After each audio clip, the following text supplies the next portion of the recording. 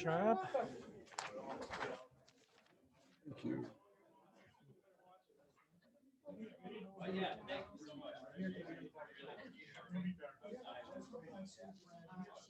Very.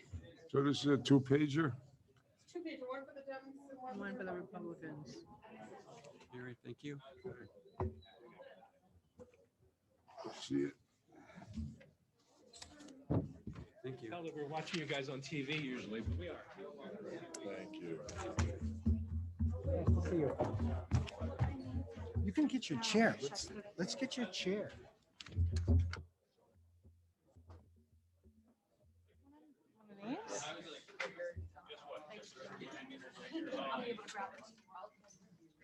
Put that hand over there. Give me a break.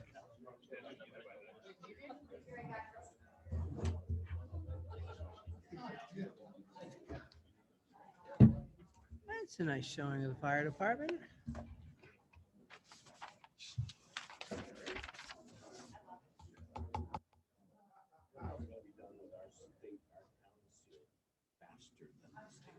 I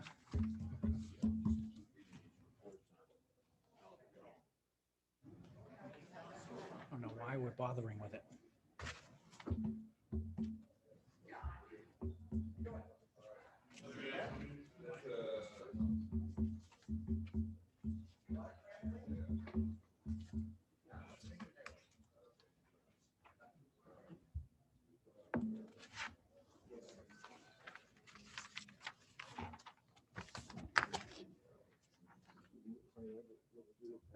But do we have all the licensing stuff in the regular packet? I know, because you know what I did? I downloaded all that off my computer and highlighted it, but I think I left my stuff in the office. You know, the stuff that Dakota sent me. Okay, why don't I have her copy of all that stuff? Because it's all and print it out. Okay.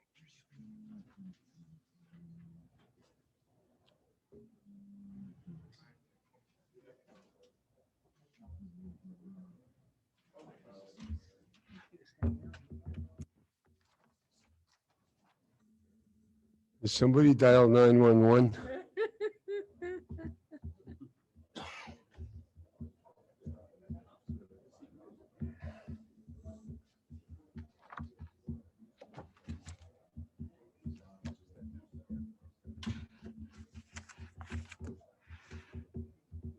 Where did Mary go? Okay. Is Mary gonna do under announcements? Is that when Mary's gonna?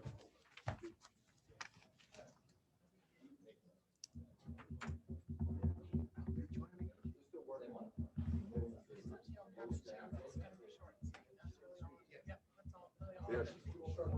Okay. Are we ready to go? Okay, good evening. Welcome to the public portion of the meeting of the Yarmouth Board of Selectmen or Select Board, whatever your preference is, of September 13th, 2022.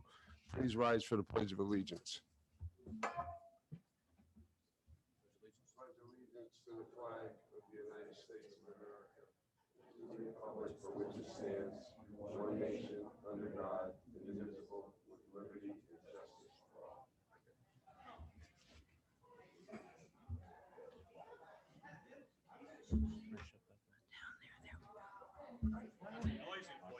Yeah, it's a little noisy. I'll shut this button. Um, Open for business. The first item is public announcements, and we're going to hear from our town clerk to give us a brief election report. Good evening, Mary Maslowski, Town Clerk. I just wanted to pass along first official results for these two state primaries that were held last Tuesday. We had a total of 6,129 people vote in that election, so just shy of 29% for turnout for a state primary, which is larger than normal, I would say. I don't quite have the breakdown for the number of people that actually voted, the percentages of who voted live versus through their vote by mail ballot. We did have a lot of people that had vote by mail ballots that still came and voted live. But I'm happy to report things seem to go fairly smoothly at the senior center with the additional precinct there. The police officers did a fantastic job of helping, kind of keep the flow going with people coming in and out. We do anticipate having the same setup with some slight tweaks for November. The state is sending out new vote by mail cards for anybody that does not have an application on file already. The state is mandated to send out another round of the vote by mail cards. I would just like to point out to people, if you do not want to vote by mail ballot, you do not have to return that card. That is simply an easy way for you to request one that's mandated by the state legislature for the Secretary of State's office to send that out. If you'd like one and you don't have one on file already, please by all means send it in to us. We would anticipate the ballots coming in the end of the month to the first week in October. Anticipate starting to get those out in the mail to people. So just a short update for you today and to answer any questions if you have any. Anyone have any questions, Mark? Mr. Chairman, thank you. I just want to commend the town clerk and all the volunteers and all the staff for the outstanding job that they did in running the election. It was smooth and very efficient, and kudos to you all. Thank you for that. Anyone It was a joint effort by all involved, I can assure you. I think it also helped, Mary, for you to come in and for the several weeks in advance of the election and let people know where they were supposed to vote and what changes there were in the precincts. I think that would, because I didn't hear any disgruntled voices this time. Good. We're happy to continue that. We will still continue to send out the news flashes and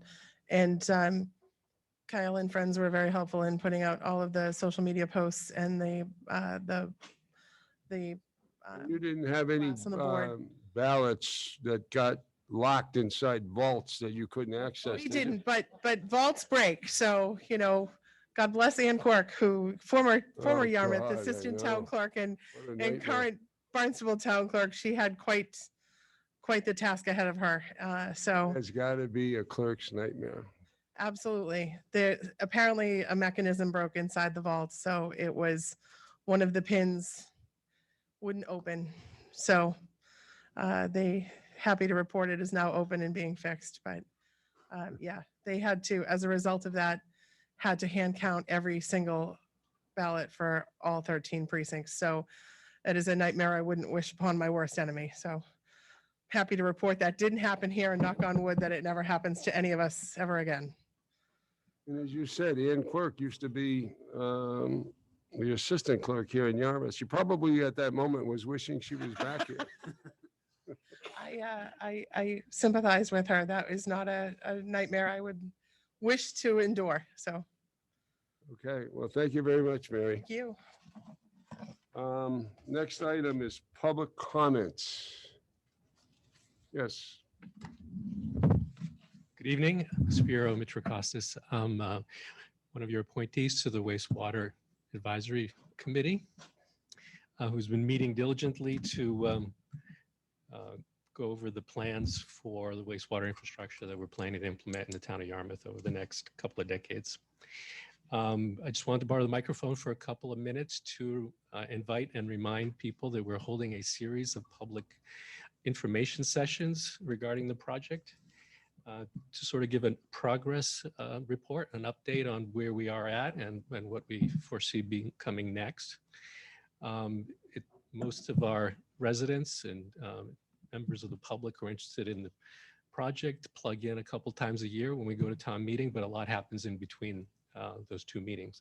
So we wanted to give them an opportunity to come and catch up to where we are today and to also ask questions. This is going to be very much a Q&A session. We planned it out to be a series of 4 meetings, which will take place over the next 4 months, creating a little bit of a memory trick. It's going to be the 3rd Monday of each month for the next 4 months at 5 p.m. We've broken it down by watersheds, so it would make it easier for folks who live in West Yarmouth, for example, and are primarily in the Lewis Bay watershed to plug into their meeting, which coincidentally happens to be the first one on September 19th, the next Monday at 5 o'clock at the Cape Cod Realtor Association's conference room.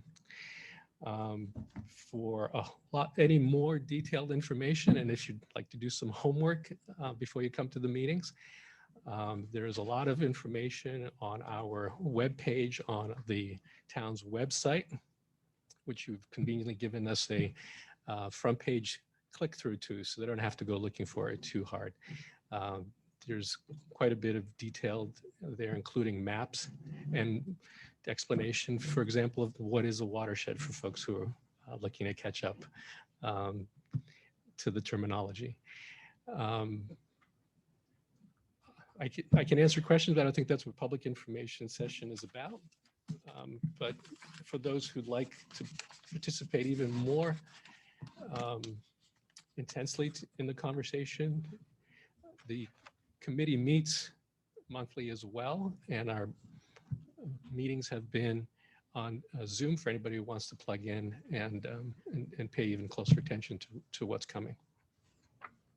I just was given this notice. It's actually in the form of a press release dated August 31st. And it talks about outreach efforts by the committee. And this one says September 19th.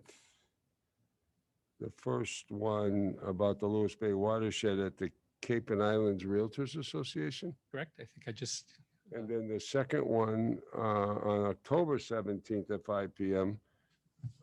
Is going to be at, I guess, the Cultural Center. yes, That'll deal with Bass River, the Bass River watershed. correct. And then on November 21st at 5 o'clock, there'll be a meeting at Yarmouth Senior Center dealing with the Parkers River watershed. And then on the 19th of December at 5 p.m. at Station 2, Fire Station 2, there'll be another meeting.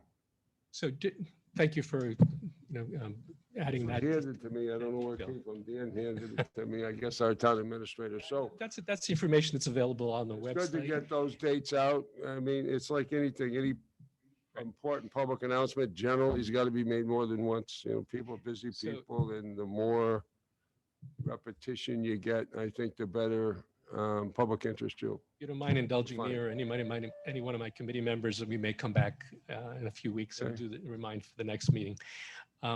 But the detail that you gave explained our sort of rationale a little bit, that we were looking to break these things down so that they're more specific to your circumstance, depending on what watershed that you live in. Questions may come up that are a little bit more specific as we go through the watersheds. The obvious fourth meeting being not watershed related, it takes place in Yarmouthport. Folks who live there, I'm sure, are very interested in how this project's going to be built out as well. But all the meetings welcome all the residents who'd like to come, even though the topic may be a little bit more specific by watershed. And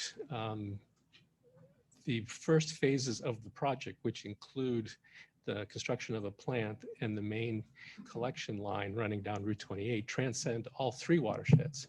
So folks who are in that district, if you will, Route 28, can attend any one of these, because the discussion is going to concentrate on the first phases of the project. All right, Bill, thank you very much. So the time. Anyone else? Yes. Tom. Good evening, Select Board. Tom Nicanello from the very historic village of Bass River in this wonderful old town of Yarmouth. I want to thank you all for all you do, and I'd like to thank our senior staff for all they do, especially the senior of the senior staff, Mr. Scott, who's done an outstanding job bringing everyone together and loving our community and caring, and we care for you, Bill, so thank you very much. So with that, we have a very big agenda tonight. I'll be very quick, but I did want to make a couple of comments about water and signs. So today was very nice. It actually rained I stood outside and I felt something I haven't felt in a long time, and that was water on me. So it was a good feeling. But to the signs, we have in our packet tonight a great accomplishment, I think, by the town administrator and the Economic Development Committee about getting some direction on where we go as far as labeling our town and identifying our town. In the purpose that was written, it says to travelers in town to key public destinations, including schools, parks, recreation facilities, municipal buildings, and other points of interest, and to establish universal and cohesive design standards for wayfinding reflective on town's identity. As we all know, what's behind you, Mr. Chairman, is the town seal. And the town seal is also going under a little bit of modification, which is appropriate. And as part of this wayfinding action that we have before us, which is long overdue, we have business gateway signs in our community that also have the town seal. And we have vehicles that our departments drive around, which also has the town seal. Not just reflecting on the town seal, but it kind of brings it all together on how all our signs have to identify in some way. Now, if we choose to do the seal on some of these signs, which I just stated, well, I think the people that are going to be doing this also should be working with the people that are doing the seal, if that's the choice of the board. But I think it works together hand in hand. We don't want to go through all this and then put town seals out there and not being part of the wayfinding sign. If you look at the section task 3, design development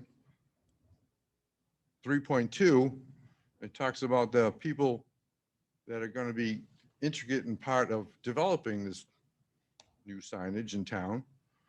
And it asks for consideration, terminology, nomenclature, and marketing goals. Well, as we know, our wonderful Chamber of Commerce is our marketing coordinator for our town. And I hope that the marketing coordinator is invited to be part of the wayfinding sign process, because it's extremely important, not just for our residents, but for our guests to identify with our town, which we all truly love. So if I can just make a comment on the water project tonight, we have in your agenda some wonderful documentation. And I think that what you wanted to know was the peak season of our water demand. And you can see in the chart, it's the last 2 weeks and the beginning 2 weeks of August. And what the chart shows, 9.35 million gallons were pumped during those times each day, MGD, billion gallons daily. And I just want to say that we didn't want to go over 10 million gallons a day. And if we weren't using the reclaimed water in Bayberry Golf Course, we might have. Thank you all very much. Thank you, Tom. Anyone else on public comment before we move on? We have Joe Glenn. Oh, name Mr. Joe Glynn. Oh, Joe's on. Hey, Joe, how you doing? Hi, Mr. Chair. Can you hear me? I can hear you. I can hear the bell tolling. So I guess you read my letter. I'll get to that in a second. Well, you probably didn't get through it yet, but Joe Glenn from the stellar 6th precinct in the best of the West Yarmouth. And speaking of the 5th and 6th precinct in West Yarmouth, I might suggest, and it's a mere suggestion, the Lewis Bay meeting. I heard that you were going to have that at the old location of voting at the Cape and Islands Realtors. But I might suggest that we get in touch with the hospital. Maybe they have a room that's closer to Lewis Bay or the harbor and still in Yarmouth, or the Steamship Authority, because, you know, they kind of contribute to some of, our issues with the water. But just a suggestion, the Steamship Authority has a room over there. It's technically not in Yarmouth, but it's close enough. And I wanted to also congratulate the town staff, the town clerk, and all the poll workers.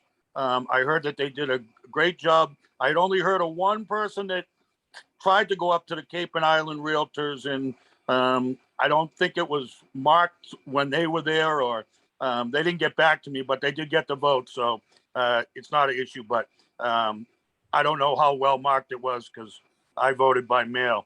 But I expect that there'll be a lot more voters next time.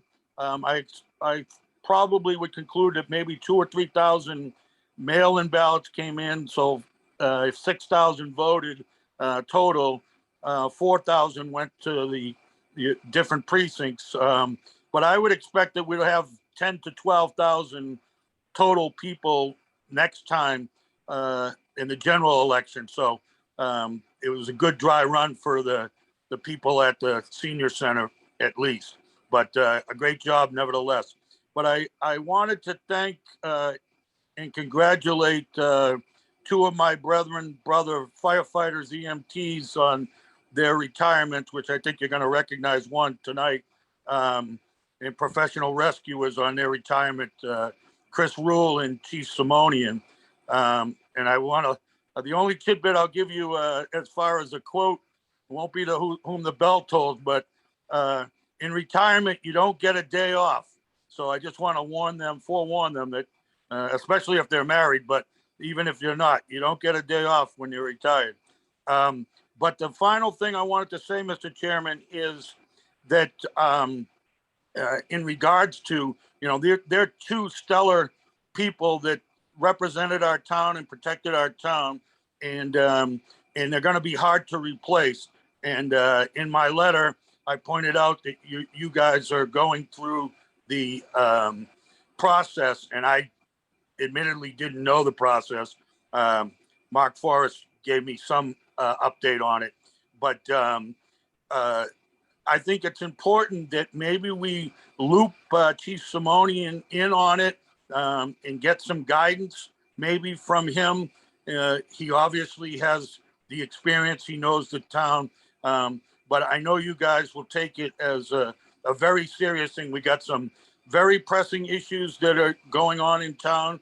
Even the wastewater issue, if we're tearing up Route 28, the route to the hospital in our main thoroughfare, that's going to be some issues. But there are so many other issues in regards to the fire service and medical service that are important to the town. So I know you guys will not, you'll be do your due diligence on that hiring, but we're an integral portion of our town right now. So thank you very much for that in advance for that due diligence, and congratulations to those retirees.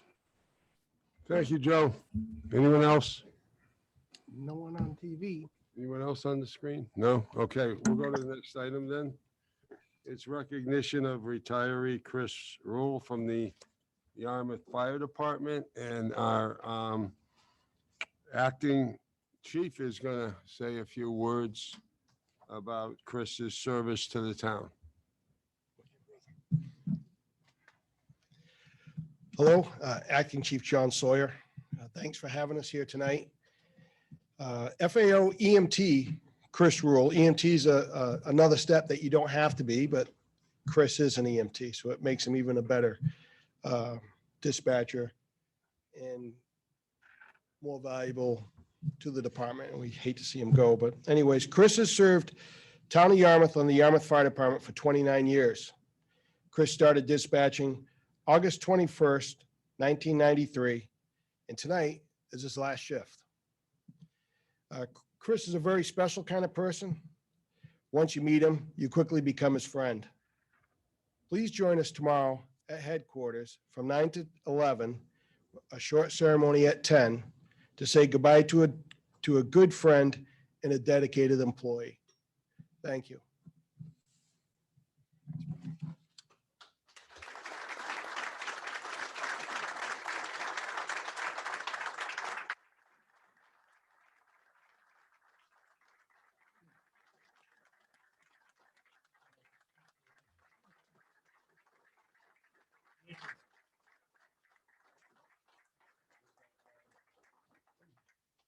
Chris, if you come forward, I have a citation to present to you on behalf of all of the members of our board.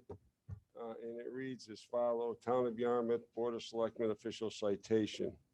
Be it known that the town of Yarmouth hereby recognizes Christopher Rule and his retirement as fire alarm operator effective September 14th of 2022 and for dedicated service to the town of Yarmouth. And be it further known that the town of Yarmouth extends its sincerest thanks and appreciation for his total 29 years of tireless service to the fire department.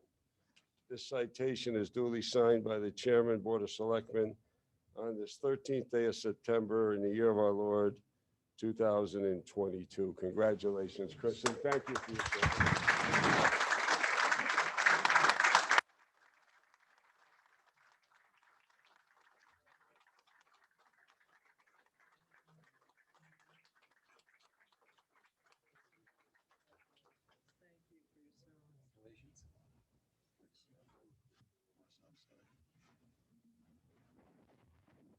Thank you. Thank you, John.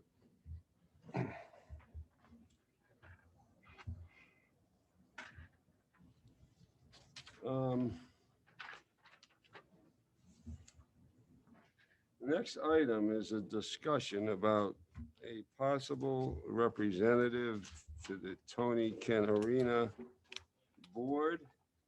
And my understanding is the Honorable John Julian will be addressing us. Judge Julian, you can come up to the front. Thank you. Ask if you wish, or the podium, whichever, whichever is better. That will be better. I want to hand out a few handouts that have appeared tonight. I want to, thank you very much, Mr. Chairman, for entertaining myself, and I have Louis Alberti with me, who is the president of the Mid-Cape Ice Arena in Tony Kent. We are a nonprofit organization that was formed back in the early 80s when the Cape Cod Coliseum had been closed and sold, and that new quarters needed to be found for our ice arena here in to service the towns of Dennis and Yarmouth. The town of Yarmouth and the town of Dennis were instrumental in getting us the building that we have now located over on Gages Way in Dennis. We've done some research. Those are the things that we have brought to the board's attention as to what this board's involvement in Tony Kent have been over the past 20 years. No, actually 35 years, excuse me. Our initial bylaws that were first started, and they were done with the consent of both the towns of Dennis and Yarmouth, call for user groups that are part of our board. There are also members at large that are part of our boards, but the two really big members of our boards are individuals who are selected by the towns of Dennis Selectmen and the towns of Yarmouth Selectmen. I can tell you that the town of Dennis has appointed their representatives as they either go on or resign in the past. I am presently now the Dennis rep for the Tony Kent Arena. I have had different roles in the board. I was also a board member as a member of the YD Youth Hockey, who is a major user group for our arena, as well as the Dennis Yarmouth Regional High School. The appointment that I serve at the pleasure of the selectmen of Dennis is a yearly appointment that runs from April 1st to March 31st. And that during the reappointment stages, they actually send me a request that if I'm asking to be reappointed to the position that I have, and I let them know whether I am or I am not. And I have now been on this position for about 4 years now. One of my jobs is to make sure I go back to the selectmen and let them know what is going on at Tony Kent and the things that we are working on to better the children of Dennis and Yarmouth. And that's our charter. Our charter, when we first started, was to make sure that the children of both Dennis and Yarmouth had a recreational facility, an ice arena to play hockey, to figure skate and to public skate and to do the things that an ice arena would be supportive of. We have a very robust group over at Tony Kent now that includes the Dennis Yarmouth Regional High School team that Coach Alberti is the head coach of. We have the YD Youth Hockey. We have, right now, we have a junior program called the Seahawks, who are a pay to play hockey in their youth arena, but mostly they deal with their junior program, which are kids that are between 18, some 17, and probably 21 or 22 that are looking to play hockey in either a collegiate level or in some level of professional hockey. So they are another major group. We have a major educational component with Cape Cod Hockey, who buys a lot of hours of our ice time, and they provide lessons, paid lessons for kids who want to play hockey. We did have a major ice skating group, the Yarmouth Ice Club, that was with our, they were an original user group. They left our rink probably 10 years ago. And the reason that they left was they were unable to support their program just at Tony Kent. A majority of the skaters that were in that club were coming from off Cape, and they've repositioned themselves to Duxbury or Kingston at the Bog, where they now skate full time. So again, we are a nonprofit. We feel that certainly per our charter and per our bylaws, that the town of Yarmouth is an integral part of one of our board and one of the people that we service at Tony Kent.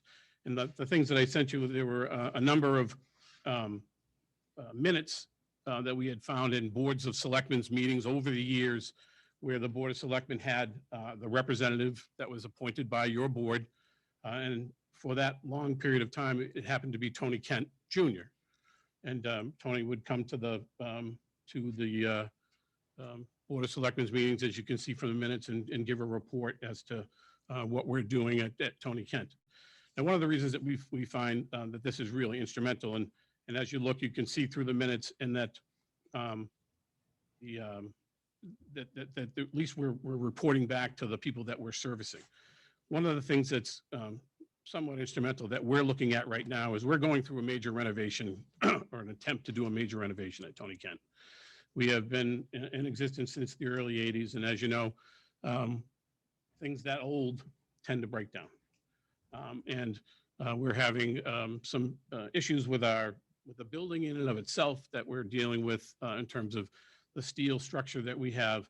But more importantly, we have some issues with our ice surface and the mechanicals that are under the ice surface that are 35 years old and somewhat failing and are not energy efficient. So we are partaking now in a major, or attempting to make a major campaign and to fix the issues that we have at the rink. We feel that the rink is very robust. We run, we have a very good management that runs the rink. We are well capitalized. We are not, we have very little debt, and that we are able to run our services. But I think that we could do a better job and get our costs down if we make the facility more efficient. And we think that certainly your voice on that board, I think, would be very important. We are going to be going to the towns of Dennis, and I'm sure we'll come here looking for capital improvement funds, or applying for those grants, whether it be through the town of Dennis, Yarmouth. We may even look outside to some of the other towns that we service, like Harwich and Chatham. A lot of kids skate out of those towns here. So we certainly find ourselves as a regional group, and that we service everybody on the Cape. So there's a lot of kids who skate in that hockey club, the Cape Cod Hockey Club, who come from as far away as P-Town and up as far as Bourne, and some over the bridge. So we feel it's important that your voice is heard and that you have a representative on that board, certainly per our bylaws, and that we feel that you guys taking that action and giving us someone to give over the voice to the town of Yarmouth and then report back to you as to what we're doing and make sure that we are good stewards of Tony Kenneriner. So I'd be more than happy to let the president say anything if he wishes. No, I'm not gonna, I would, thank you for having us. I don't want to take too much more of your time. I think John's done a really good job of explaining the situation. This is just a simple Google search last night and was able to find about 15 artifacts that just show the relationship between the town and the rink. And I think that if we did a much bigger or deeper dive into the artifacts here in town hall, I think we'd find the original charter somewhere. You can see as recent as 2018, there was an agreement between Selectmen Tolley, the rec department, and working with the rink to secure some funding that never came to be. But there was conversations going on, and then COVID hit. But the town of Yarmouth has had a huge role in the development of hockey. I'm a Yarmouth resident. I grew up playing at Tony Kennerino and at the high school, and that rink means a lot to a lot of people. And I think that the town deserves a voice in what we're doing there. So that's why we're here tonight.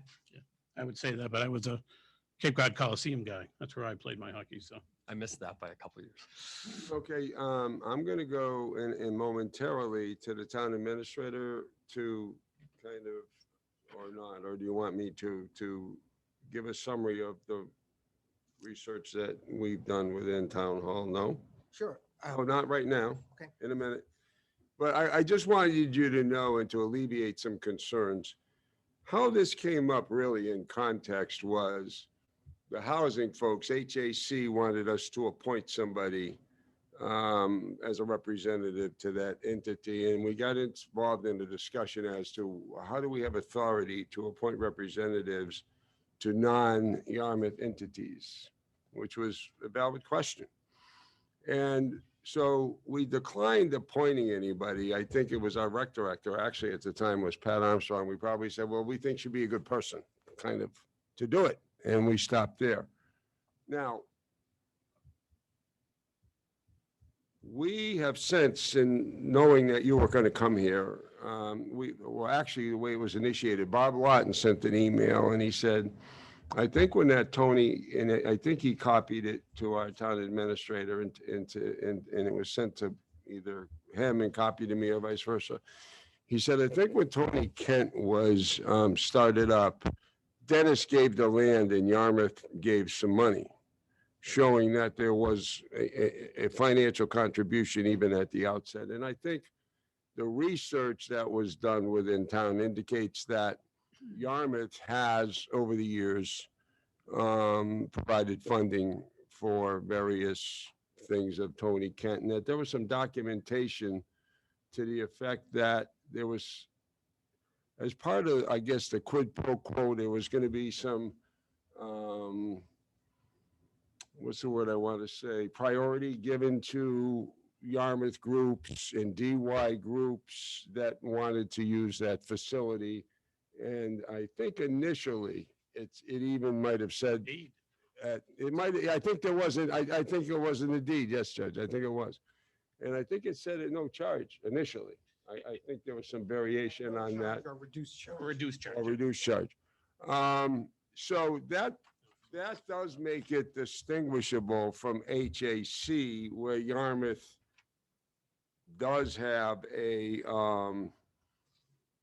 financial interest, if you will, in that rink, and also an interest in the benefit to Yarmouth citizens in exchange for supporting and helping to fund that facility.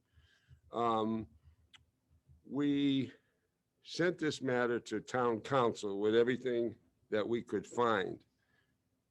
Your internal documents don't help us answer our question because those are not documents that originated through the town of Yarmouth. They're really private nonprofit corporations. You mean the articles of incorporation? Yes, and bylaws and minutes and so forth. So we were looking for we weren't really opposed to appointing anybody. We were looking for some authority, basically. So we sent the information, which I'm going to have Bob talk about momentarily, to town council. And he came back with an opinion that said he doesn't really have a great concern about us appointing somebody. Am I stating this accurately? Yes. So why don't you, if you could, I didn't give him a copy. I didn't give you a copy of the deed, Mr. Chairman. And I think if we could have just- the deed. You have the. I think I read the deed. Deed Yeah, in number and- 10 says the Mid-Cape Ice Arena and its successors and interests shall use reasonable efforts to allow occasional use of the property for activities other than skating by the Dennis Recreation Commission, the Yarmouth Recreation Commission, and the Dennis Yarmouth Regional High School. And that's included in the deed. So one of the things, I'll tell you, one of the things I was even unaware of is I always under the assumption that the town of Dennis owned the land because it was part of the area where the DPW building is, and that we own the building. We had a meeting 2 weeks ago with the Dennis Town Administrator and the Dennis, one of the Dennis Board of Selectmen. And much to my, I guess, elation, the town of Dennis deeded us the land. We own it. So we don't just own the building, we own the land. There are some restrictions of things that we can do. But I was always under the impression that if we wanted to move or do something like that, everything would revert back to the town of Dennis. It doesn't. The land, we have to give them right of first refusal, but the arena itself, the nonprofit owns that land. And that it's to the benefit of both towns to use it for recreation. That's consistent with what Bob said, not in that detail, but he said the town of Dennis gave the land and Yarmouth gave some money. But Bob, why don't you just give us a general sense of the materials that we found? Just a general overview, and Yeah. there is pretty significant documentation of the Tony Kent Arena, Mid-Cape Ice Arena, the official name, and the town of Yarmouth over the years, and that's exactly correct. In its initial charter, it does say that, among other things, that Yarmouth is supposed to be provided to allow occasional use of the property for activities other than skating, at no charge or a nominal fee. So that's the very deed that established the property. And looking at the history, throughout time, there's a long history of appointments of a member by the Board of Selectmen to that board through the years. And we found all of the appointment letters and appointment actions. And in addition, there are a series of articles at town meeting, not on a very regular basis, but several times over the previous history of providing actual cash subsidies, not like large amounts, 10,000 in one, 22,000 in another, those types of figures to assist with renovations, not necessarily the big operations, but the renovations of the rink. And so we researched all the files, and as the chairman indicated, put together a nice packet for town council to review. And it's not in your packet. I apologize. We just got this back around noontime today, but it's from our town council. And I'll just read the paragraph where he talks about this issue. Bob, I reviewed the documents. He discussed it with Lisa, I think that's Attorney Mead in his office. I'm not overly concerned with liability to the town, as there is no particular role for the town to play in the directorship except making an appointment. The appointee is also shielded from individual liability to the extent they are acting in accordance with their duties. Of course, somebody may choose to sue the town, but we believe that the risk of liability is very small. We note, however, that the town appointee should be careful not to vote on matters pertaining to requests for municipal contributions by Yarmouth, as there would be a conflict of interest. And then he goes into the other issues that have been reviewed in the past with respect to the issue of the anti-aid amendment. And he does point out that town councils had previously made an opinion that there was a valid public purpose that justifies an investment in a private enterprise. And it is my understanding that ice time is extended to municipal groups. And he hasn't researched the whole anti-aid thing in any great detail, but the critical issue, we had asked about, is there authority of the board? And he sort of sidestepped that question a little by indicating he doesn't have a major problem with the appointment or the liability, but there isn't a statute or anything that, other than the bylaws of the rink itself, says that the town has the right to make an appointment to it. On a practical level, thank you. And he also said that public purpose is generally very, very broadly defined in the law. On a practical level, if, as we were discussing, if the town of Yarmouth is giving money to that facility, shouldn't they have representation to ensure that the benefits that are supposed to be conferred upon Yarmouth residents are indeed in place? Boy, are we gonna ask. So that would make some sense, and I think that would make it distinguishable from the HAC situation. But I'm one voice. Does anybody else would like to ask these gentlemen any questions? Mark, do you have any questions? No, thank you, Mr. Chairman, and thank you both for being here tonight. And I think the prior instance wasn't necessarily the Housing Assistance Corporation. It was the Community Action Oh, was Committee. it? Was it HAC? Yes, that was the committee that insisted that we had somehow had the authority to appoint a member to their board. And it just, and again, we're trying to do our due diligence to make sure that we're clear on having sufficient authority. And in that, when that case ripened, that was not really an appropriate role for us. And this sort of raises the same question. That's why we're sort of searching for something a little bit, somewhat authoritative. I think the fact that there is a deed, there are agreements, and in the past there's been exchanges of dollars, at least helps me better understand the reason why we've been engaged in having someone serve on the board. It's just a very, very unusual arrangement. Let's just leave it I at think that. that one of the things I think that happened was the way in which the Coliseum was sold. I think if I had to look back in it, we may have missed out on an opportunity to buy it. And I think when Vince McMahon was looking to get rid of it, there were some people that were really invested. I know Tony Kent himself, John Terrio's dad, Rich, and a bunch of other people that were very concerned that we were just going to get thrown out and have nowhere to go. So that's when this idea formed to build this rink and find a place to put it, and not make sure the kids didn't have a place to go. And I think that when I think they got the people in the towns of Dennis and Yarmouth together, said we have to do this for the kids.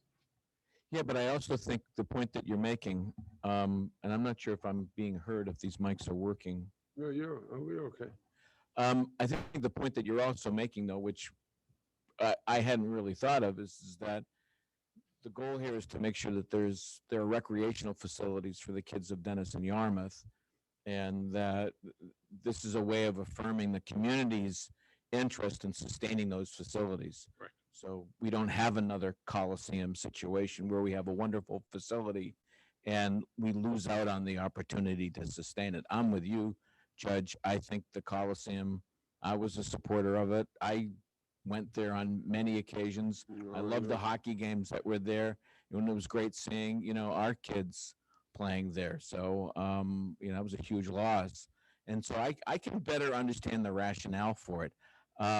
It still doesn't cross the threshold in terms of the legal authority, but I think there's more of an argument to be made that this is our way of sustaining youth hockey and that recreational facility, making sure that as it's used, that the commitments are being made that have been made over the years to provide benefit to Yarmouth kids and Yarmouth rec programs.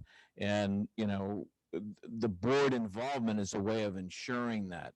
so that there is adequate input, there's oversight, and that while we may not have been contributing money this year or next year, the commitment is still there.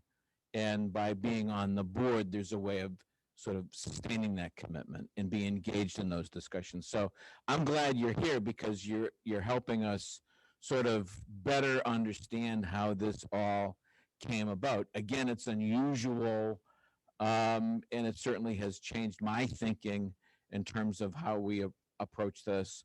I would agree. This,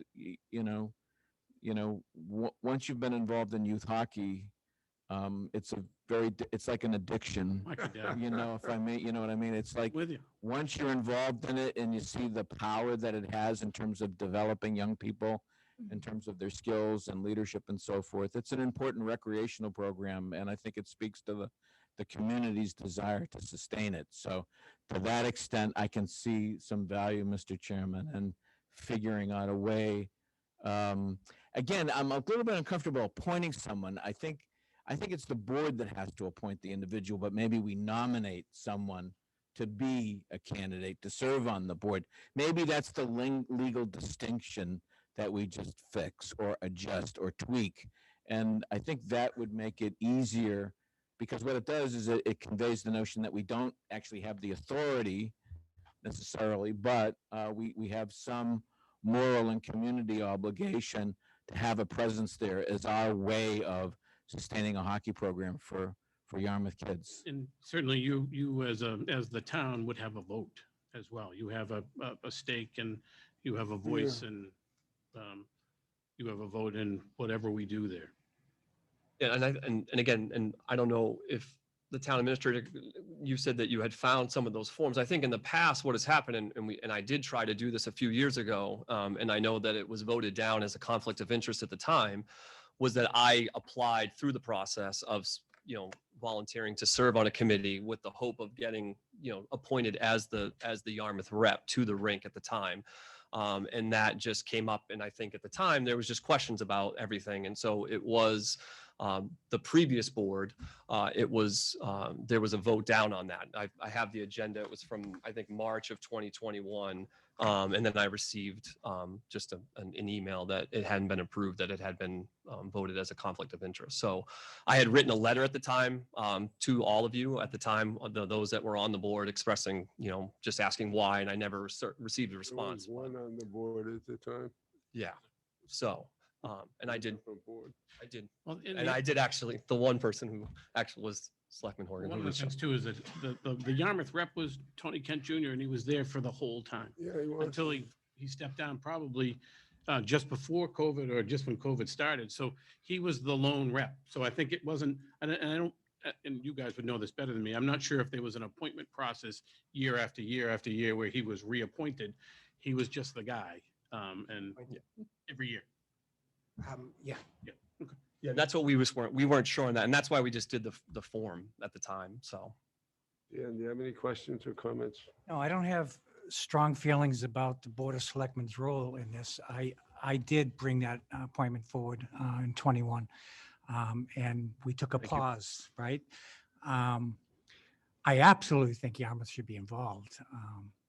Whether or not we name, we appoint somebody or nominate, I like the idea of nominating, but I absolutely think that, Tony Kent's integral to our communities.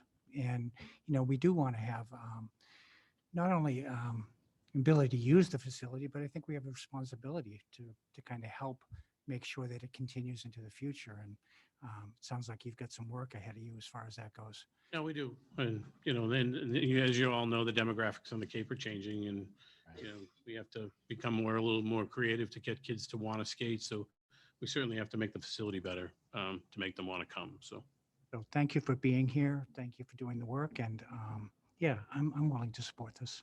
Dorcas? Well, I'm kind of new to the game.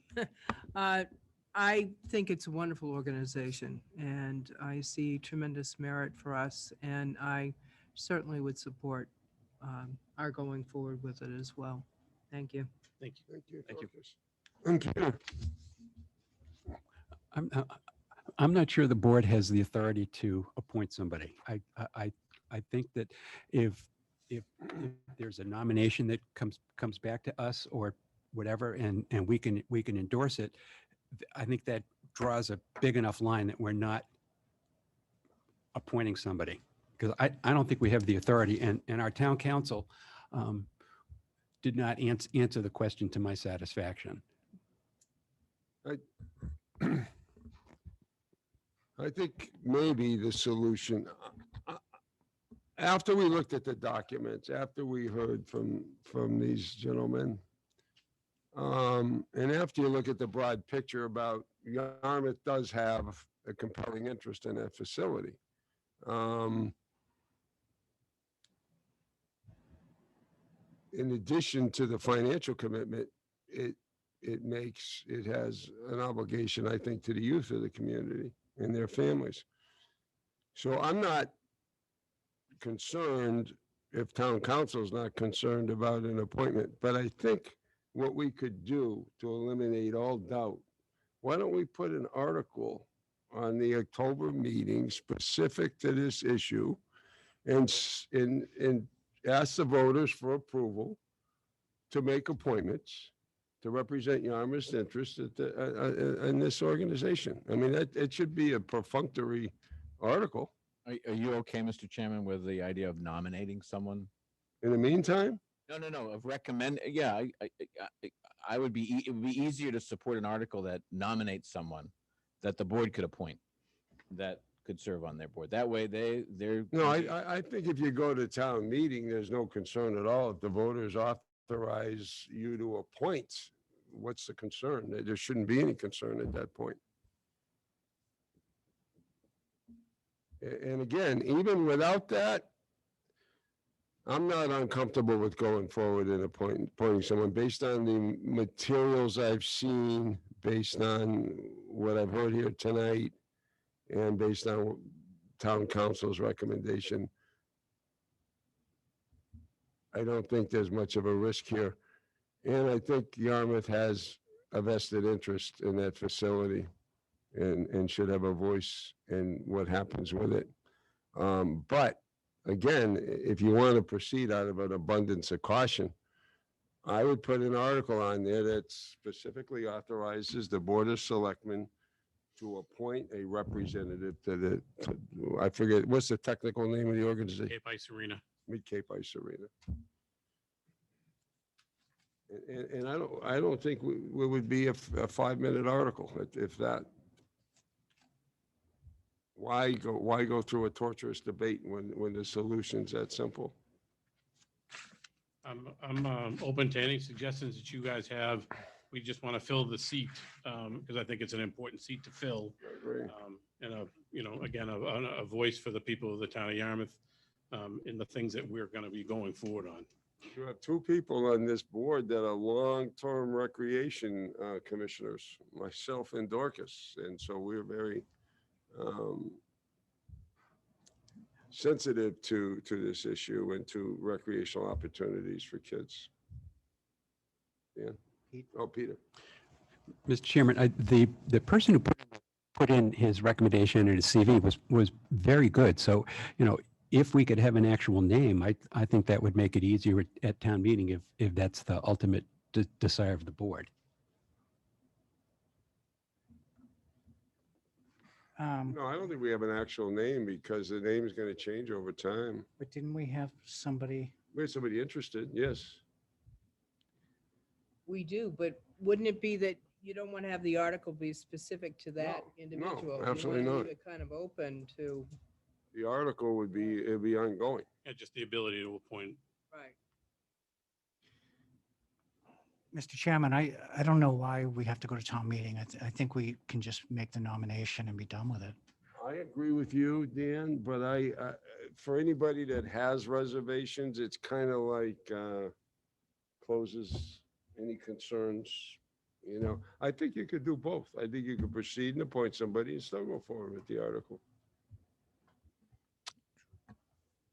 Just for clarification.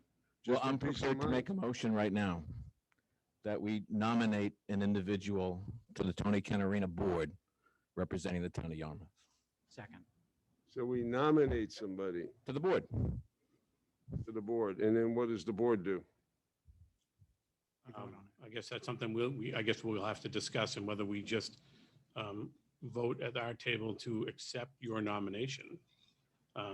And I just have to go back and look at our bylaws, because I think in the bylaws, at least that we're looking at it, it was an appointment from the Board of Selectmen, answerable to the Board of Selectmen, not to the board, to the Tony Kent Board.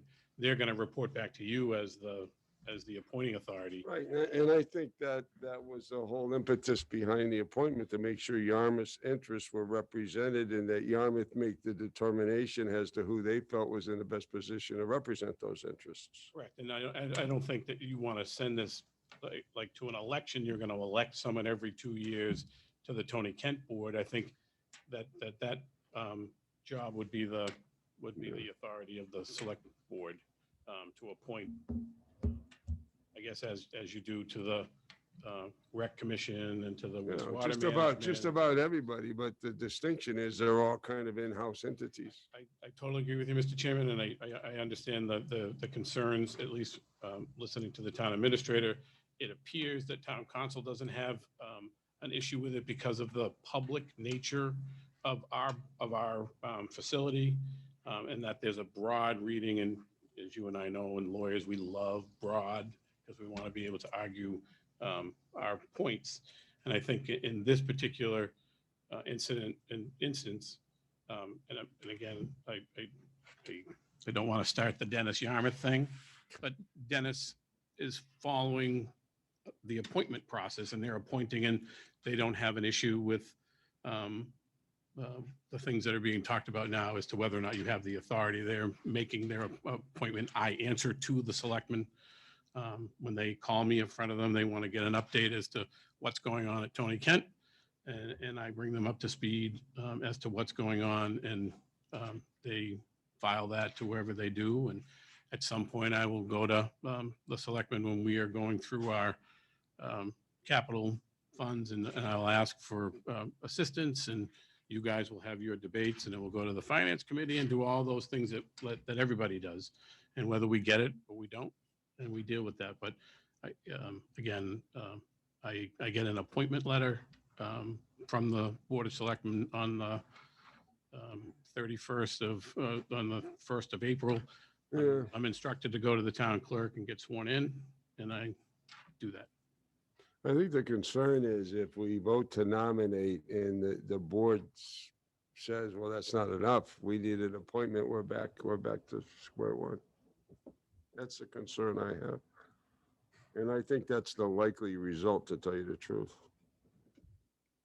If you're gonna go by the letter of, I'd have to go back, and we'd certainly have to discuss it, but again, we want, we just want, we want help. We want people to take an interest in our group and fight for the kids of both Dennis and Yarmouth to make sure that they have a safe and enjoyable facility to go to. And it doesn't have to be just hockey players. It can be figure skaters. Sure. It can be public skaters. One of the things that you can see from the 2018 discussions we had with Pat Armstrong was we wanted to give a lot of ice back to the senior center so that the seniors could come and use the ice on the off hours when we're not using it. The main group uses the ice from 3 o'clock till 11 o'clock because the kids are in school from 7 to 3. And we're very lucky, I'll tell you this, that we don't have 5 o'clock practices and 5 a.m. practices where a lot of towns that service thousands of kids playing hockey, kids have to practice at 5 o'clock in the morning. We have our kids practicing from 4 o'clock in the afternoon until 8. So the kids are home, they're able to do their homework, to do all that stuff. And I think that there are certain opportunities that where we're not using ice, that certainly both towns could benefit from that in whatever way they feel is appropriate. so where are we? We have a motion and a second to nominate. Is that as far as we're gonna go with this? See what happens. Nobody wants to make a motion to appoint? Not me. No. Okay, So we have a motion and a second. All those, any further discussion? All those in favor say aye. Aye. Anyone opposed? So that's what we'll do. We'll nominate somebody, but I still think we should go forward with an article at town meeting and to resolve this by way of appointment. And again, we'll discuss. And from the nomination purpose, or the point of view, do you expect that person that you're nominating to come back and update you as the board as to what we're doing? I would invite him back or her back, that's a- whoever that person is. Yes. I also think that if on an appointment basis, you can have a discussion with that as to what you as a board would like to see have happen, and then he brings that back to our board. But the nomination, he's just being nominated. I don't know if, again, we'll get to that point when we get there, but I don't want your nominee to be at odds with the things that you guys are looking to do. That's all. Otherwise, we wouldn't nominate them. But I'm just talking about on any given issue, Right. Mr. Forrest. You may not know what the issue is. You know what I mean? Like, it could be an issue that was brought up at our board meeting that didn't get back to you. That's all. I think we're going to be looking for some relationship, Absolutely. definitely. Absolutely. To sort of fulfill the spirit at least. No, I of just want what's to, we just intended. want a body. We just think it's important that we have a body. So Okay. thank you very, very, very much for Thank your you. time. Thank you. Thank Thank you. We you. appreciate you coming in. Have a great night. Thank you. Two. All right.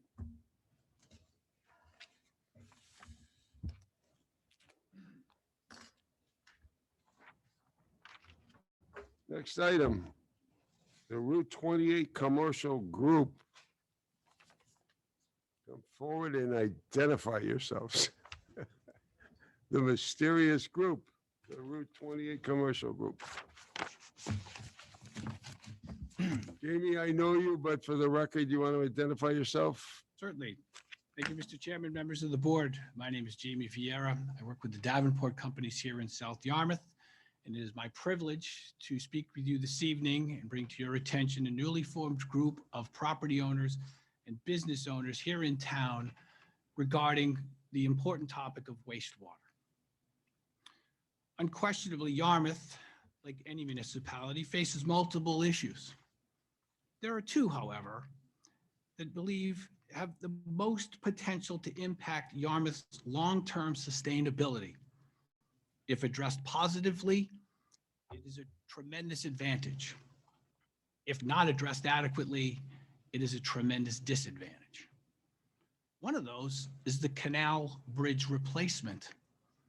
But that's an endeavor that is dependent entirely upon the cooperation between state and federal bureaucracies and federal appropriation.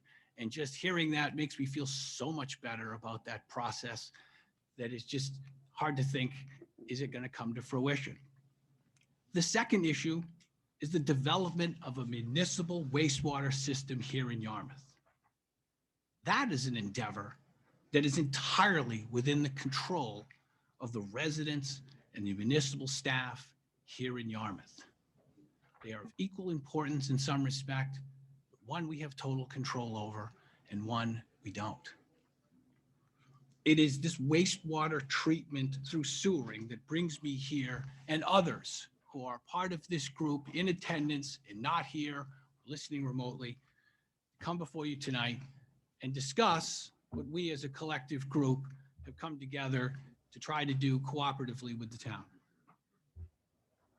Passage of those important wastewater articles last spring brought the prospect of sewer closer to a reality. It was at that point that the property owners and businesses within the area designated as phase one realized that we shared a common goal, and we came together to work collaboratively to do our part and seeing through the implementation of sewering here in Yarmouth. Starting this past summer, working in coordination with the Yarmouth Chamber of Commerce, the Phase One Futures Group was created. This group is what I will characterize as a small O organization. It is not incorporated. We don't have bylaws. We didn't put together a charter or other formalities, so to speak. Yes, we have structure. We have co-chairs. Lou Nicanello and Jack Hines that volunteered their time to co-chair this group. And over the past several months, 30 different owners and businesses have met already on several occasions to discuss our collective cooperative effort and the dire need to see this implemented here in Yarmouth. Our group has also had the privilege of meeting with the town administrator and the assistant town administrator to advise them of our group and the desire that we have to assist this municipality in bringing this to fruition.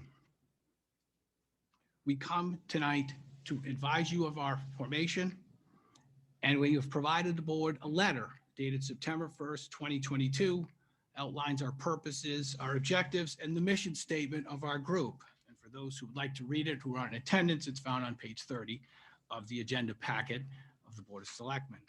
I'm not going to go through all of that letter. It's relatively self-explanatory, but to synthesize, our objective is clear. We want to see the implementation of sewering beginning with phase 1. You can talk about 8 phases, but you got to start with the first one. And the map was drawn, and our properties and businesses are contained in that area. And so therefore, we have a vested interest at this point, not only for that, but for all 8 phases theoretically, because it's not just going to impact our properties, but all of Yarmouth, to begin the process and finish the process. But the process begins with approval, as I understand it, at the 2023 town meeting. And efforts need to be undertaken now to start getting out the word and doing the work to get this over the finish line for a positive vote next spring on whatever series of articles are presented for the voters to consider that evening to bring this to fruition. So our group offers assistance and our cooperation in many ways, but here are 2 ways that I'll outline. First, we think that we can be instrumental in building coalitions within our community so that there's a positive outcome at town meeting. To that end, we've already met with representatives from the Friends of Bass River, Rick Bishop and Bob Churchill. We have met with Bruce Murphy, the health director in town, to inform of our group's formation, our strong support for what needs to be done here in town, and indicating if there's anything we can do to help, let us know what we can do. I've indicated we met with town administration. We intend to meet with neighborhood associations and any other group that we can necessarily come, even those who may not necessarily be in favor, for purposes of a dialogue to ensure that all information is vetted, all information is produced, and we get the best positive outcome to see this come to fruition. This is the rarest of opportunities where actually the environment and the economy partner together. Each benefits from the other. No one can dispute clean water is instrumental for living, working, and attracting visitors to Yarmouth. Goes without saying. But keeping Yarmouth a premier destination to live, to work, and to visit requires the benefit to the economy and produces a benefit to the economy. And one component to the economy that you've already passed at town meeting is district improvement financing. So there's an intertwining relationship between business and economic growth and environmental protection. They go hand in hand. It's rare where you see that on this magnitude of this type of scale, where without one another, the process may not come to fruition. You still have to finance the project. And there's a component in town that we've already produced through district improvement financing where the economy can help bring about the financial means necessary to pay for the system. They work together, and we want to be part of that working together relationship, and that's part of the coalitions that I talked to you about. The other way we believe that we can play a role is in the process of exchanging information by streamlining the process. Spring will be here before you know it. There's a lot of work to do. Not to volunteer Mr. Scott for the job, but let's imagine Mr. Scott has the job of having to go out to property owners in phase one and provide information to each and every one of them about the impact that the system could have, from betterment fees to the timing to all sorts of things associated with that system. He's going to have 30 or 40 different meetings. But what if there was a way that he could go to one place and someone else could assist in organizing all of those folks to come to that particular location, and that message get delivered one time, and you get instant feedback. And then you get a group who can collectively come back and provide feedback to, let's say, Mr. Scott, if he happens to volunteer for that job. And I think that that leads to elimination of inefficiency. It eliminates fragmented messaging. And we provide that singular forum where information, pardon the pun, can flow from town hall to those folks who are in phase one, and then flow back through a streamlined process where it's not fragmented. Because again, our interests in the business community and along 28 South Shore Drive, phase one properties is united. We all benefit from this, but there's a lot of work, a lot of information, and we think we can be a valuable tool in getting that word out and getting that information back to you so that you then can get it out townwide. Those are just two things. The letter outlines more. I won't go through all of it. Success requires information and education. Those are critical components to success in a limited time frame. As you know, on June the 1st, the Department of Environmental Protection made it abundantly clear of the consequences of a failure to act to implementing sewering. We all know of watchdog groups standing at the ready to use litigation to bring about results. In either of those two instances, Yarmouth loses the control over its own destiny to solve this problem.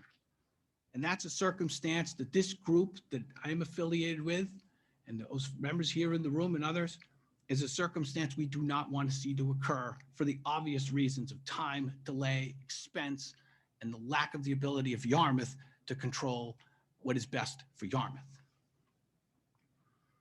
So the Phase 1 Futures Group, we come here to offer our help in obtaining the results that are necessary for sewering the town of Yarmouth. There is a solution at hand that addresses that critical issue, and the time is now. Cooperation amongst all Yarmouth residents is needed. We in the Phase 1 have come together and stand ready to assist the town in any way that we can to bring about that possibility.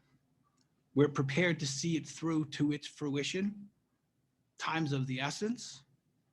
Failure is really not an option. And we look forward to meeting those objectives together. We're new, but we're committed to this process. We offer the help. We hope that you can understand why we are committed to the process. And whatever way, shape, or form we can help you, we offer those services because it is important to all of us who work, for those who live, and for anyone who visits the town of Yarmouth. Thank you, and I'm happy to answer any questions. All right, any questions or comments, Mark? Sure. Mr. Chairman,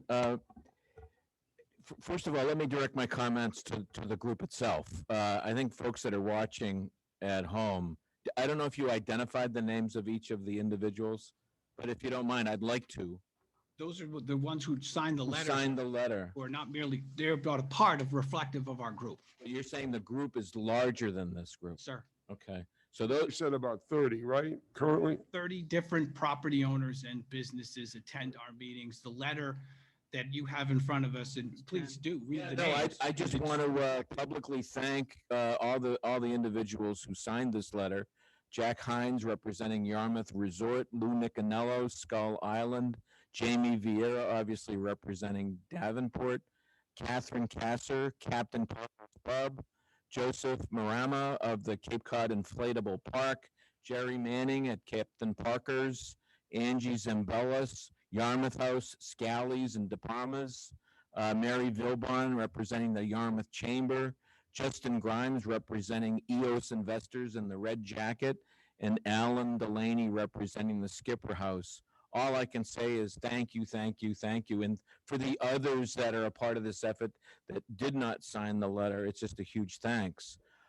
We're very well aware of the challenge. This board has been very active as I'm sure you're all aware, advancing a phase 1 plan to present to the spring town meeting. And as you correctly observed, this is a daunting challenge. The fact that you have all come here tonight to pledge to help us educate the community, understand this incredibly complex project, and spread the word, among other things, is a huge opportunity for us. And we would be crazy not to take advantage of it. We have these discussions all the time here on this board and with our administrator, that the things that we're doing, the work that we're doing that directly affects Yarmouth residents rarely gets reported in the news. The news, we don't have news anymore. So this is the situation that we're confronted with as something like this becomes developed and is advancing. We talk often about how do we find ways to engage the community. So you're stepping forward is a huge opportunity for us. It's very much appreciated. I can't thank you enough for your willingness, because each of your organizations also has resources, you have assets, you have capabilities that are of enormous benefit to us in terms of educating this community. So I think this is wonderful that you're here. I think it's incredible that you're offering all this help and this assistance. I know we can use all of it and then some.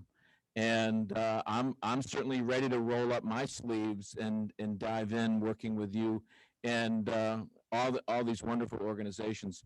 You know, it also speaks to the nature of these businesses. You know, this isn't the first time these businesses have come together to advance what's best for Yarmouth. I mean, these are businesses and organizations that consistently step up time and time again to do things to help this community.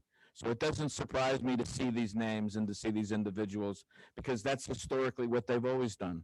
They've always been here for Yarmouth when Yarmouth has needed them. So once again, I just can't thank you folks enough for being here tonight and for the expression, this huge outpouring of support on behalf of this initiative. We need it. We need your help. We want your help. And thank you for coming here tonight to make this expression. It's very much appreciated. Dan? I agree. I love the idea. We had a failed attempt about 10 years ago, and it's cost this town millions of dollars. So having everybody on board, particularly the business owners, is just crucial for success at town meeting and for getting this initiative started. I love the idea of neighborhood meetings. You have to have the conversations with people. You have to be able to answer the questions. And if you guys are willing to do that, we certainly are making efforts to provide the information, but certainly we welcome any efforts on your part to help inform our people about the needs, about the concerns, and about particularly you guys have intimate knowledge of the economic impacts and how this can benefit the town going forward.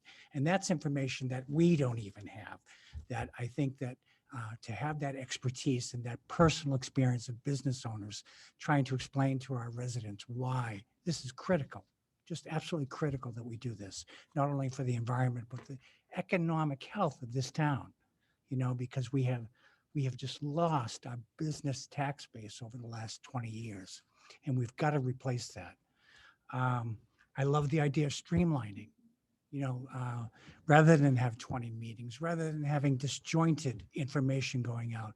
I think it's a great idea to be able to use your resources and your organizational components to be able to get the message cleanly out and then to get the feedback from your people. So that's great. I'm particularly interested in what you need from us. This is going to be an extremely disruptive process once it begins. And I'm very concerned about how it's going to impact the businesses on 28 and South Shore Drive. You know, so I'm very, very interested in terms of getting that, not only helping us, but making sure that you inform us of what your concerns are and how we can best address them as we move through this process. It's a partnership that is made in heaven. And I am extremely grateful for busy business people to be stepping forward in this way.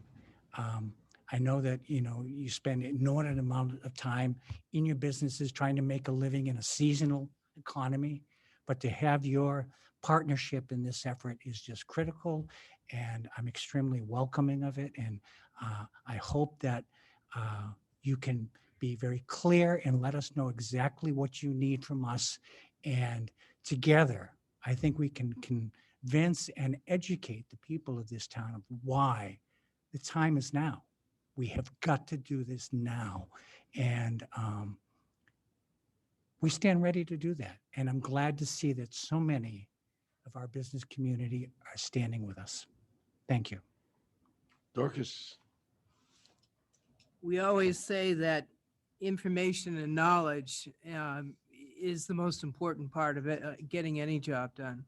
And to have all of you step forward and offer it is amazing to me. Absolutely amazing. I really appreciate it. Thank you.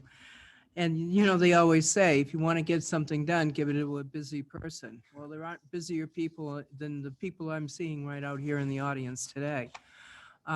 You have standing in the community. You have trust of many of the residents in the community. So to be hearing this message from you jointly with us is just helping to really get it through.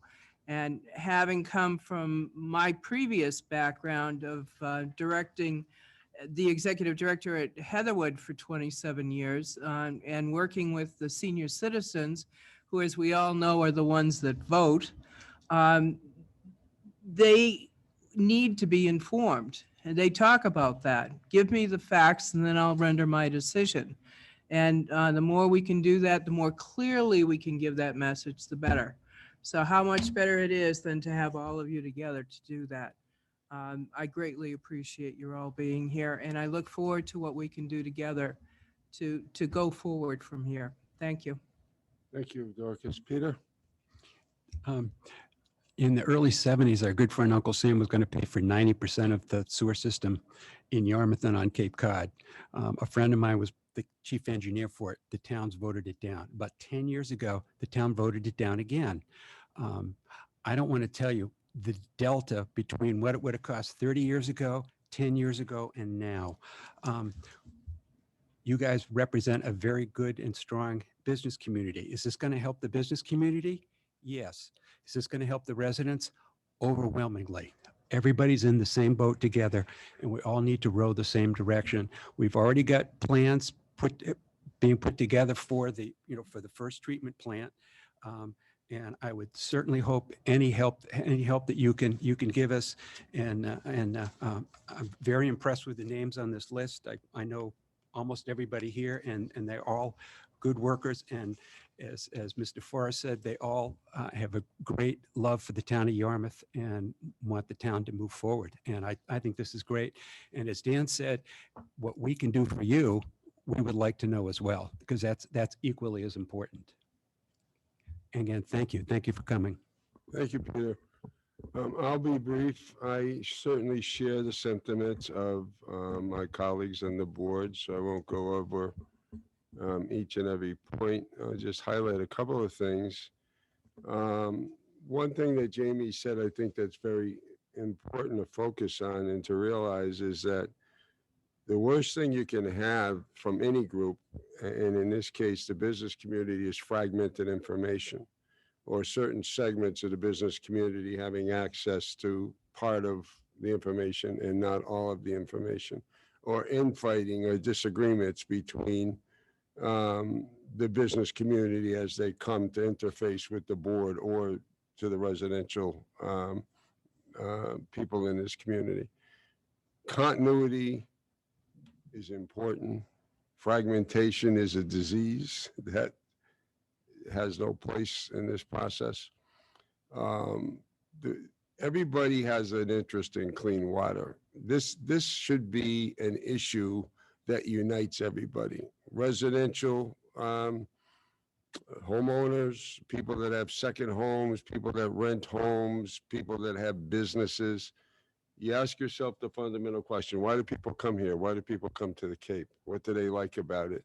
Open space, yes, but they like the beaches and the rivers and the ponds in the streams, and they like to go fishing and bathing, and all of that is predicated on clean water. And as Jamie's pointed out, these governmental agencies are not going to let the conditions that we have now persist. The DEP is already stepping forward. I'm sure the Conservation Law Foundation is watching. So it's not a question like there's a choice between dealing with this problem and ignoring it. It's a question of how do we deal with this problem? And it's nice to have esteemed members of the business community coming forward that want to work cooperatively with everybody in town, with all the boards, with the administration, and with our residential homeowners. So thank you very much for coming in. We receive your message wholeheartedly, and we look forward to working with you towards a solution to this terrible wastewater problem. Thank you very much. Thank you. Thank you, all of you. Thank you.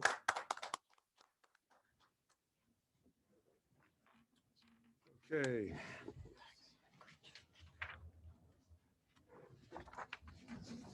Water supply update is next. Per request of Selectman Forrest. Problems resolved. It rained today. Yeah, I wish. Wish, yeah, wouldn't that be We nice? wish, huh? Yeah, We wish. got a ways to A go. little bit. That only took care of a little bit.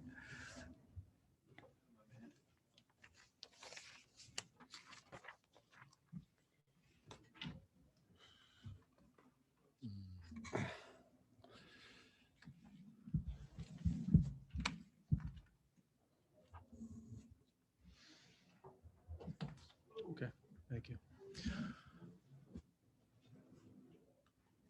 Well, thank you, Mr. Chair. Jeff Colby, the Public Works Director. I'm here with Lori Rizal, our Water Wastewater Superintendent, to give you an update on the drought and ongoing items we've been discussing with you generally.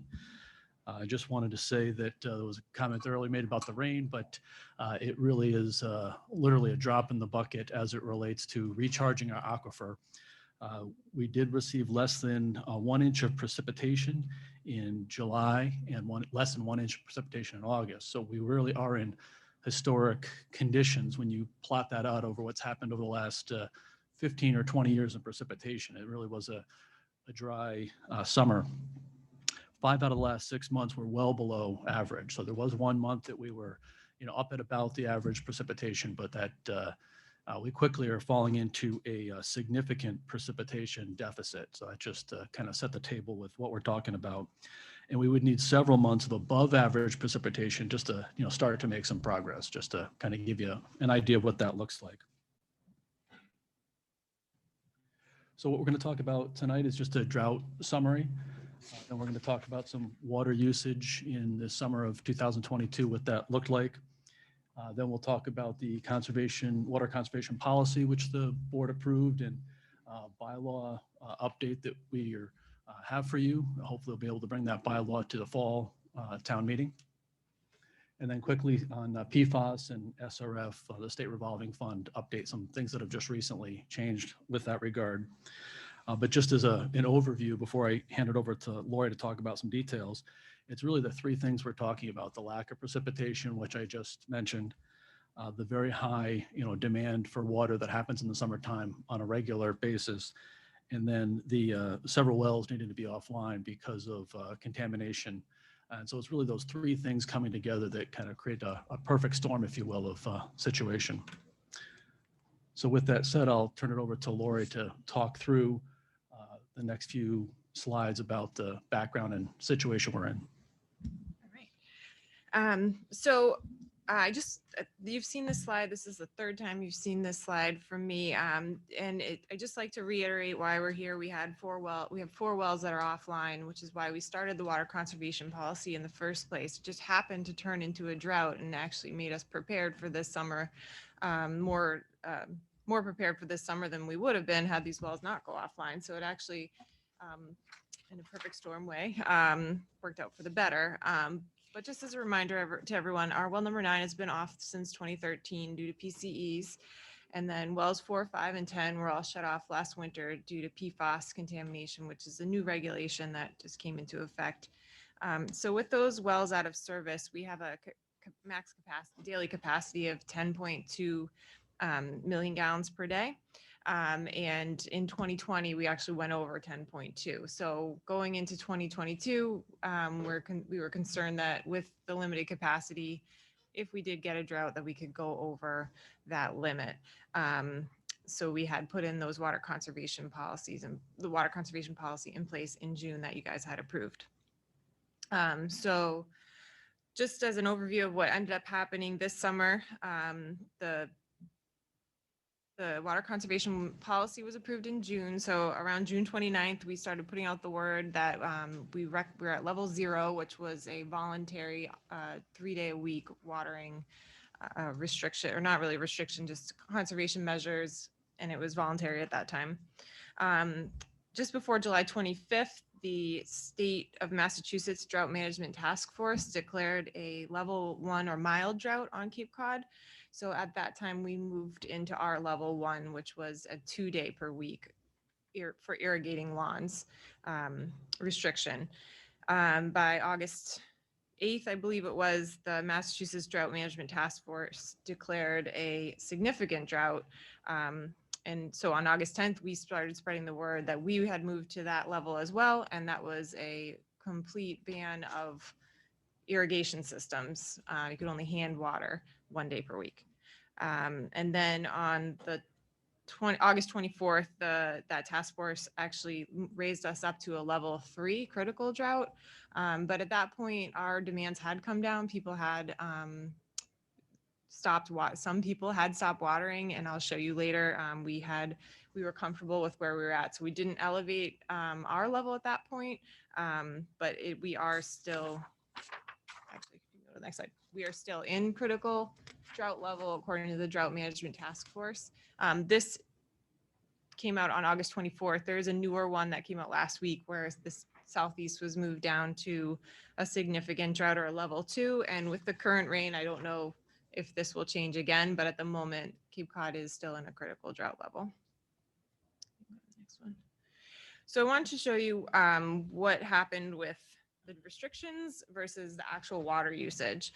So on this chart, you can see the blue line is water demands, how much water we pumped each day. The green line is temperature. So you can see the really hot peak of late July, early August. And then down at the bottom is the precipitation, very little. The high peaks there are all in June.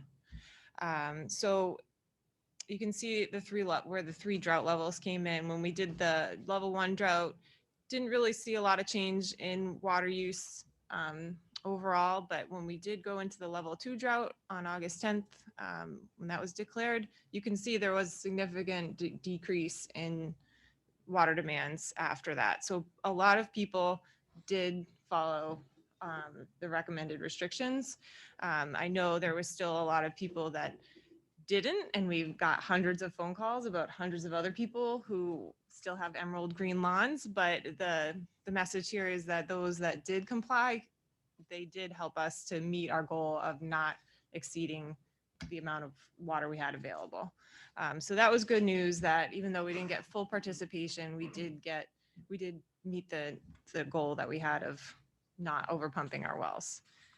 Right. I just want to, emphasize that collectively conservation did make a difference. And that's what this chart shows. And then just to kind of add to that point, I did look back at the 2021 usage. And if you take that time from August 10th, this is what's on this chart is September 6th. We had an average day demand this year of about 6 million gallons a day. So we used about 6 million gallons each day. Back in 2021, in that same time period, it was 7 million gallons a day off the average. So we did decrease demands by about 15% with the level 2 drought declaration. So that's promising information. So as this is also a chart that you've seen several times, and the top black line is our available supply, and the lower line is our maximum daily demand that we pumped in previous years. So you can see where 2020 is higher than what we have available now. If you click the button, where we're at now, our max this summer was 9.4. So we were able to stay below our available capacity. So mission accomplished as far as that goes. But going on to the lessons learned from this summer would be the water conservation policy.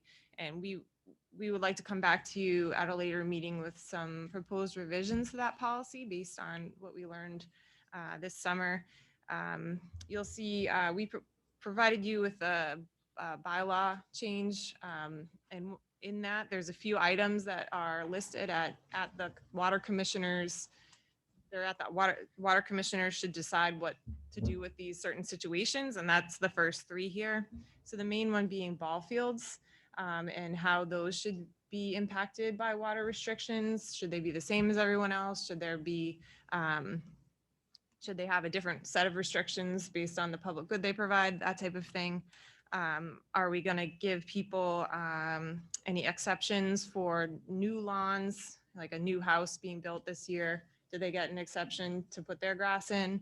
Or if anyone wants to do some work to their lawn in May or September, can we give them exceptions? So those are things that we are going to look at and come up with recommendations for the policy. Another couple things that have come up are the proposed or the splash pad that is just bid for the town that would be going in at Sandy Pond, and if that would have any different restrictions during different levels of water conservation measures.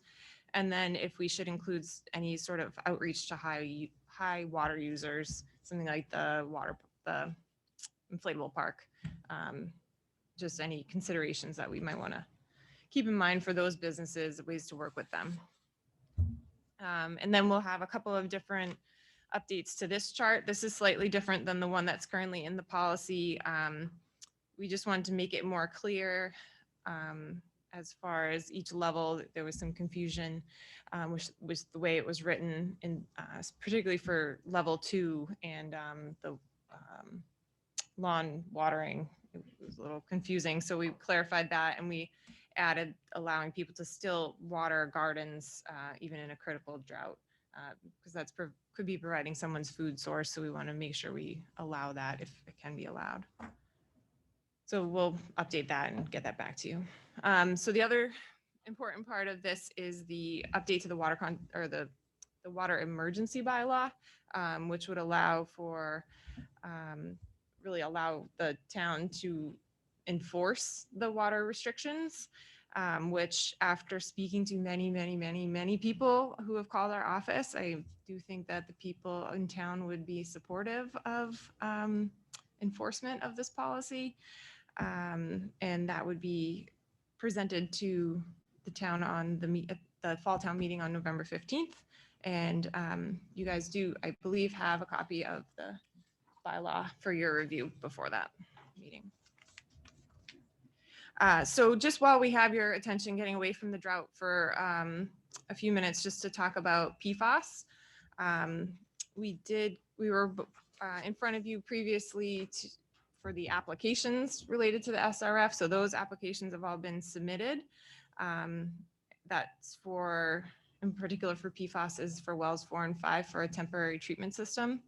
And one thing that came up right after submittal of those SRF applications was a change to the PFAS SRF that allows for emergency applications and allows for the program to cover the design phase.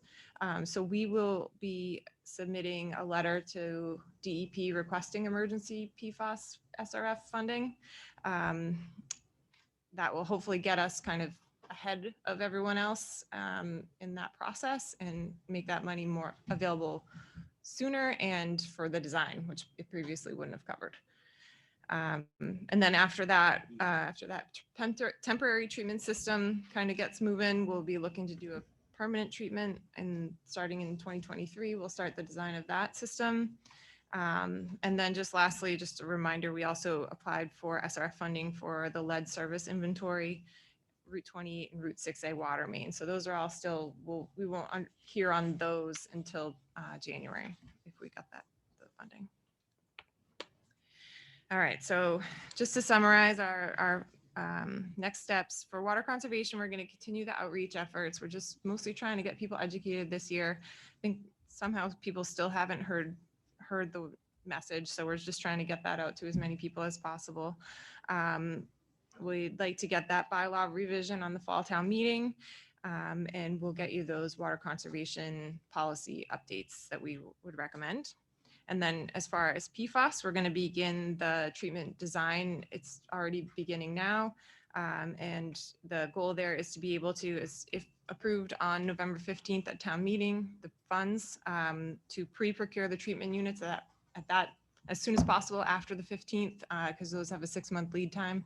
So we want to make sure we're able to order those and get them in before next summer. And then we're also still working on getting Well 9 reactivated, so that we can hopefully have that on next summer as well. And then the last thing, just because we're in front of people and I want to advertise, we have a rain barrel program going on this year where people from the town of Yarmouth can purchase a rain barrel, and it would be delivered to the water department office. And you can pick it up there. You purchase it through the Great American Rain Barrel Company, and they deliver them all to us, and then we distribute them. And just for people who don't know, a rain barrel is just a big barrel that you connect to the bottom of your downspouts, and it collects the rain, and then it has a spigot on the bottom so that you can use it for watering your plants. So today you would have filled the bucket, and the next week or so looks like no rain, but you'd have water ready to flower your plant, water your flowers. So I just want to put that out for people to know that it exists. Yeah, great. And we're happy to answer any questions you have about the situation. Thank you, Mr. Chairman. First of all, thanks for the update. It is nice to see that conservation is working. So I guess a shout out to Yarmouth residents that have been conserving. And I'm just curious, could you give us a handle on the volume of calls from people complaining about violations? You probably get 10 calls a day at the peak. Yeah. I see. A lot of them don't get to me. I mean, a few get to me, but the ladies in the front office, they were getting them all day long. So do you mind me asking what you do when someone calls to report a violation? What have you been able to do? We were taking down the names, or not the names, the addresses, and when we could, we would put a flyer on their door, a door hanger on their door. So you would notify them. Yeah, we didn't get to everyone that called, but we tried to get to as many as we could. Would you admit that we may need to, as we envision more enforcement and continuation of this, that we'll probably need either staff or more resources to? Right. Yes. Yeah, I'm sure. Because I think one of the things that we've been thinking about is that as we dived into this, that it's a learning process, and we will learn more about not just enforcement, but the kinds of resources that would be needed to sustain an adequate level of enforcement. As you know, I think this was the fear that the board had expressed concern about before, was if we don't enforce, then that's going to be a real problem. I've read the bylaws. I think you've done a good job on those. So I'm looking forward to getting them on the warrant and getting them in front of folks. With respect to the other next steps, is there anything that we need to do at town meeting with respect to the PFAS remediation? Is there anything that we need to do there? Yes, there's an article Okay. to approve the funding. Okay, so that will be a next step item to approve the funding at town meeting. Would it be 1 or 2 articles? Do we have any sense? We have an article for one for PFAS and one for the lead service line. Okay, so lead, PFAS, and then obviously there'll be, what, 1 article on the water conservation bylaw? On the bylaw, yes. Okay, that's good. I would think that some of the questions that you raised, I think it's great to flag some of the questions regarding public uses and public property. My sense is that it would be nice to have answers to those for town meeting, but we just may not have time I mean, it's good to flag them, but I just sort of raised that as a question, as whether or not we need to dive in. What's your thought? Do we need to dive into this now, or can? Well, we'll certainly have some recommendations prepared, or at least thought Okay. through. They don't need to be part of the bylaw. The bylaw is kind of the general framework that allows for enforcement, and your policy is where those details will lie.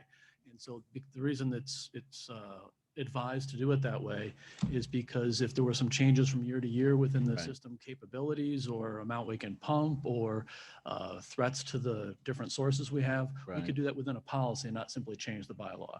Got So it. we don't think we have to fully vet every scenario before town meeting, but we'll certainly have some answers to the recommendations. That's good. No, because I think it would be helpful to have some thoughts and some recommendations for us when we go to town meeting. So I appreciate you doing that. That's pretty much it. Thank you once again for a very clear and cogent presentation.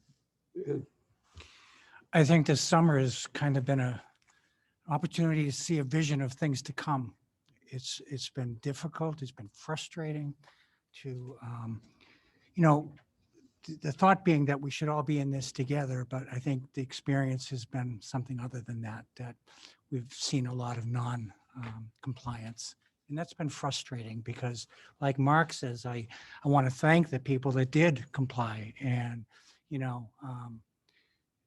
at great cost, some people care deeply about the way their house looks and their lawns look, but they stepped up and honored restrictions while others didn't. And I'm glad we're going to be doing the bylaws because we need to have the ability to enforce. Couple questions. The August 24th change, we were not aware of that. And I just, as water commissioners, I'm wondering if we can be notified in the future when changes like that take place. Similarly, with your decision not to change the town's category, I still think that we should be involved in that kind of decision-making.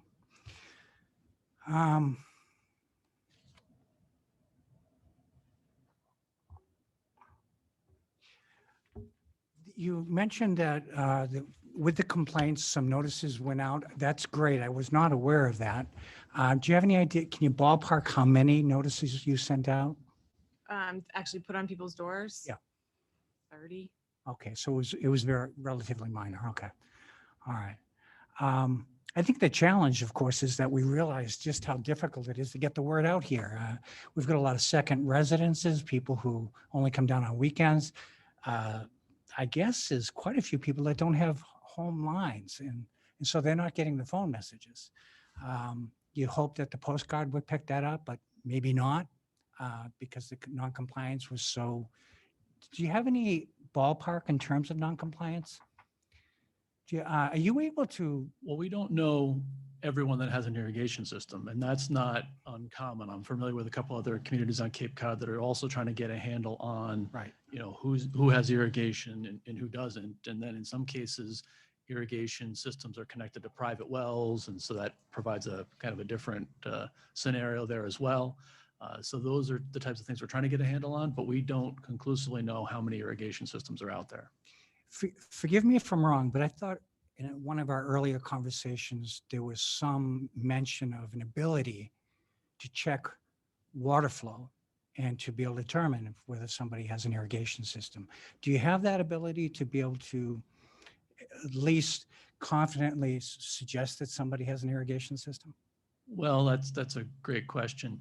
We do have the ability to sense water flows based upon meter readings, but depending on when that happens, there could be a reason why there's a spike in the morning. People could be getting ready for work or other uses of water beyond irrigation. Certainly, if it happens, in the middle of the night, there's a pretty good indication that that's probably irrigation system. But an irrigation system does use a lot of water, so there is hints that are in the data, but again, that's why I mentioned conclusively we wouldn't know. I don't know if you want to elaborate on that. We can see people's hourly water usage in our meter reading software. It's easy to look at an individual and say, yeah, that person looks like they're irrigating. It's going up from 4 a.m. to 6 a.m. every other morning for 1,000 gallons. But it's hard to pull out like a list of everyone who's doing that. You know what I mean? Like we have 16,000 customers. I can look at an individual and kind of easily tell, but to try and figure out from those 16,000 which ones are the violators, that would be more difficult. Kind of a Like data it's- mining exercise that the software is not really set up to deal with. And I guess my frustration and my question is that something that we really should be trying to figure out? Because they seem to be one of the predominant violators, is the irrigation systems that are in place. And it seems to me that we should have some database on that. We talked about it before, whether or not we do some kind of permit. And that, of course, is only going forward. But it just seems to me that we ought to try to figure out how to get a handle on how many systems are in place currently. And certainly for any new systems going in, we should definitely be aware of that. Because of the capacity for these systems to just keep pumping water out. It's one thing to have a hose. It's another thing to have 7 or 8 of them on at the same time. And so to me, these systems are one of the key components in terms of our getting a handle on conservation for water. So I'd like to see some suggestions or possibilities in terms of how we get a handle on what's out there. And, to me, that would make it a lot easier to address enforcement down the line.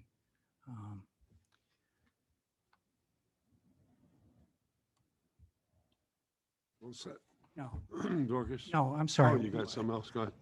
And the other question I have for you is just something to think about, but I think we learned that what we've done thus far still wasn't terribly effective. I'm wondering if there's other means that other towns have used to notify their populations. Something that comes to mind is like a flagging system of some kind. Some kind of notice on major thoroughfares that everybody in town will recognize that we are in water conservation territory. And I guess I'm just trying to improve compliance in lieu of fines. The fines will come, and we'll get there with town meeting. We'll give ourselves the ability to fine. But, I just feel like there were a lot of holes in terms of getting the information out there. And, whether it's more mailings, whether it's,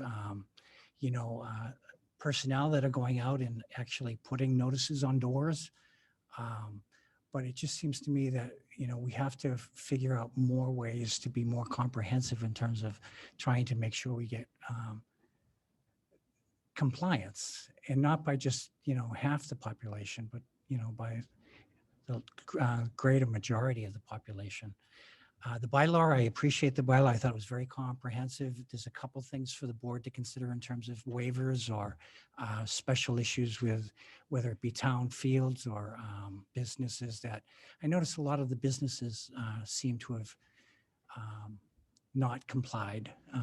And that may just be from an appearance point of view. They want people coming into their businesses to see an attractive setting, but we have to have compliance, and we have to at least have an ability where people come in front of us and ask for a waiver if they're not going to comply. So I appreciate the work. I think what we've discovered is we've got a lot of work ahead of us in terms of making sure that this policy works going forward, because we've seen the issues and we've seen the future. Unfortunately, this is only going to get worse. I don't anticipate it's going to get better. So I just want to put everybody on a level playing field.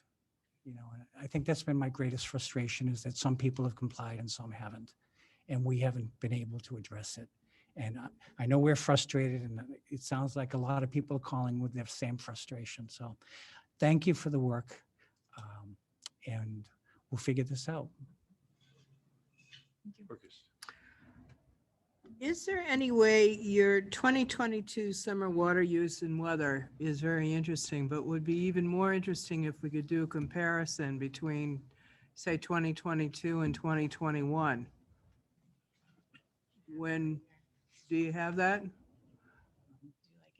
Oh, that would be. Electronically, we have it in a handout if you'd like No, that. I mean, I think that would be very interesting to see, because, It's interesting when you look at your level 2 drought and how you see the drop, but that also coordinates with the fact that that's the 10th of August, which is kind of getting into that date when people start to leave the Cape. Um, So you wonder how much of that is conservation efforts and how much of that is just simply attrition from the Cape at that point in time. Yeah, And I that's wish- why comparing against 2021 would be, Right, in 2021, we didn't see that drop. It actually kind of went up it did. mid-August. to- It to did, and mid-August. you can have this handout. I wish we had it Oh. on the screen to show, but this drop, I know there was a comment made about effectiveness, but this is a very effective drop compared to 2021. It was very constant up here as far as usage in 21. And there were spikes, but it was at a very high level. So as I mentioned before, collectively, conservation worked and the compliance, brought us to where we needed to be. Remember again from the very first slide that Lori had, our capacity is up here about 10. And Right. so we were getting very close here in some of those July months, and there was, some sleepless nights here. But Mhm. once we hit that level 2 and the conservation measures kicked in, we were comfortably within that band of being able to produce the water that people needed. I was also surprised at how many people were saying to me, gee, I didn't know that. I mean, there had been information that went out, but if there was a way that we could coordinate some of the public signs in town, the sign at the high school, for instance, right now it's welcoming everyone to an open house.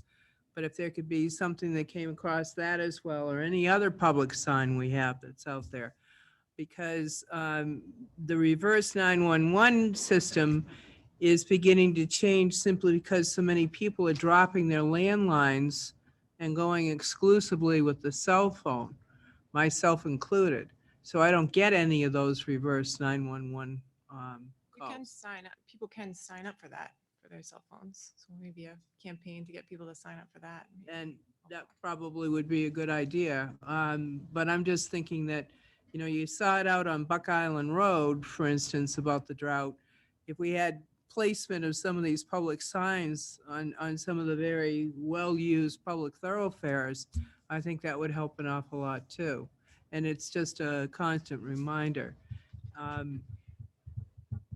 I watched, quite frankly, in my own neighborhood, someone that put in a brand new lawn 3 weeks ago. And I wanted to say to them, why don't you hold off putting your new lawn in until we get our situation under control? Because then they're watering that lawn about every 2 hours. But there are still a lot of people in town that don't know that we're in a drought. Hard to believe, but true. And so I just see that those could be some ways that we could help to get the word out.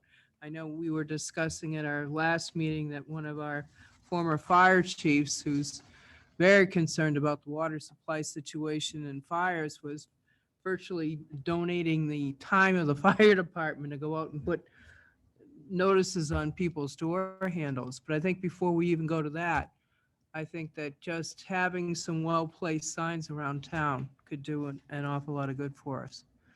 And yes, please, I'd love to see that one that compares 2021 to 2022. Thank you, Mr. Chairman.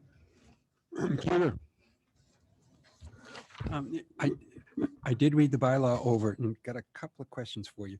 I didn't see anything in there about private wells, and because they're hitting the same aquifer as everybody else. So that'd be one. Two, in a former life in the state of California, they had a series of fines as outlined here, and if it reached a point, they would put in a block. So there was still health and safety, but the water that was coming in was probably 1/4 of an inch on the pipe. So it severely restricted the amount of water that someone could use. And this was only used if someone were really, really bad on water usage.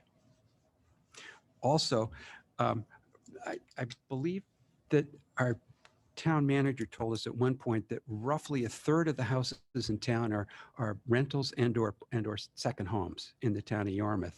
Those people don't get mail. So everyone's suggestion that we put up a banner, prominent banners, I think is probably a good idea to get the word out to everyone. just a thought. Lastly, water is a finite resource, as Lori, as you know, probably better than any of us here. Do we have any idea of how much water is left in our underground aquifers? Are we hitting it greater than what's being replaced year over year? Or do we even know that? Well, currently, I think our groundwater level is slightly lower than normal, but I think in general, it is, when we're not in a drought, it is replenishing every year. Right, because I'm looking at a lot of the ponds that are pretty much at the top of the water table, and some of them down 3, 4, 5 feet, which is considerable. And that's my unscientific way of saying it looks like the groundwater has probably been depleted as well. Well, there is some correlation there. I mean, our ponds are a representative of the groundwater levels because we are very sandy soil. There, the groundwater does change seasonally. And looking at monitor wells is usually how we more scientifically capture what those levels are, because it's not as influenced by exposure to the open atmosphere, but they are a indication. So if you see ponds down, that's clearly an indication that the groundwater levels are down as well. I really don't have any questions. Thank you very much for the information, and thank you very much for the bylaw. It's something that we've got to discuss, and it definitely needs somewhere to get put together at the town meeting in the fall. In just general terms, how far is supply exceeding demand now that we have a shift in the summer population? I mean, what we at 15% less than what our capacity is in terms of our demand. What's our demand in relation to our capacity right now? Oh, right around now, we're around 6 million gallons a day, and our capacity is 10.2. 10.2, and we're only at 6? Yep. That's pretty good. Okay. I think to comment on what my fellow board members have been talking about in terms of notifying people of these various restrictions and the drought conditions. I think there's some people probably that don't really care and they're going to do what they want to do, but I think there's probably a lot of people that don't know what they're supposed to be doing. And I think Mark hit the nail on the head earlier when he said, historically, you'd have a couple of newspaper reporters here at these meetings, and there'd be article after article that'd be published. Right. And it'd be in the Cape Cod Times and a Register and publication. We don't have that anymore. So I think one of the things we have to do is, with the resources that we do have, is to think of ways we can get maximum communication on important issues like this. Well, if I can just respond, I mean, we've brought this up quite a bit. We've made it a priority in terms of our goals, communications, and it's come up regularly with town administrators. So I think we're at a point now with the start of the new fiscal year, we should be looking at how do we really up, and it's not just this, it's almost everything. I mean, we've got road work on 28 at some point. We're going to get an update on that, right? Think of all the disruptions that's going to cause in the level of information we'll need to get out on that. I just see the demands for communication growing significantly, particularly over the next couple of years. And I think it's great that we have a business community organized to be a partner, because while they may have come in to talk about helping us out on wastewater, actually they can help us out on a lot of things, quite frankly, because many of these issues are issues that are directly relevant to them. So in developing our strategic communications initiatives and some of the new stuff that we want to do, I think having the business community already volunteering to be at the table, I think is a huge step forward. But unless we fill that void with the absence of the news, I mean, the demise of the Register is something that just can't be overlooked. There's a problem. I mean, that was a very widely read newspaper. Most of the people that were what I would call, movers and shakers, or people that had influence in their community and their neighbors or the neighborhoods. I mean, people followed that newspaper, And that doesn't exist anymore. So we have to figure out new, and no one's blaming you. This is a problem that we're all a little bit frustrated with. So I think that's what you're picking up tonight. And I think it's what's happening is we're running out of time because we're headed into a Springtown meeting where a lot is riding on our ability to get information out in a much more aggressive way. And so this is just something that can't be put on the back burner. And I'm glad that we had a huge group here tonight to speak to this. But you know, we've got to somehow recognize that communications is a key component of almost everything that we're doing right now. All these priority initiatives, and it just can't be loaded onto the DPW or the water department. I mean, we've got to elevate this and make it completely a high priority. And with us and the town administrator, we need some help. We need resources. And now's the time to really pull it together. We're going to have to put this on as an agenda item and with some direction from the town administrator on how we can do more. I mean, we're going to have the same discussion when we meet with Mass DOT in a week or two, when they come out and they have this fairly ambitious plan to redo Route 28. And, you know, I have this fear that we're going to hold a public meeting that will have a huge impact on the community and hardly anybody will be here. You know, we'll do a couple of Twitters, we'll do a Facebook post, you know, but by and large, the things that are of really significance are now coming to fruition now. And this is a huge problem for us, and we clearly have to find a way to overcome it. So I share, you know, I've been saying this since I got on this board, since 2017, that this is one of our major problems confronting us.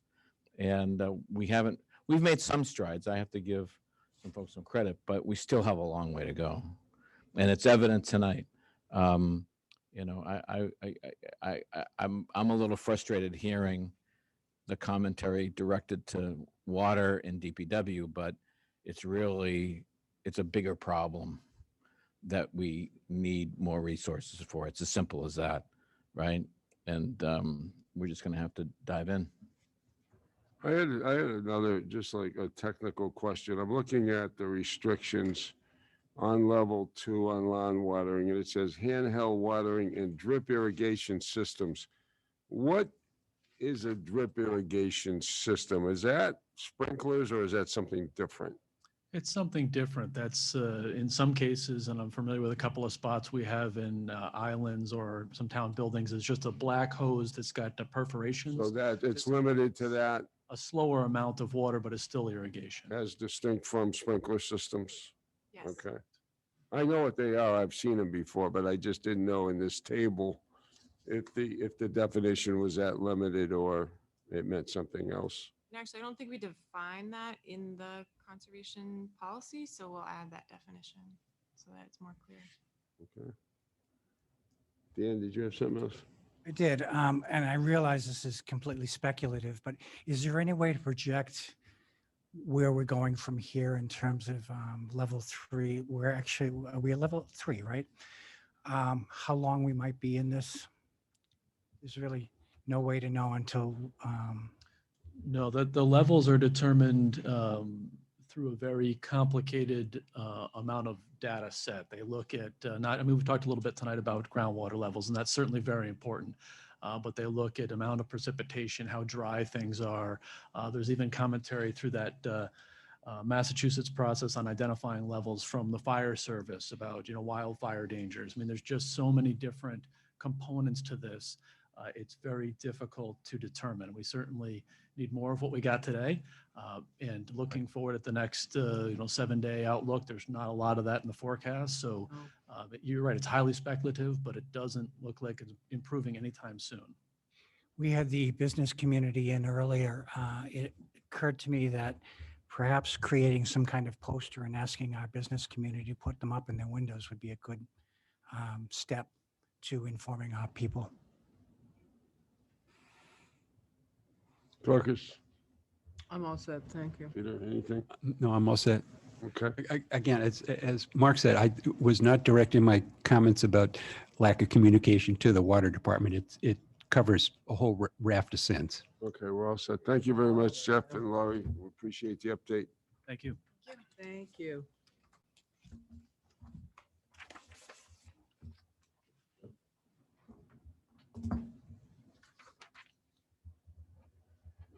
Okay, wayfinding update.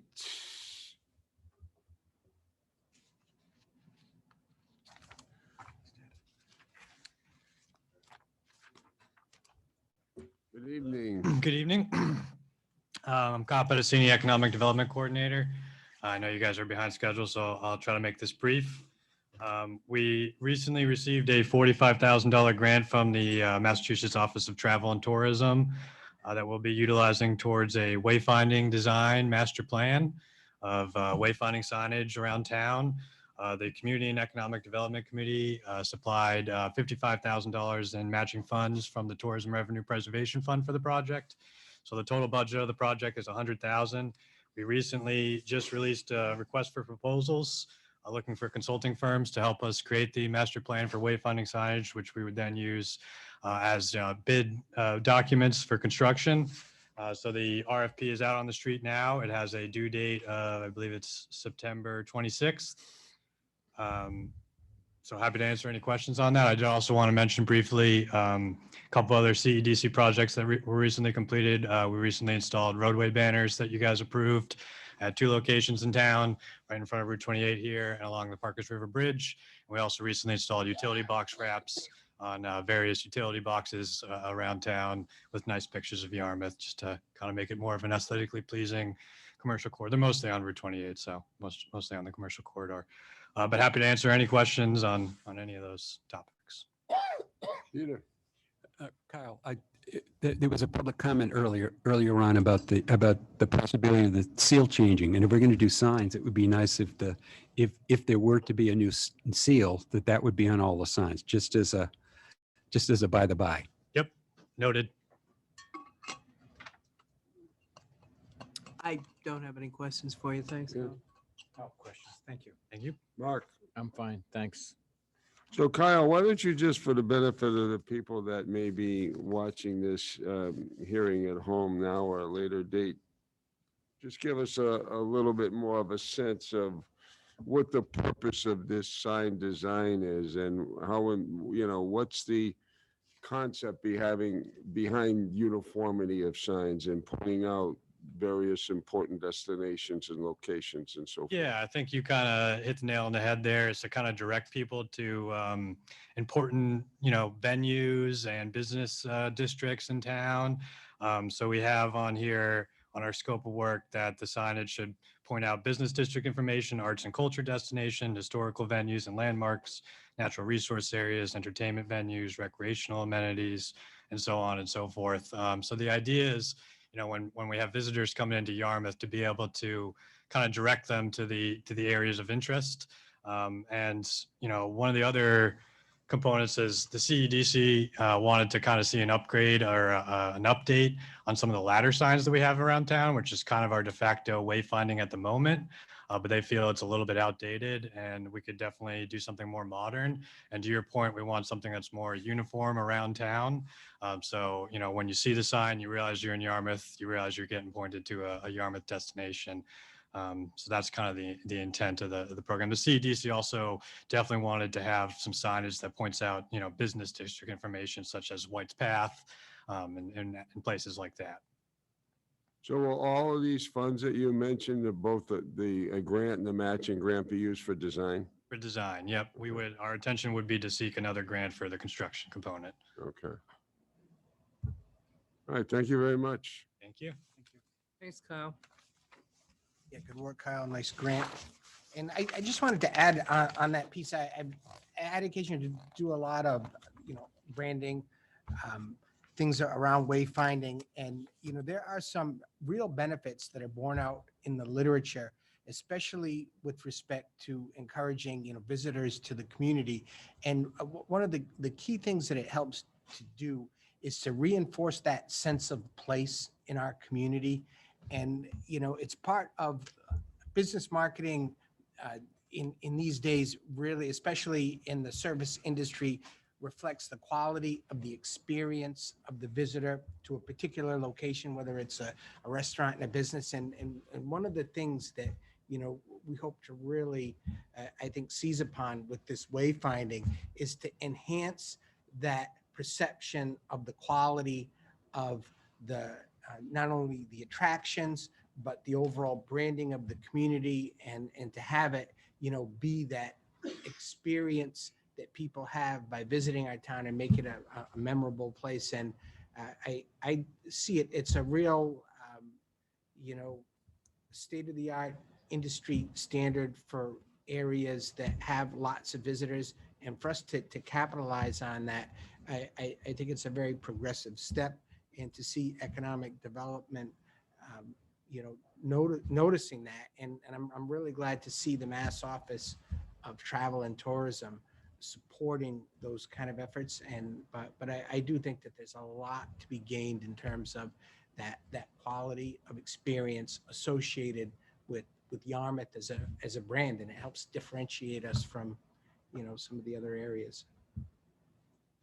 I just wanted to throw that in there, right? It's a nice far-reaching project. Well, that's very good. That's very good.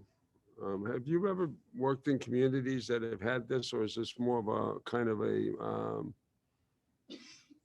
very modern approach to signage? Well, I did a lot of this work on Martha's Vineyard. Did you? It was one of the things, and we're talking communities that are extraordinarily historic, even with a fabulous sense of place, to point out, the various features in the town in kind of a uniform, highly professional way. It really is consistent with people that visit a lot of other areas, around the country, and they see those in other resort areas, and it's sort of an expectation that you have that kind of sense of branding. And it takes a lot of sensitivity in areas that are very historic, beautiful already. You don't want to create something that detracts, but something that just reinforces that sense of quality.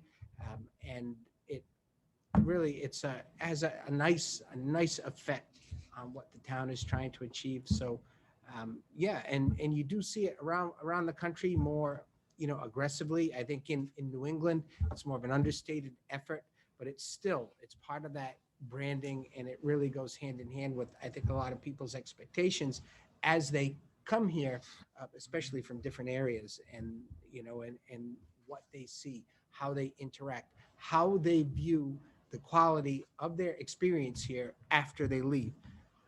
And there's been a lot of research on that. Will whoever's working on design be getting input from our historic people? Yeah, at some point along the line, we'll absolutely engage the historic, our friends at the Historical Commission, Old Kings Highway. Because I would imagine, consistent with what Bob said, that they could provide a lot of valuable input too. Yep, absolutely. All right. Well, thank you, Kyle. Thank you. All right, we have a public hearing next, actually two of them. Special one-day alcohol entertainment license, alcohol/entertainment license. Bass River Multicultural Food Festival. The Cultural Center of Cape Cod / Family Table Collaborative, set 307 Old Main Street, South Yarmouth. Good evening. Good evening. Good evening. You want to come up front? Probably be easier. I have to read these public notices into the record. I think there are actually two of them, two separate notices. So I'll do the Cultural Center first. And Bob knows how to pronounce your name. He's going to do that. He's got it down now. The Mulinari? An air. The Mulinaire. Perfect. Yeah, oh yeah, ERE, okay, the millionaire, that stuff. Okay, the Yarmouth Board of Selectmen, acting as a local licensing authority, has received an application from the Cultural Center of Cape Cod, Molly, Only D's fine. Mulinaire, for a special one-day all alcohol license for the first Bass River Multicultural Food Festival at 307 Old Main Street, South Yarmouth. The event will take place on September 17th, 2022. A special alcohol license hours will be from 11 a.m. to 3 p.m. Hearing will be held on Tuesday, September 13, 2022 at Yarmouth Town Hall, 1146 Route 28, South Yarmouth. The Selectmen's meeting begins at 6 p.m. Written comments will be accepted until 4:30 on Friday, September 9th in the Administrator's office at Town Hall. It can be submitted electronically to public comment at yarmouth.ma.us. Verbal comments will be accepted at the hearing. So that takes care of Molly's presentation that she's going to give us. The second notice is the Yarmouth Board of Selectmen, acting as a local licensing authority, has scheduled a show. No, this is a show cause hearing notice. This is not it. It's the second page of your. Next page. Okay, thanks. The Yarmouth Board of Selectmen's local licensing authority has received an application for Family Table Collaborative, Jenny Wheeler, for a special one-day all alcohol license and a one-day entertainment license for the first Bass River Multicultural Foods Festival at 1338 Route 28, South Yarmouth. The event will take place on September 17, 2022. The special alcohol license and special entertainment hours will be from 11 to 3. The special entertainment will include a public show, live band with 3 pieces, including singers, recorded music, and an amplification system.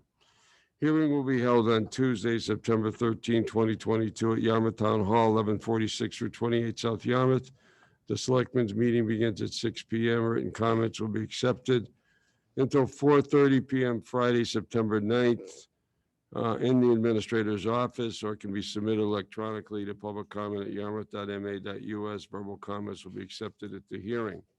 So my understanding is that although these are separate licenses, this event is kind of one event being staged at 2 different locations. Am I correct on that?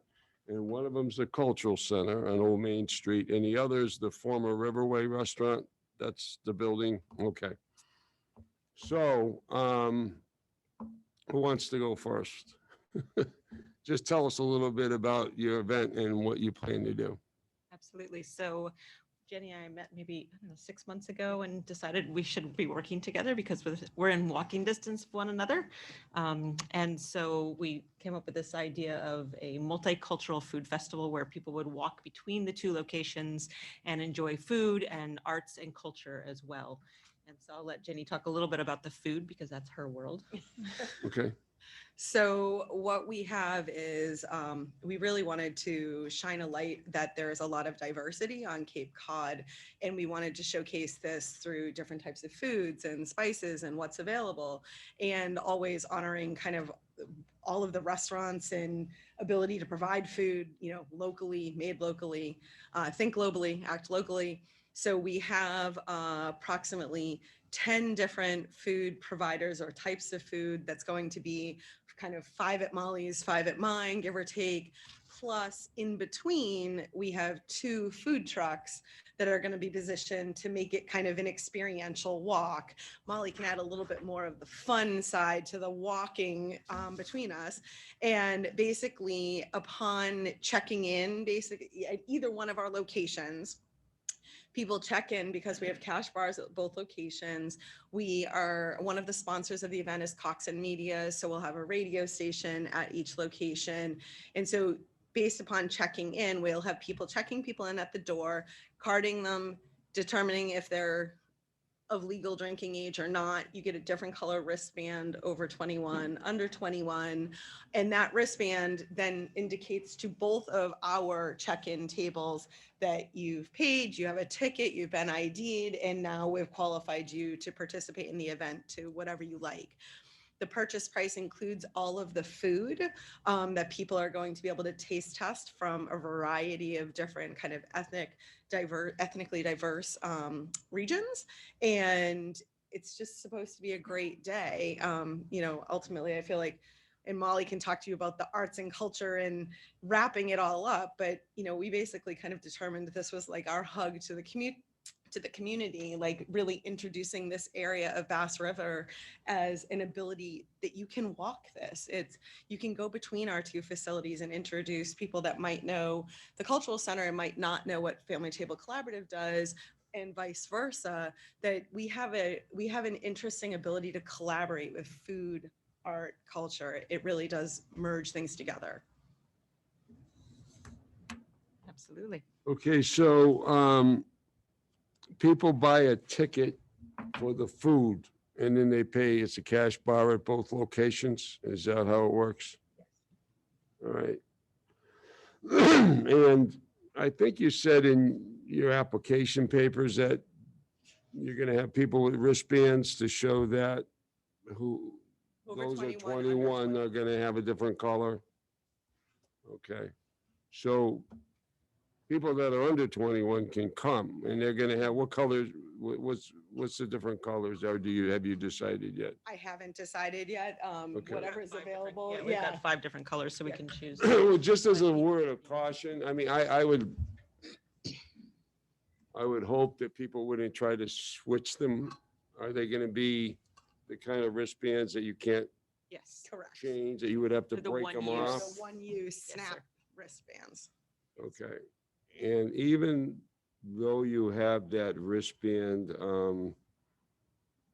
procedure in place, which I think obviously is a good idea, but don't forget, I mean, if somebody looks questionable, no matter what kind of a wristband they get, card them, ask them for their IDs and to make sure that they're of legal drinking age, because serving minors is pretty serious stuff.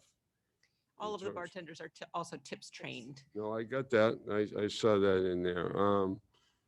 The other thing you have to be careful for, I don't know if you've done alcohol events before, is serving intoxicated people. Now, you're not going to know when somebody comes up to you how many drinks they've had. Nobody has a crystal ball. And if you find out that you're serving somebody and they start exhibiting signs of intoxication, that's not on you. The problem is, if you knew or should have known they're intoxicated and you continue to serve them, that's the violation. That's the problem. Okay, so you want to make sure that you're observant of these people that come up to order alcohol, because even if they're 21, if they shouldn't be drinking, because we all know what the signs of I won't get into all that with you, but we all pretty much know what the signs of intoxication are. And if you see those things, that's it. You don't serve them. Otherwise, there's problems. And the problems aren't just civil or with licensing, they're actually criminal violations too. Serving intoxicated people and serving minors are criminal violations. So you want to have a good time. You don't want to be in court. So just be careful. Okay, any questions from the board? Mark? No, sounds like a great idea. I Yeah. fully support it. I think it's a great idea too, Dan. Just, it's a great model.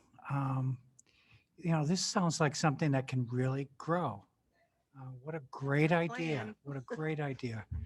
Especially in that corner, because there's so much there. There's a church, there's a library, there's just Packett's Landing. There's so much there. So thank you for putting this together, and I look forward to seeing how it plays out. Thank you. Dorcas? Fantastic idea. I love I'll definitely be one of the people there. And I wish you the best of luck. Thank you. And I hope it's very successful. Peter? I too hope it's going to be very successful for you. I think it's going to be great fun. Do we get any public input on any of these? Either of these, I should say? We have one letter? I probably saw it, but why don't you pass it down? I put it into the record. I think there was one, a letter of support on, I think, was it the Cultural Center?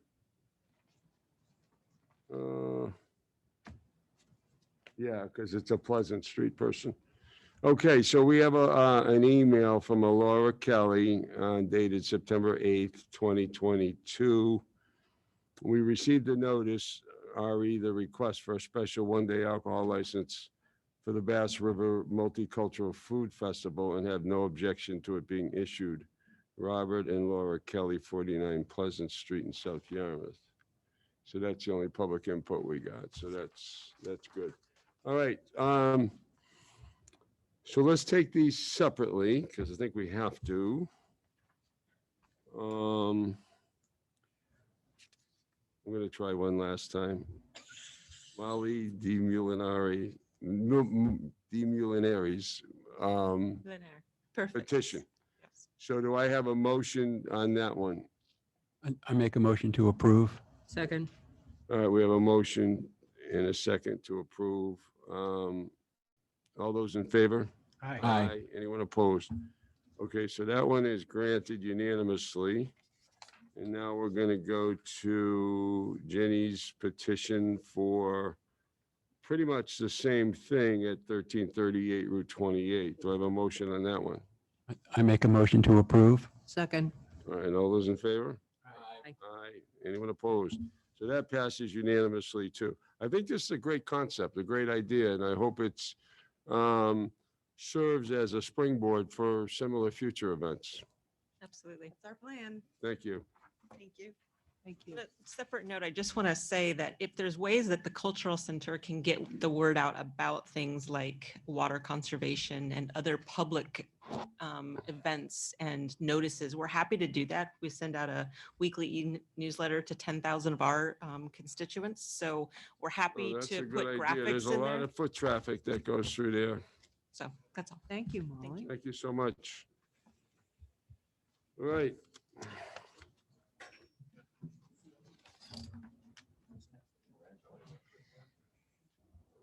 Show cause on all of us. I'm gonna head out. Scott, I'll be right back. Yeah, I'm good. Well, let's take, you taking a break? Yeah, Let's it take might a be a good- 5-minute break. Yeah, that's a good And we'll idea. go to the next one. Show cause hearing on Oliver's is next. Around.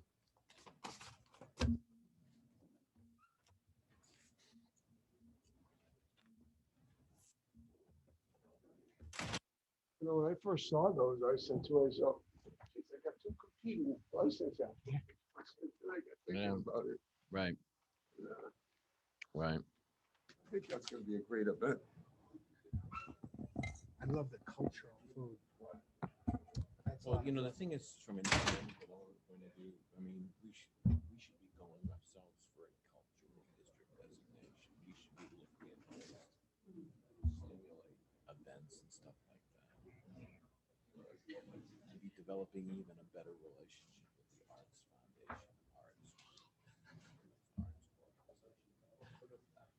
There's been so many other things going on to distract us. And I think from an economic development, huge opportunities that we're losing. They need to focus on,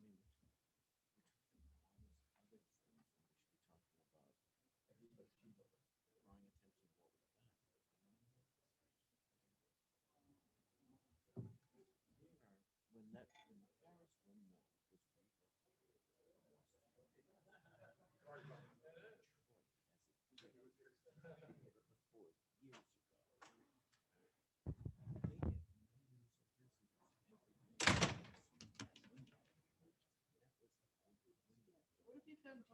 I had a softball injury.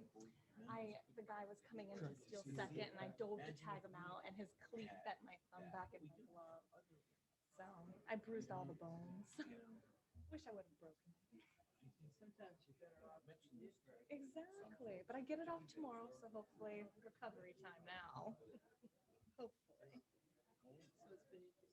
Yeah, I've done. It's actually, no, it's waterproof. And, So I can actually wash it, but it doesn't help. One thing you don't want to It's not talk about, but it works well on, is you can direct people away from back roads. So if you can direct them to Station Avenue, Townhouse and all that, then, you know, maybe they go a little bit out of their way, but they're not ending up stuck in some neighborhood or trying to go off 28 and, you know, find a back way.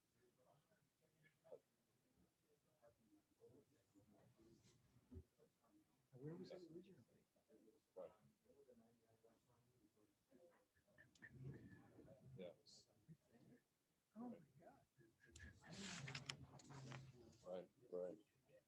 And you know, the great thing about it is with the village system and everything else, you can actually, you know, there's a hierarchy to this signage, these types of sign packages. Is you basically get them into town, get them on the main arterial, get them into the village, then get them to the store or the place you want to get them to. So you don't on day one make the ladder thing right at the edge of town and hope the hell somebody can read that at 30 miles an hour. So and color schemes and graphics, you know, it all matters. So I think it's a great idea. I mean, because when I yeah. And you know, the other thing is you can look at putting up kiosks, you know, once if we get that streetscape thing going, you know, somebody is cycling and they stop and there's some QR codes or something else, but the kiosk has the same sort of graphic identity as the rest of the signage. There was one place that I remember researching this. I was starting it at Amesbury where I left. There was one place that you could stop on a spot, and then you call up a web page, and you go like this, and all the 1800s pictures of what the street looked like in the 1800s with carriages and everything else. Right. It might be in Boston, but somewhere, or San Francisco, but you know, to be able to sit there and then you pan your cell phone like this, and you know, there's a horse and a buggy right in front of you, and they used to be there in the 1800s. So apparently they appended all these different photographs to put together you know, so you go around the city and you look out in the port, you know, and Portland has Maine has a lot of stuff. Yeah.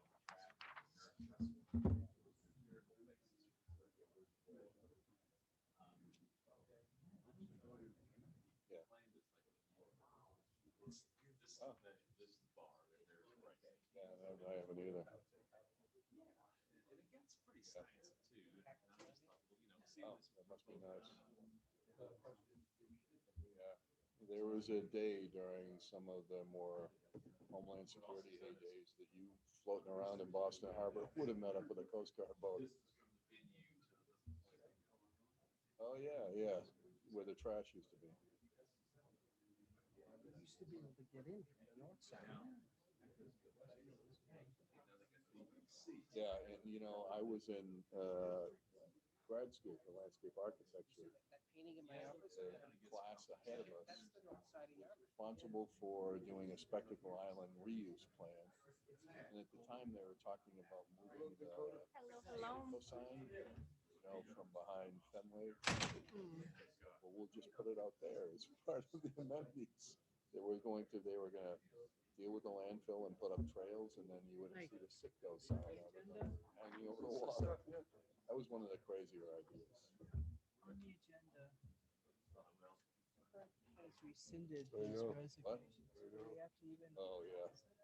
There's a camp out there that they have for Boston kids.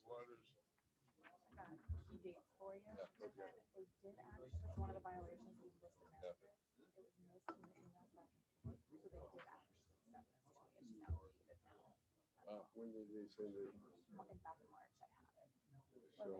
So we don't have to go forward with that. All right. I don't think so. I think we should recommend it up to this one. Okay. That's it. All right. Yeah. Kind of star died. Must be interesting being out there, seeing all the towers, just the edge of the water. The what? All right, let's move on. Wow.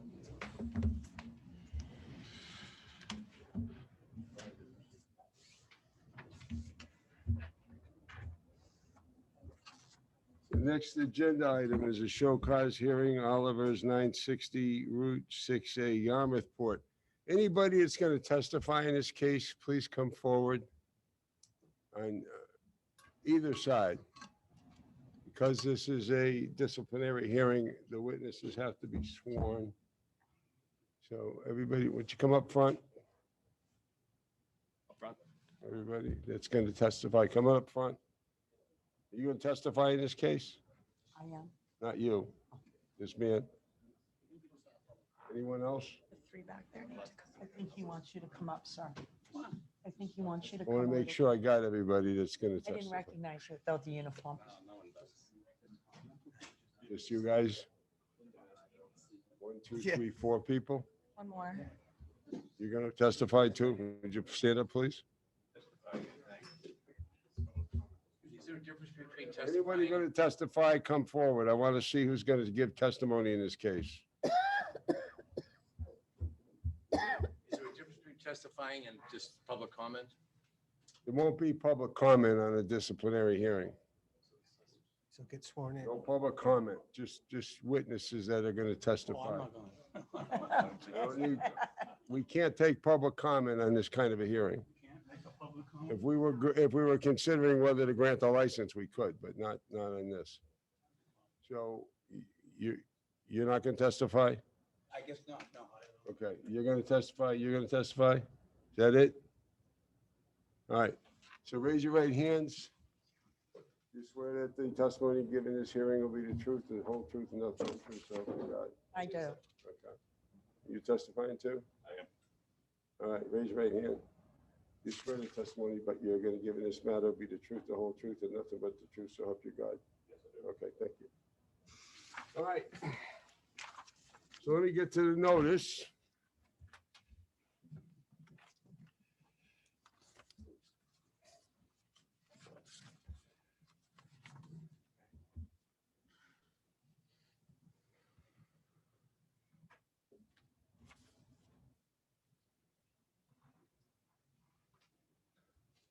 The Yarmouth Board of Selectmen, acting as a local licensing authority, has scheduled a show cause hearing to determine if the annual weekday entertainment, annual Sunday entertainment, and all alcoholic pouring license held by Oliver and Plank's Tavern, 960 Route 6A, Yarmouthport, Mass. Michael Carvalho, manager, should be modified, suspended, or revoked under Section 1.06A in Section 2 of the Rules and Regulations, Chapter 155 of the Yarmouth Town Code.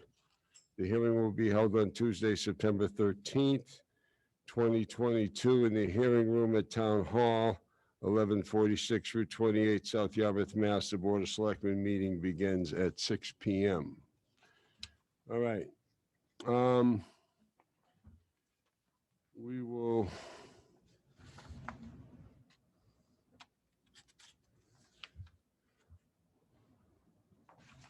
first hear from Officer Jefferson Willis. Yes, sir. I'll ask you a few introductory questions, and then I'll let you, narrate as you go on. For the record, state your name and your position, how long you've been a police officer for the town of Yarmouth. My name's Officer Jefferson Willis. I've been a police officer with the town of Yarmouth for approximately 3 years. Okay. And did you have occasion to investigate a complaint that was made on or about July 7th, 2022, regarding unlicensed amplified music at Oliver's and Plank Tavern, 960 Route 6A, Yarmouthport? Yes, I did. Okay. And at whose request did you make this investigation? Miss Tiffany Marino Sturge. I apologize if I didn't get the name correct. Can you speak louder into the microphone? Miss Tiffany Marino Sturge. Okay, this lady here. Yes. Okay. And tell me what happened in terms of your investigation of that incident. Would you like me to read what's before me and present it to you, or whatever you want to do? Okay. If you want to narrate from your report, that's fine. If you want to use a report as a supplement to other tests, it's up to you how you want to present it. Okay. The initial complaint on July 29th at approximately 4:40 p.m. I met with the complaining party at her residence. I was done as a result of her filing a complaint regarding the possible license violations. She stated to me over the past approximate 20 years, she had ongoing issues with Oliver Plank's Tavern, located at 960 Route 6A in Yarmouthport. Her residence is located in the area across the street from the establishment. During her time living here, the noise from the outdoor entertainment had been a problem to her, traveling into her home, causing a decreased quality of life. It had resulted in her reporting noise violations to the police. During that initial investigation, she directed my attention to a video she had taken, which was dated and timestamped Thursday, July 7th, 2022 at approximately 5:40 p.m. The video showed a male outside on the patio of Oliver and Plank's Tavern playing a guitar with a microphone and amplified speaker. I had previously viewed the license for the public entertainment issued to Oliver Planks Inc. I viewed both the Monday through Saturday as well as the Sunday license, and both licenses state outdoor entertainment is limited to Thursday and Sunday between the hours of 5 p.m. and 8 p.m. It additionally limits the entertainment to two-piece acoustic only with no amplification. Said the license was issued on July 21st, 2022. Do you want me to continue with the investigation, sir?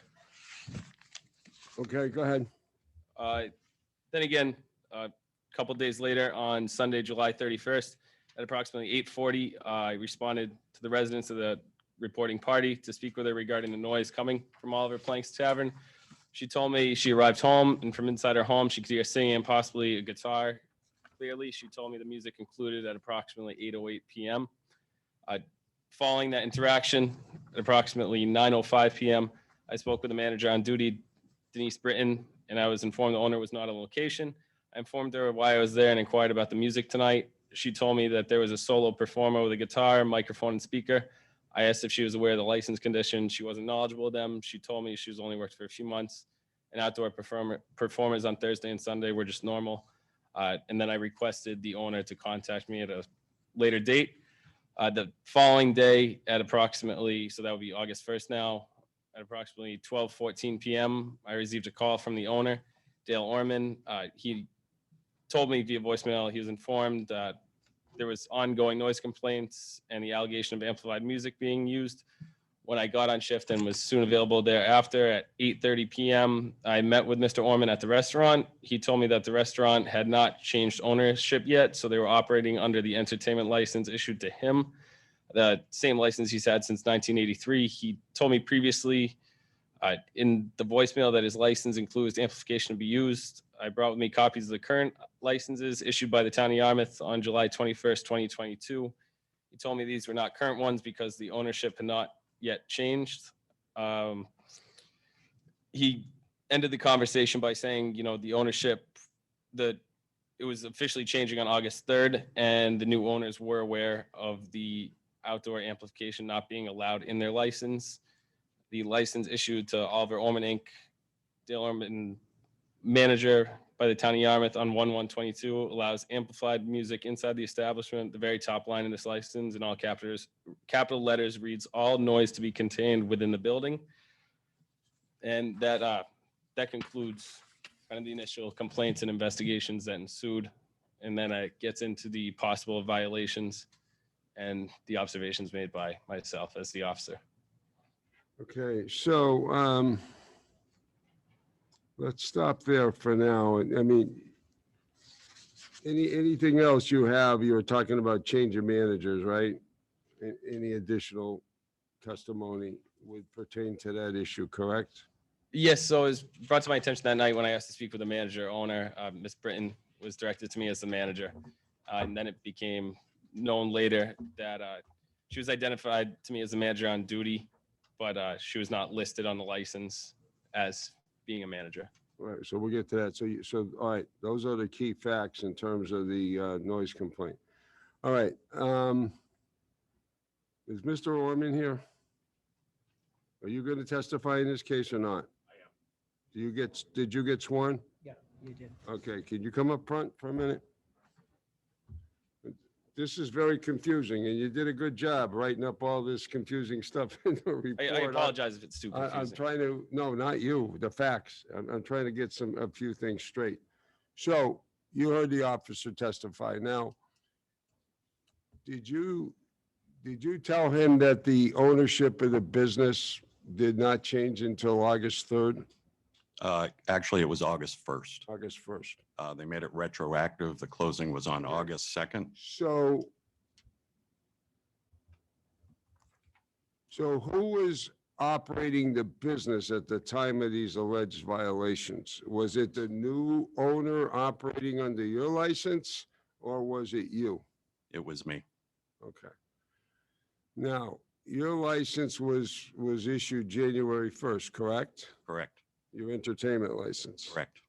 And you did not have a license for outdoor entertainment, am I correct on that? That's correct. Okay. I was unaware there was a separate one. All right, but you did not have an entertainment license. I just want to get the facts straight so we don't go down a lot of paths that are unproductive. Correct. All right.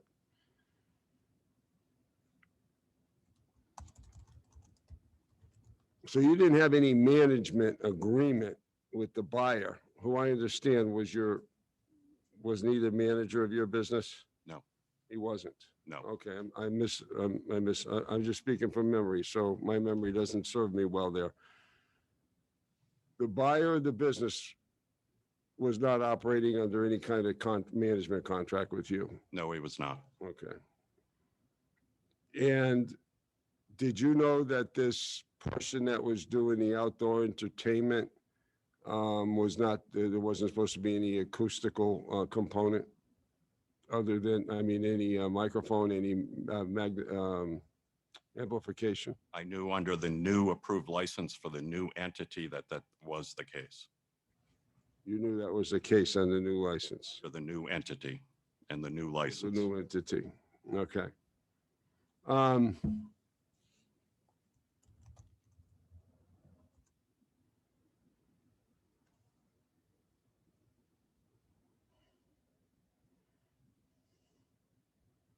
So I get this straight. At the time of, are you saying at the time of both complaints, the business had not transferred? That's correct. And for evidence that the business was not transferred, you produced what, a closing statement? I did. Would you like to see it? I think I have seen it. Did you produce anything else to show, where did the closing take place? August 2nd, retroactive to August 1st. Where? Where did this happen, the closing? Northern Bank in Boston area. At Northern Bank? Were you there? I was not. Okay.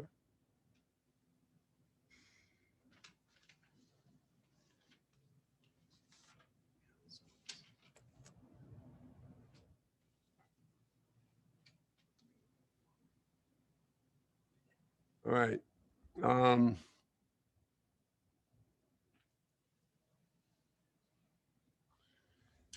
So the new entertainment license for the new business was issued on July 21st, correct? That's, I believe you're correct, but it wasn't issued to me, so I'm not sure of that. So is it, let's assume it was issued on July 21st. Is it safe to assume then that you had no outdoor entertainment license, and the only outdoor entertainment license that existed was to the new business that apparently got licensed on the 21st? Correct. But the ownership hadn't transferred. Correct. Okay, that's. And I believe the liquor license. Say this is confusing? Because it is. All right, so I have the license in front of me.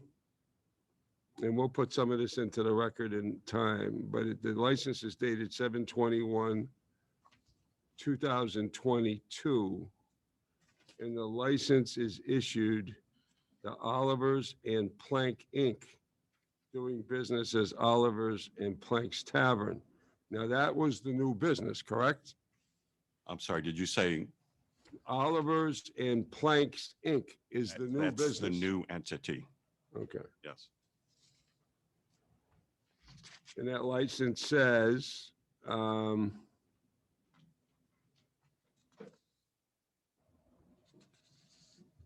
outdoor two-piece acoustic only, Thursday and Sunday, 5 PM.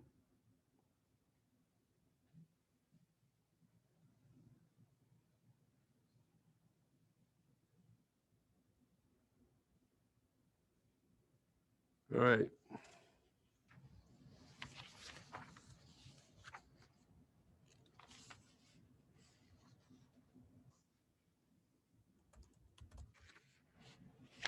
That's on the weekday entertainment license. And then on the,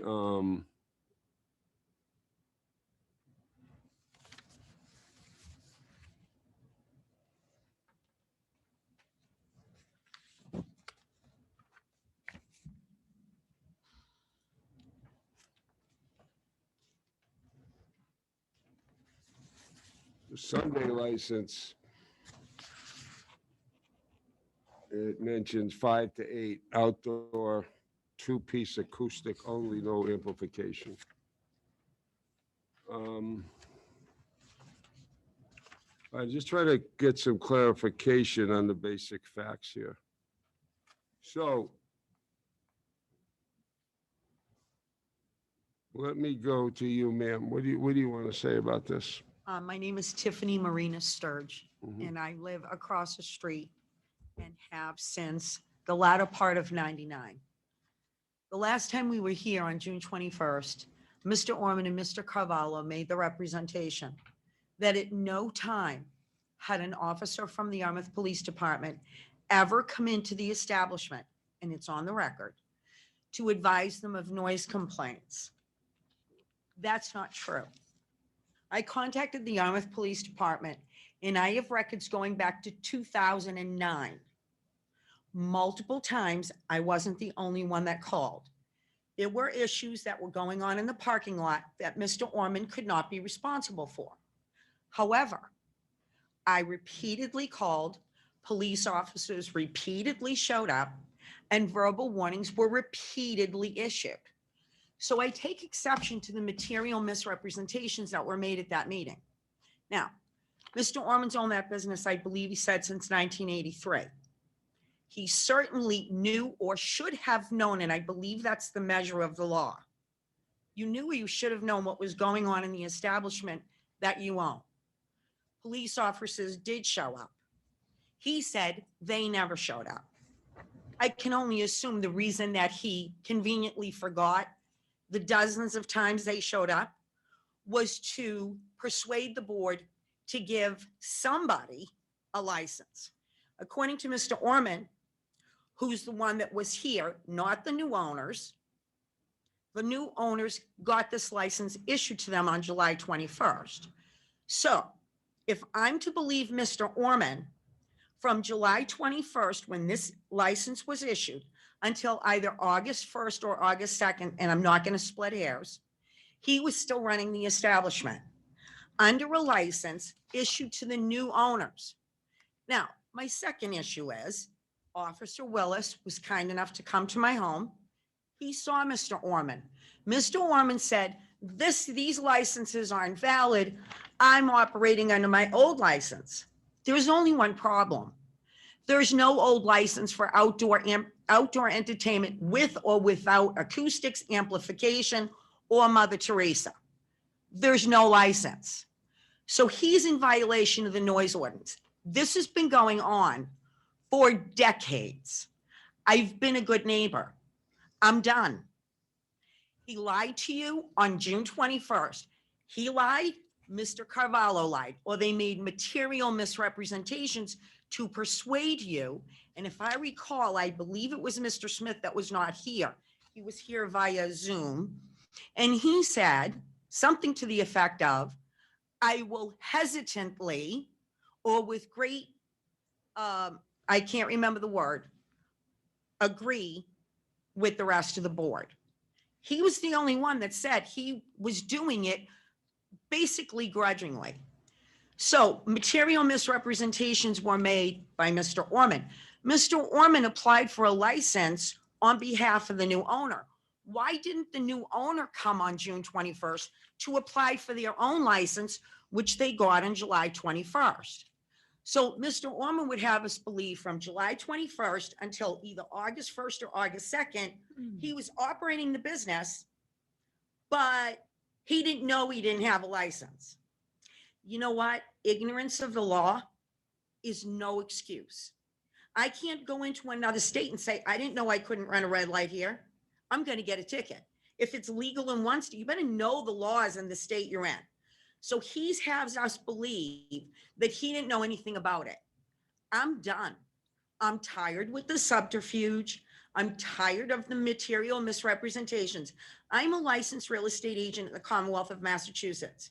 If I would have put my house up for sale and Ms. McGurran came to my home and she saw all of us across the street and she were to ask me, tell me, do you have any problems with noise coming from that establishment? If I lied, I would lose my license. I would have to tell her yes, and I would have to disclose that I have almost 2 decades. These don't even go back as far as they should, but this is all the police department could give me, was from 2009. I've lived there since the end of 99. I have been complaining. I complained while my husband was dying. I had to shut the window. When you're a woman of a certain age and it's July and you have to shut the window and you can't have the air conditioner on because your husband who's dying doesn't like air conditioning, let me tell you, not a lot of fun. You don't get a lot of sleep. They have severely and negatively impacted the quality of my life. When I spoke to Officer Willis, I told him when I came home from a service, my neighbor and I were standing in our respective yards. We could hear music. I went into my house. Now, granted, my front door was open, but it's July. I could hear the music. I went out on my back deck. I could hear the music. I told my neighbor, I'm going over to videotape it because unless I have a video, no one's going to believe me. And I videotaped it. And I gave a copy to Officer Willis. Now, Mr. Orman also misrepresented the truth to Officer Willis, which I take great exception to, because I believe that in any conversation with anyone, whether it's before this board or with the Yarmouth Police Department, I have a duty to be honest. Mr. Orman wasn't.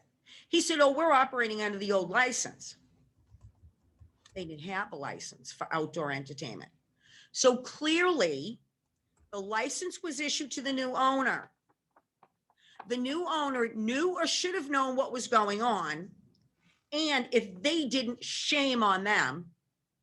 But Mr. Orman knew. This has been going on for too long. I'm not putting up with it anymore. I'm done. By the way, last time we were here, Mr. Orman made the representation.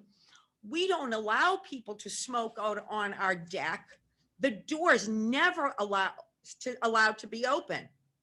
Within 3 minutes, and y'all can go look at the video, his own manager, who I believe is now the manager of the new folks, said at this meeting, the only reason the door would be open is if people were coming in from smoking. Really? Listen, you want to tell a lie? Y'all better get your story straight before you go in and make pronouncements at a public hearing. My story hasn't changed because it's the truth. I'm not putting up with it anymore. I want the license revoked. His, and I don't mean to use this pun because it's politically incorrect, his rights or their rights do not trump mine. I'm done. So I'm asking the board to permanently revoke the outdoor entertainment license. They don't need it. It is not a boon to their business to have outdoor entertainment on Thursdays and Sundays from 5 to 8. I think their patrons will survive. The indoor entertainment license, they got it. I'm not going to put up a stink, but I will tell you that I will be over there and I will be checking to see if that door is open. And every time it's open, the Yarmouth Police Department's going to get a phone call. And then I'll be back here and I'll ask this same board to revoke the indoor entertainment license because they didn't lie to you once. They lied. He misrepresented the truth twice. His own manager contradicted him. And he says to the officer, which he knew wasn't true, oh, I'm operating under the old license. You didn't have an outdoor entertainment license. So you were in direct violation of the town ordinance. Okay, thank you.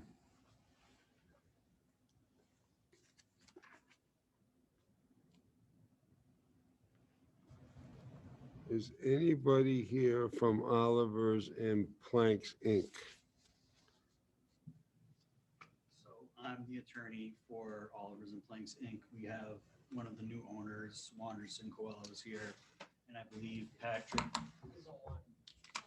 Okay, so, I'm happy to get up. thank you. Yeah, you may be called back. I don't know. It's We'll see. fine. We'll I see. just would like to Thank give you. someone else the opportunity. Are you gonna have any witnesses? Give testimony, or do you want to, why don't you come forward? Introduce yourself for the record, who you're representing. Say what you want to say, and then we'll make a determination whether you need to call anybody. How's that sound? Sounds fair. Go ahead. So my name is Attorney Adam Sloan. Good evening, everyone. Nice to see you again. I represent Oliver's and Planks Inc. I was here a couple times. First, there was for the initial liquor license and entertainment license hearing, and then there was a second hearing about the pledge. If you guys remember, we were back here a second time for that. So I think this is a little bit of confusion. As Mr. Orman said, the business hadn't changed hands yet. He was operating the business as he has been for You involved in the closing and the sale? my boss, Attorney DeYoung, was handling the closing. I was just assigned to do the liquor Yeah, go ahead. license piece. So I wasn't really, I did help in some aspects of the closing, but I didn't really handle the closing. It was my boss. But I do have the settlement statement if you would like to see it. I think I have seen that. Okay. So 882 on that? it does, it says 8-2. Yes. Northern Bank and Trust Company, Woburn is where it took place, I believe. So Let's assume and it's an assumption. We haven't got into fact finding yet conclusively. Let's assume that that business was sold on August 2nd, retroactive to August 1st. Okay. As Mr. Orman states. So on that basis, go ahead. So my argument is that the business hadn't changed hands yet, and it was being operated by Mr. Orman the same way it had been operating the entire time that he's owned it since 1983. And he was, this issue with the lack of outdoor entertainment license, if the board remembers, didn't really come up until I had applied for the new entertainment license on behalf of Oliver and Planks Inc. And I think we were all surprised to kind of find out that there was no outdoor entertainment license previously. I think it was sort of an innocent mistake that it was found that there was no outdoor entertainment license. I believe Mr. Orman had been having outdoor entertainment on that deck with the understanding that it was part of his entertainment license. And so when we applied for the new entertainment license, that's when we realized, oh, there's a separate thing that needs to be figured out in terms of this outdoor entertainment. And we had some complaints, and we had the public hearing, and that's when we came up with this compromise of trying to have some music, but maybe we'll have it not amplified. And that's when we came up with this new plan for this July 21st license.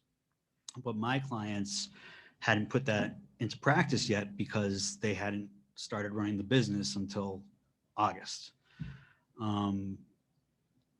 As far as the So you agree with Mr. Orman that your clients were not running the business prior to August 1st? Correct. Okay, go ahead.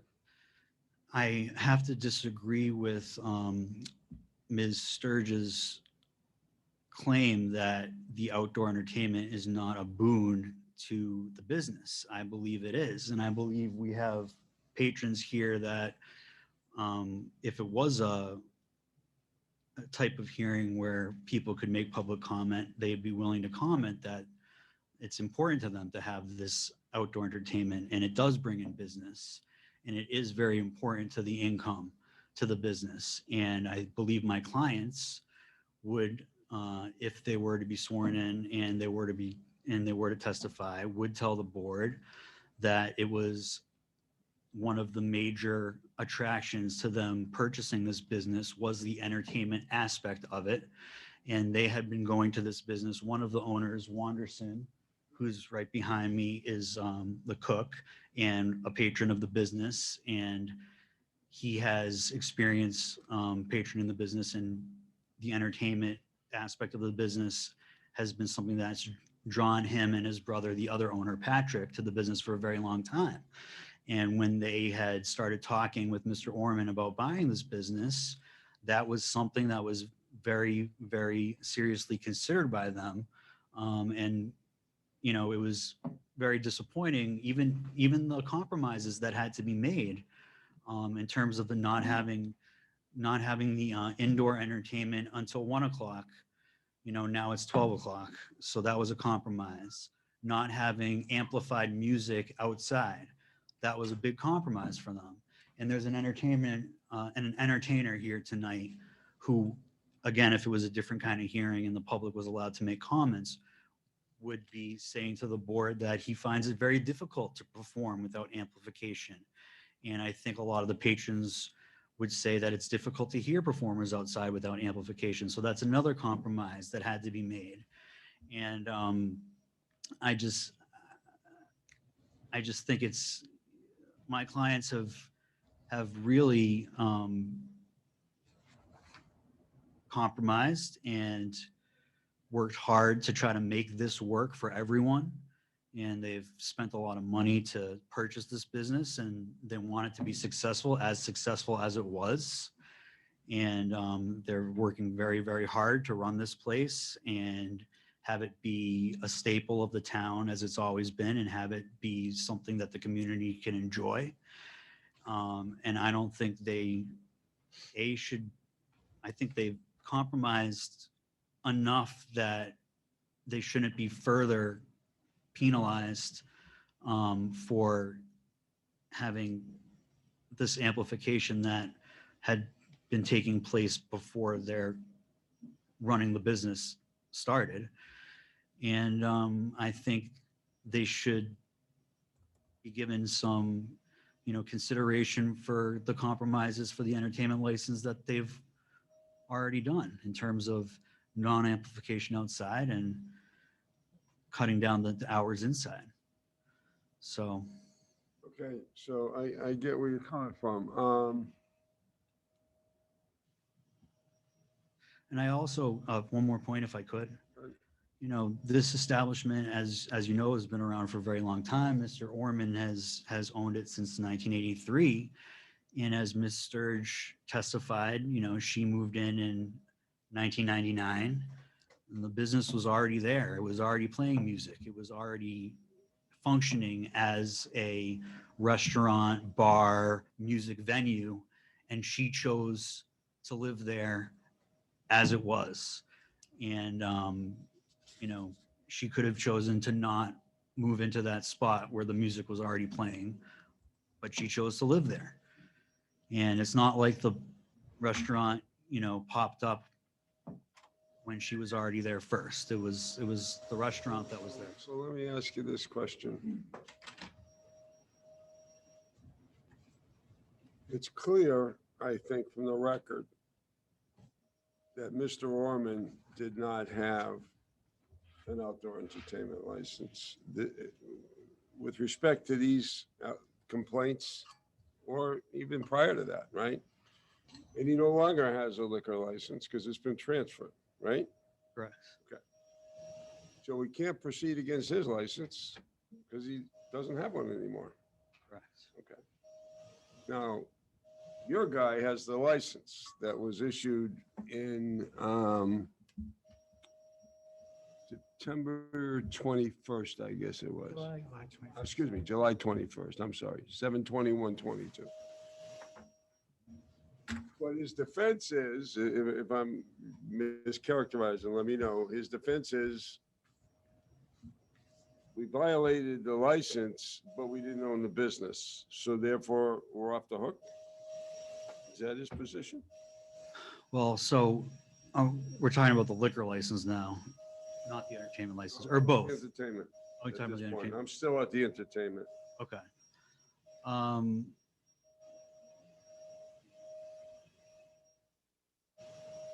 It's a catch 22. I see what you're saying.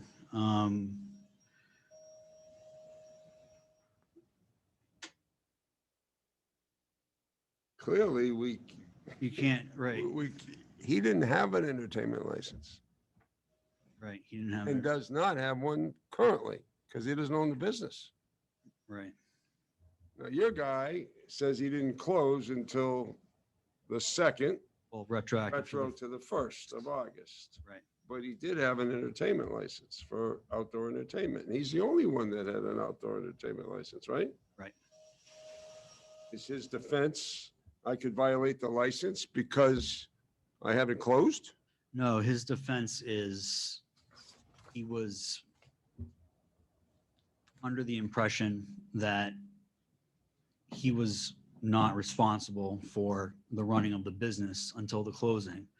So he wasn't in charge until the 1st, and he wasn't calling the shots. And if he was calling the shots, he wouldn't have had the amplification.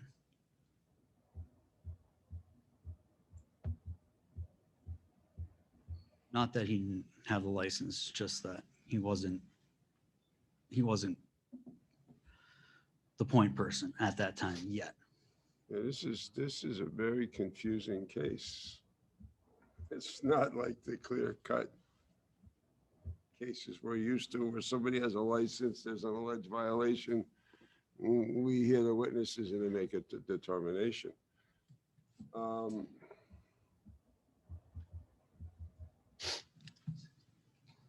I want to make this clear.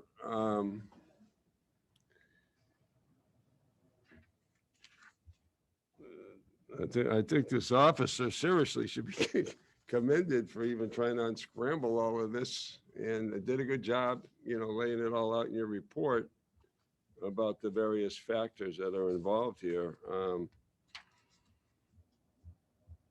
you have any witnesses you want to call?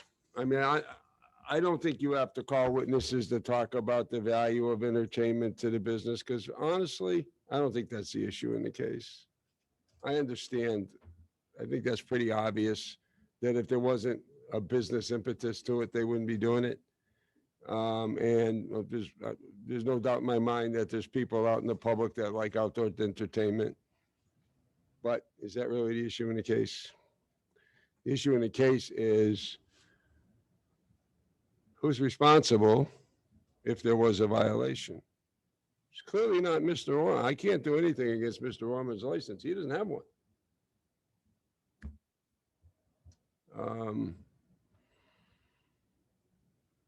But the thing that's we have to wrestle with, and I'd like you all to be considering this, is if the new business was licensed prior to the closing,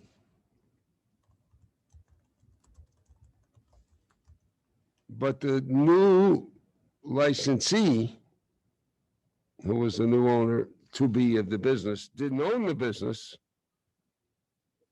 should we be taking action against that license, that entertainment license? That's really what we're here to decide. But aside from, the value of entertainment and people in the public that like it, again, I don't think, I'll listen to you if you want to call those witnesses, but I don't think that's going to make a difference either way.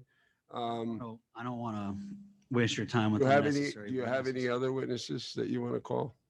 No, I would just, and I'd hate to try to stump the board with some sort of, hey, you can't take action against us because we didn't own the business. I'd hate to try to catch the board in some sort of legal quagmire to get away with something. So what I'd suggest is, could we try to come to some sort of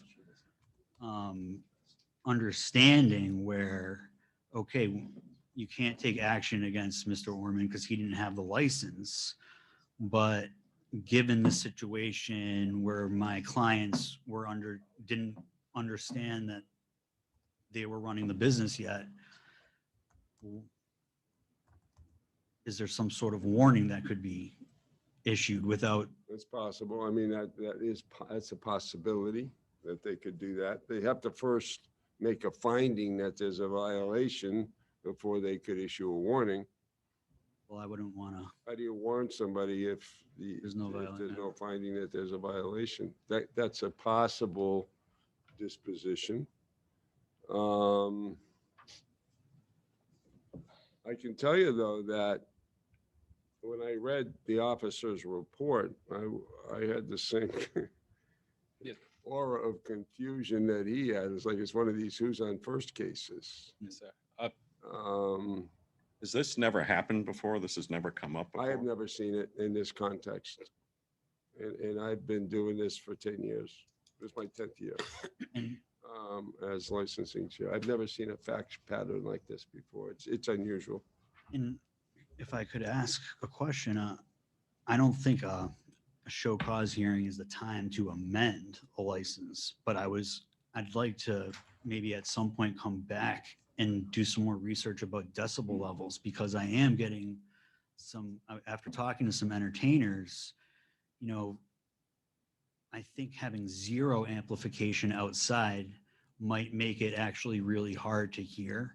So if I could come back with some sort of I think 60 decibel levels might be something that people could hear, but not disturb houses far away. I'm just trying to come to some sort of resolution that would work for everyone.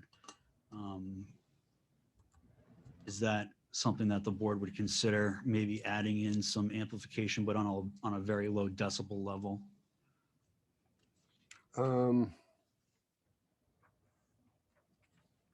That would be the subject of another hearing, and we'd have to give adequate legal notice and stuff. I figured.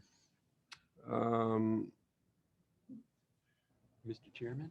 Yes. May I ask a question? You certainly can. Dakota, do places of business have two licenses issued, two liquor licenses and two entertainment licenses to two different owners? No, once the transfer occurs, then that original license is. Right. So Mr. Orman was operating the place without a license. Technicality, yeah. Not a technicality. He was operating without a license. Were the new owners covering and You're talking about allowing an entertainment Mr. license, right? I'm talking about the liquor license and the entertainment license, both. Because they both would have been extinguished when the new license was issued. When was the new liquor license issued? July 28th, July 28th. Same Okay. date? picked up and issued on the same day, Was issued the same date? Okay, so 28th. 28th. Okay, go ahead. So just a couple of days different. So were the new owners of the place allowing Mr. Orman to operate under their license? They would have had to, because otherwise somebody's operating without a license at all. So, And therefore, in my opinion, in my humble opinion, the new owners are responsible for whatever violations happened. That's my opinion. And I'm sure that the chair will have some other comments and the rest of the board will as well. At But that point, for they right were now, not the new owners. excuse me? But at that point, they were not the new owners. But they had the license. So in order license for you to operate, you would have had to operate under their license with their agreement. The chairman says he's never seen this before. I've seen this several times. That a new owner comes in, the license is issued on X date, the closing is a week, 10 days later, and during that interim period, if the old owner is going to continue to operate it, he operates it under the new license. I think And with the that's something Yarmouth should clarify. and When- announced to. Okay, I asked Dakota and a business would get 2 licenses. She said, no, only 1 license is issued at a time. Correct. So I would think that you would Because the understand. premises are 'cause licensed, not the owner. The premises are licensed. Premises are licensed. And so, You're beyond my knowledge or technical. I don't know the answer to that.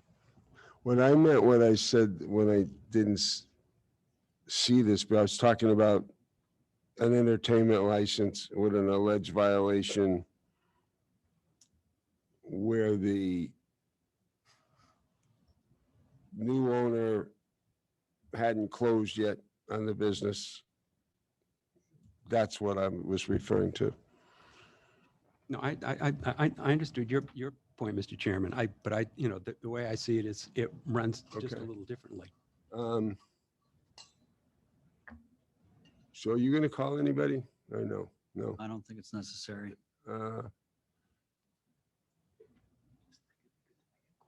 Officer, do you have anything else? So the only thing we had added is the general observations at the conclusion, if you'd like to hear that. At the conclusion to my investigation. Go ahead. It's not really conclusions as much as the general observations made. Although it is clear that outdoor amplified music did occur on multiple dates, it's unclear to this officer which business entity is responsible for the potential license violation occurring on July 31st, 2022. Oliver Orman Inc., Dale Orman manager, is clearly responsible for the potential violations. Sorry, excuse me. Yes, is clearly responsible for the potential violations occurring on July 7th, 2022. If the licensing authority determines that Mr. Orman's statement about the business changing hands on August 3rd to be true and accurate, then Mr. Orman's business, Oliver Orman's, could be responsible for all of the potential violations. If the licensing authority determines that Oliver and Planks Inc., Wanderson Coelho, I hope I pronounced that right, business with Michael Carvello, manager, is responsible for all activity on premises on and after the date of July 21, 2022, which is the date of the town of Yarmouth issued entertainment license to Oliver and Planks, then this business could be held accountable for any violations determined by the licensing authority which occurred after that date. The same holds true for the potential alcohol license violation. Okay, now let's just briefly, because on the alcohol violation, Yes, sir. you said that there was a person that was in charge of the business that was not on the list as a manager. Yes, in regards to that, the potential violation, the person in charge of the premises on the evening of July 31st in East Britain had not been provided to the licensing authority as a named assistant manager under either license. Okay, go ahead. Can we speak to that? Yeah. Dakota can clarify that we did notify the town on March 17th, and her name was on that list as of March 17th. You want to say something? Me? Yeah. Yeah, I was going to reiterate what he said, and what I was going to say is we provided the list of managers to the ABCC via Dakota, and also as far as the manager for the liquor license, it's Michael Carvalho. Like, that hasn't changed. So it's not like there's a new manager for the liquor license that we needed to update with the ABCC or anything like that. This was just a shift manager, and she was on that list that we provided. She was what? On the list that On we the provided. list? Yeah. Mr. Chairman, Dakota verifies that she was on the list, so there's no need to go forward on that. No. So the list needs to be updated or not, or is it updated? If it's up to date from March 17th, then we're good. But it's just Have from any March changes 17th. since March 17th? Changes at this, no, that list is accurate Okay, to. so My Dakota- apologies, Mr. Dakota's Chairman. saying we don't have to go forward on the alleged violation on the manager because that name was provided on March 17th. So I just want to put that on the record of why that's not being addressed. Actually, I have one witness. Go ahead. Okay. Has he been sworn in? Not yet. Okay, raise your right hand. You swear that the evidence you're going to give in this hearing will be the truth and the whole truth and nothing but the truth, so help you God. Okay. I just want to say I've been working for Mr. Delwoman for the past 17 years, and I have a huge respect for him. So for us, me and my brother, until the transfer was finalized, we didn't feel like we were the owners yet. So that's why we didn't have no power to tell Mr. Dell what to do before August 1st. So that's my point. Okay.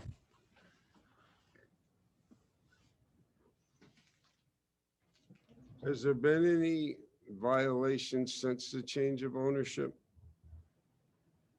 that anybody's aware of? Not to my knowledge, sir. You've not gotten any complaints since then, since August 1st? Me personally, as a responding officer, I have not responded to Oliver's. Okay. Ma'am, do you want to say anything else? Yeah, I do. The last hearing that we were here at on June 21st. Would you like this? Excuse me. Mr. Orman came, and I understood this to be his attorney. Maybe that I was incorrect, but if the license changed on the 21st for the entertainment, and Mr. Coelho was not the owner, it was still his license. It's immaterial whether it was Mr. Orman that was operating the business or Mickey Mouse. The license was issued to him and his brother. It was corporation, yes. It was corporation, okay. Not to Mr. Orman's license went out. Correct. So from the 21st of July until either the 1st or 2nd of August, and it's immaterial which date you want to choose, they knew or should have known you're paying millions of dollars for a business. The contract that you folks have between Mr. Orman's company and Mr. Coelho's company refers to licenses. It does not specifically refer to entertainment licenses. So, you know, on June 21st, my question is, why would Mr. Coelho not have been the one sitting in that seat and not Mr. Orman? Because it was his company that was applying for the license. I'm only talking about the outdoor entertainment. I don't care about the liquor license. I'm not here to ask for the liquor license to be revoked. I would never do that because I have no basis of fact on which to ask that. But it did not specifically say in the contract, at least the one I read, that was provided by the town, that Mr. Orman would get licenses, specific entertainment license for the new entity. If they were applying for that license, then when it was issued on July 21st, regardless of what he says about compromise, ladies and gentlemen, I've been compromising for 20 years. I'm done. He wants to say, oh, well, we went from 1 o'clock to 12 o'clock. And we're only doing 2 days a week on Thursday and Saturday. That's just such a huge compromise. Really? I've compromised for 20 years. Mr. Orman made material misrepresentations on the 21st. He told you the police had never been in that establishment. I have proof from the police department, decades of logs that they were. Then he said no one smokes on the deck. His own manager contradicted him. That's not true. Even Ms. McGurran said, well, if there's a door open, that's a violation of the town ordinance. We would have, and I ask you to refer to the video, we would have to make sure that door remained closed. That was her concern. So because you're ignorant or there was a misunderstanding or you made an assumption, I have news for you folks. If I was playing music in my backyard really loud, police would be at my house. And I wouldn't have been given a verbal warning. I probably would have been fined. I probably would have seen Officer Willis at my house saying, Mrs. Sturge, you're violating the town's noise ordinances. You have to turn the music down. I'm done with, there's a set of rules. They just don't apply to them. Seems like they only apply to people like me. So whether they knew or didn't know, whether this gentleman left it in Mr. Orman's capable hands or not, there was no agreement. They don't even say there was an agreement. They didn't close until August 2nd, retroactive to the 1st, but the license was issued on the 21st. So that new company is responsible for whatever he allowed to happen. That's my point. And I think it's very well taken. And I am asking that the outdoor entertainment license only be revoked. Okay, thank you. Why don't you give me, do you have a copy of that closing statement? I'm gonna put some documents into the record just in case there's an appeal. So here's what I'm gonna do. I'm gonna put the oh,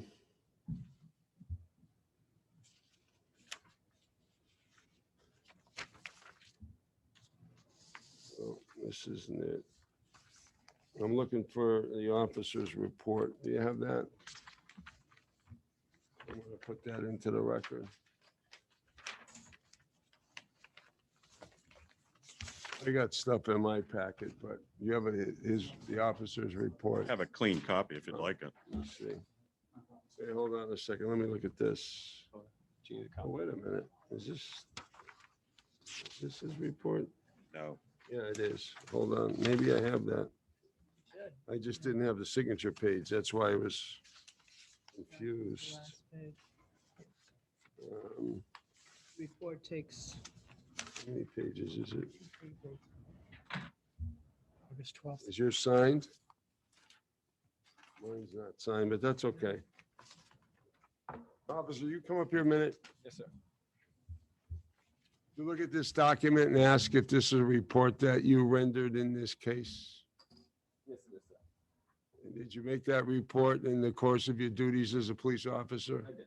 Did you make it in good faith? Yes, sir. And are the contents of this report as the best of your ability, true and accurate? Yes, sir. Thank you. All right, so that's going to be exhibit. We'll use letters A, officer's report, all right? Now I want to put the license in, which is the license dated July 2102. It's talks about it's for indoor entertainment and also outdoors for two-piece acoustic only Thursdays and Sunday 5 to 8. That's going to be exhibit B.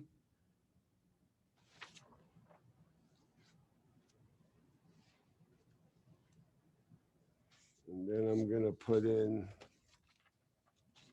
the license for Sunday entertainment to Oliver's and Planks, Inc. For outdoors from 5 to 8 p.m. Two-piece acoustic only, no amplification. That'll be exhibit C.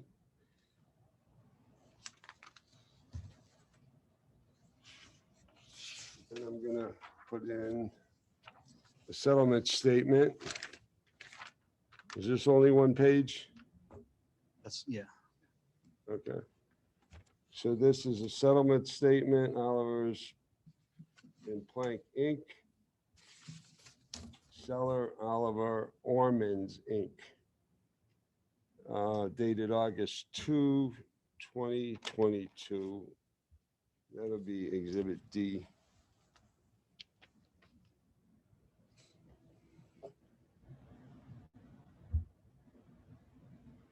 Okay. I think we got that. I'm gonna pass those over to Bob.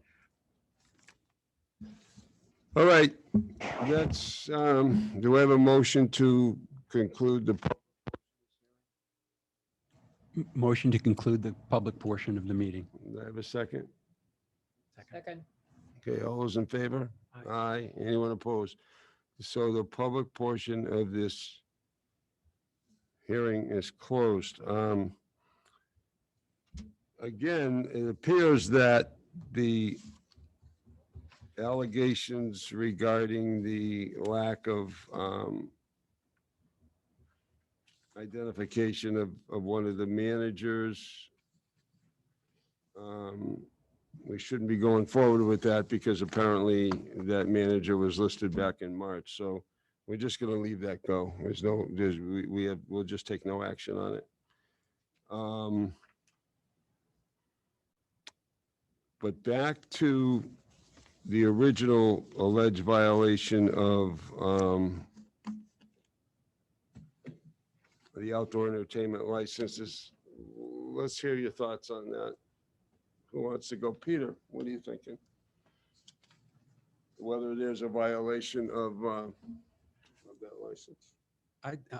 I believe there clearly was a violation of the license, of the entertainment license. No one has contradicted it. So I believe that very definitely there was. It may have been inadvertent, but it still was a violation. Okay. Dorcas? I agree with what Peter said. Dan, what are your thoughts? It's disappointing, frankly. You know, I remember the hearing very well. I remember the fact that you talked about compromise. And yes, there's compromise on both sides here. And we talked about creating a track record, right? And this was not the track record you wanted to create. It's clear to me there's a violation. What's unclear to me is the responsibility. And maybe this has been answered, but please help me with this. And maybe we need a legal opinion, but when does a license become effective? On transfer or on issuance? Issuance. Issuance. Issuance. It's clear. There's Okay. no question about that. Okay. So we are operating with the new owner's entertainment license. It's clearly a violation. It was a knowing violation.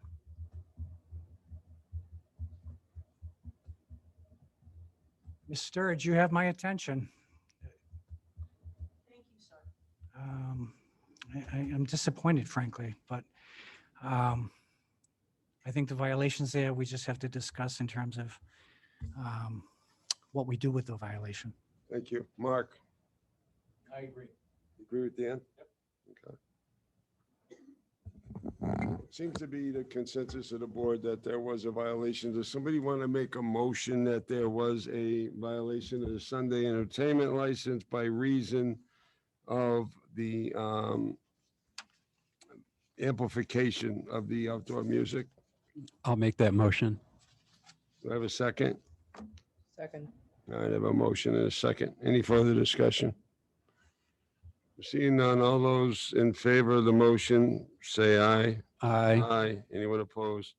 All right, so that's unanimous by a vote of 5-0 that there was a violation of the outdoor entertainment license. So now the question is, what do you want to do? Council for the establishment is recommending a warning.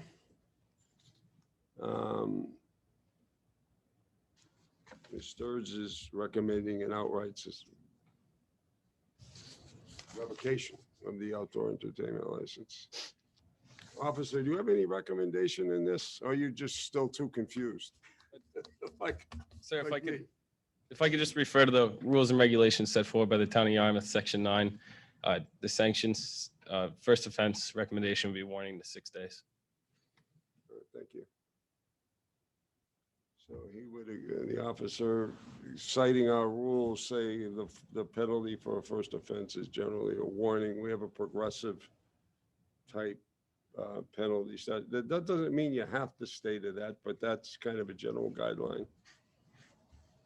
So let's talk about that. What do you think is a appropriate disciplinary resolution of this issue, Mark?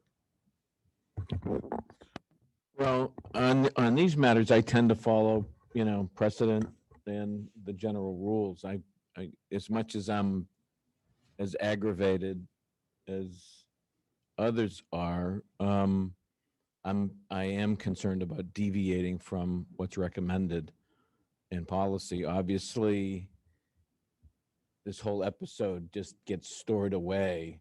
I mean, this is just something we're not going to forget, and it's part of the institutional knowledge, particularly with this license in this establishment. So, which is unfortunate, but that is the case. But I wouldn't deviate from what's recommended in our requirements, as much as I'm uncomfortable saying that. But our recommendations are we should stick with them. If we want to change them, and then we should do it.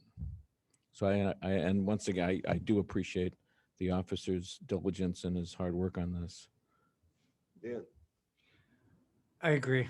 I think warning is probably the correct first step. There's enough murkiness about this whole situation in terms of the new owners understanding and culpability in all of this that I think a warning is appropriate. Dorcas? I agree. I think I agree with what Dan's saying. I mean, there's just so much confusion in this that I think that we should go forward at this time with a warning. Okay, Peter? I, it, a warning. And but if there's anything else, noise, doors open, this particular person will be very much attendant to what's happening at the location. And I've eaten at your place several times. I've always enjoyed it. The food's always been good. I will continue to eat there, but please, for the new owners, follow all the rules, know the rules. You've got a good attorney, follow your attorney, and make sure you're following all the rules, because I don't think you're going to see niceness out of this group if you guys were to come back. Okay, just a couple comments. I think the board did a good job figuring this case out, especially for laymen. I mean, I do. I think they've done a very, very good job sorting out all the facts. And the thing that's bothersome to me about this is we went through great pains to negotiate this license. And there was a lot of give and take. And there was a lot of time spent on what she could live with, what you could live with. And it's very disappointing to me that within a short period of time, we're back here again. But we do, under our rules and regulations, have a progressive disciplinary approach to things. First time generally does warrant a warning. Second time, probably not. But I also note that there apparently has not been any violations since this, and I'm encouraged by that. I think that shows some effort on the part of the owners to avoid problems. If that continues, this should be the end of it. We shouldn't be back here anymore. The neighbors should be able to enjoy their property. I mean, I understand the restaurant was there first, but that's one factor. The other factor is it's a residential community, and you're trying to reach a balance, and that's what it's all about. And that's what we tried to do at these previous hearings. We tried to be fair to everybody. We tried to take the business's needs into consideration and the neighbors' needs into consideration. And, but again, I think the positive that comes out of this for me is that this has not been a continuing problem. So that's very good. So do I have a motion to issue a warning for the violation that the board found? So moved. Do I have a second? Second. Okay. All those in favor say aye. Aye. Anyone opposed? So that disposition of a warning is by unanimous vote of the board. Thank you very much. Thank you, Mr. Orman. Mr. Chairman. Thank you, officer. Thank you, sir.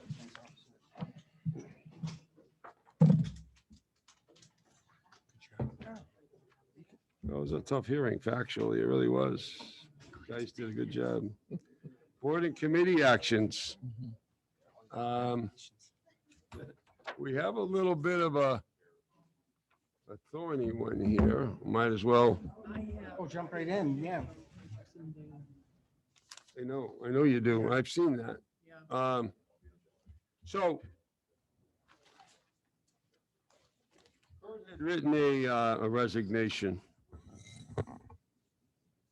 And then he notified the board, I guess, and the administration. When was this? Yesterday? Yeah. Or no, Monday. That was yesterday. That was yesterday. You're right, Monday. He says, I wish to rescind my resignation from the Water Resource Advisory Committee. So what do we do with that? You ever see that before? This is a night of firsts. I mean, can we accept someone's resignation when they rescind it before it reaches us? We don't have to accept it. No. No, No, we just don't. no, We just don't take it up. yeah, We just ignore it. yeah, I would. I would as well. Was there a subsequent notice that's basically saying wish to be reappointed, or just I rescind that? I rescind. So Doesn't it's- he exist. nullified it. He nullified it. Yep, that's my interpretation. Mine as So well. And I we think the move on. bylaw, and I think the bylaw, and again, it's been a long time, but I remember a town meeting when they enacted it. The only way you can remove somebody if they don't resign is for the board to take some action against. Yeah, and I'm not sure, quite frankly, if he didn't rescind it, I'd accept it. No, All right? I'm with you on that one. Yeah, no, he's done a great job. I know at the times Superb get job. frustrating and it's difficult for him, but he's done a fantastic job. We're at a very important point here. I think we had a great meeting with the business community. And I think Kurt has had a lot to do with our success. So I know it, every now and then I've lashed out and I've threatened to quit things, but after a while, I've changed my mind. I think, I think it would be a mistake to take this up. So Just pass on it. I'm just passing. I would pass on it, Mr. Okay, Chairman. Dorcas, anything else? Not at this time. All right, thank you. Approval of minutes, March 15th of 2022. Mr. Chairman, I'd like to move that we approve the minutes of March 15th, 2022. Do I have a second? Second. Okay, all those in favor say aye. Aye. Anyone opposed? I abstain. Okay, Dorcas abstains. It passes by a 4-0. Oh, Dan abstains? I was absent. So that's a 3-0-2 abstention vote of approval. Upcoming agenda review.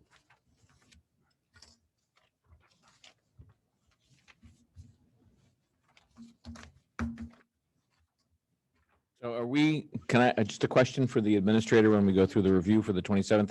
Is Mass DOT still on? Okay, I just got a email from Engineer Broderick on the case, and he's indicated that he's not prepared to make any public presentation, that they have some additional process that he neglected to go through with the state that means that the recommendations that they had right now are very preliminary, and he's not comfortable discussing those in public. He has to get permission, I see. and he's asked that he be removed from the calendar. And Has he given us another date? no, So that's off, right? Yeah, Okay. it's just a significant. I have one to put on. We can put on the town administrator Review. Review. annual review. We'll be ready to go on that one. For the 27th. Yep. All right. Well, we've got to, I mean, you know how important it is to get DOT in here, right, Bob? So, we have a problem with DOT. We had our preliminary meeting. There were, a lot of detailed recommendations. I had the staff fully organized. We met in the intermediate time to sort of process those, prepare, for the board. And, if you recall, we were supposed to meet with them this evening, and DOT called right before Right. the last meeting, asked us to postpone it. So we said, fine, set up, we have a meeting that was tentatively set up with the DOT this Friday to get a revision. And then out of the blue, we just got a note in yesterday, I think it was, saying that they were not comfortable presenting in public their preliminary information on the plan, which calls into question, whether a plan actually exists on their part for, the Route 28 project. If you recall, like what they had told us, that there was initially a number of years ago, a project to resurface. Right. And then they took a look at that. They decided that because of the status of the traffic, that they needed to expand the scope of that to have some traffic mitigation issues, look at the intersections, look at some complete streets design, and they started that process, made some preliminary presentations, and then sent us a letter saying that there was a significant new state policy that required them to get approval on their designs before they presented them in public. So they were prevented from presenting their preliminary design. Bob, can you put pressure on them to give us a new date? I mean, I'm sure you were planning on doing that anyways, just to reiterate it. Yeah. Absolutely. We're Well, you've got our, completely perplexed. I think by- you've got our full support.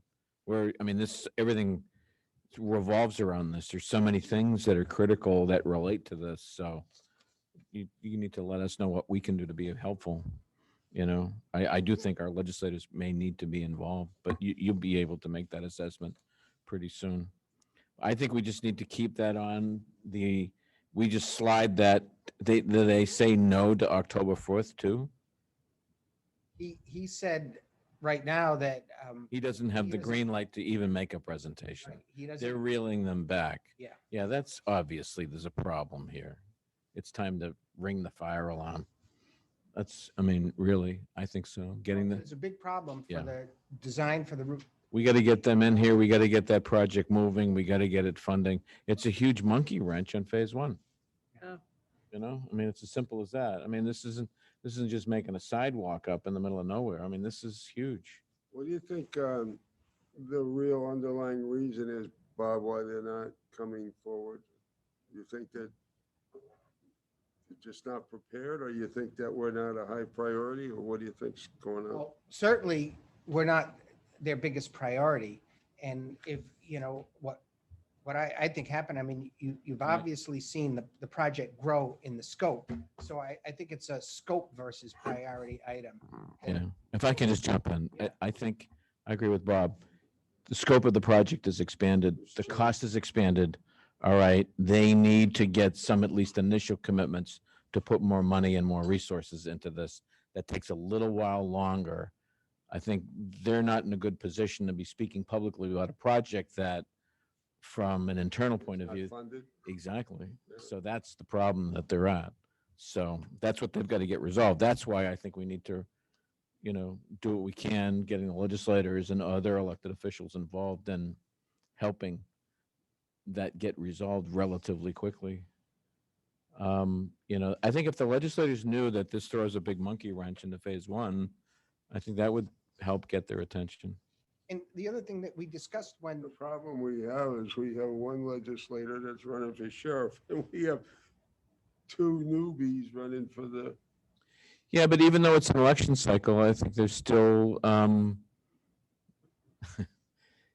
even though there's an election cycle, people, will respond to calls. And the fact that it is an election cycle sometimes incentivizes people more to get results. You know what I mean? So I think it's time to get them engaged in this. I think that's the problem that DOT has. The scope of it is expanded. There are more items that are on the list, and the price tag accordingly has gone up. That's why it's dropped out of the tip. It's dropped out of the process, and I think we're in trouble unless we step up and really get the elected officials engaged. I'm very worried about this.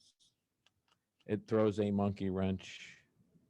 I regret to say. No, it does. It does. Well, the thing is, this is also is even under the best of circumstances, if this thing was fully supported at the state level, based on the scope of their design, the required steps to do that, the right-of-way issues, there's little or no chance whatsoever that this project could be dovetailed to meet the timeframes of the town's wastewater project. No. So the only hope I think that we have, and this was discussed at the meeting that, that we had to prepare for the meeting in front of the Board of Selectmen, and the DOT raised it as well, is that they may have the authority to split off the scoping on this project for utilities only, which would be the underground utilities, which would divorce this design from the utility project.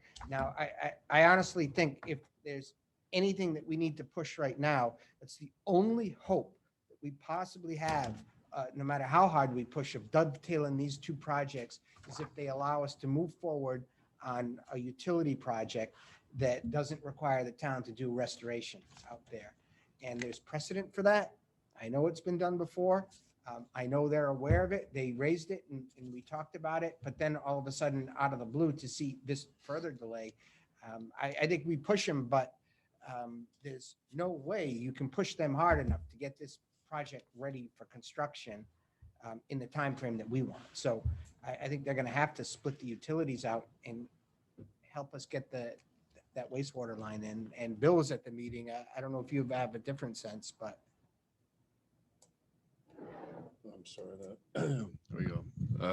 I think that it's important to look at it from the perspective of moving ahead with wastewater, as you said, Bob, and make sure that we don't have the additional costs associated with, bringing the pavement back and everything else, that take advantage of the DOT offer to do the project. But right now, doing the wastewater and moving forward and letting DOT try to resolve these issues is probably the best way to do this. The only delta really is going to be the base coat and the top coat on the trench. And because we still would have paid for the utility going in the ground and everything else. There's an economy of scale, but DOT run projects are usually a little bit more expensive because they have a lot of oversight and other things involved. So I don't know. It's the delta between what it would have cost with them and without them, but delay is a delta that we need to look at because if we delay, that's just going to create more costs for the project.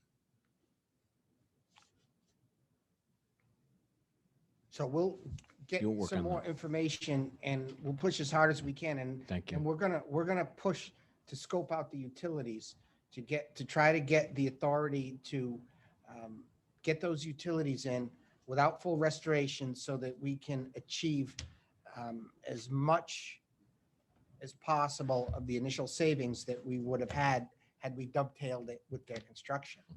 But lining up the construction of this, the design first and the construction of this project with the wastewater, I don't think is possible.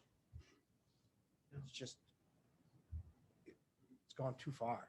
Would this utility phase be part of their overall master design? You're just gonna. Just break out a that section. off? Yeah. Break it off, let them keep the design rolling, and then we'll just do a That makes a lot of sense. scope on the utilities. Yeah, that makes a lot of sense. They want to help us. That's a good way they can do it. That's a way they can help us. I like that. Anything else on that day we should talk about, Mr. Chairman? We got a new wine and malt. That's going to be a lot better than tonight. I like the new ones. But I have to commend the board. That was not an easy hearing. There was a lot of confusing facts in there. And I think you guys did a good job unraveling it all.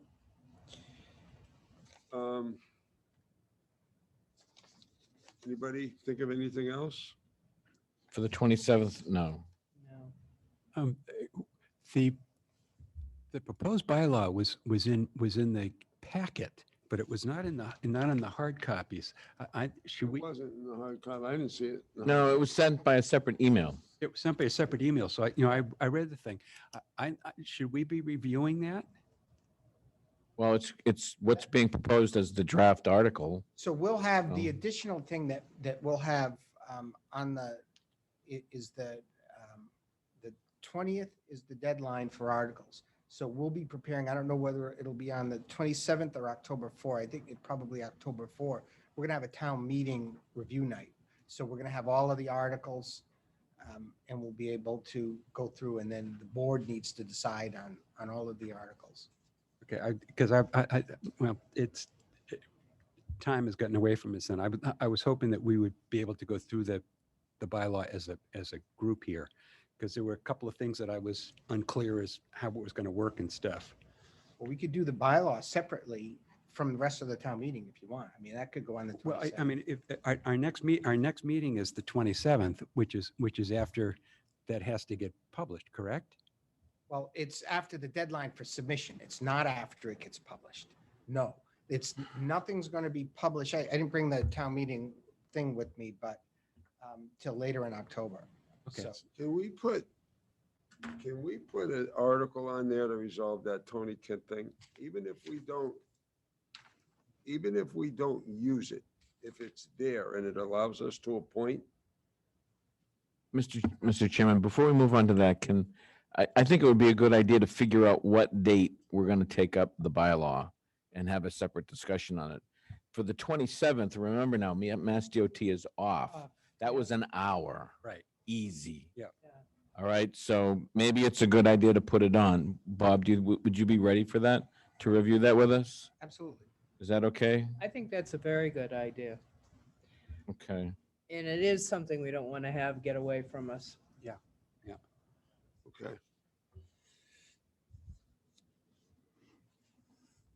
Now, on the other item involving the Tony Kent Arena, Why don't we just put something on there allowing us to appoint, and then if we decide to do it, we can do it. And if we decide not to do it, we don't have to exercise our authority. yeah, I mean, I would be looking at drafting something with town council's help. Yeah, of I mean, course. town council's gonna have to review the articles anyways. Bob, can you It's have just a, town council do something on that one? Because he's got the materials, doesn't he? Yes, he does. The background Yeah. materials. this reminds me, when I was, Seems to me this is a simple thing. We can just put the bed down forever. well, it's just a question of how you construct it. It really is. You know, in the town of Natick, there was the Leonard Morris Library, but the town picked trustees to serve on the library, and it was separately incorporated, but it was affiliated with the town.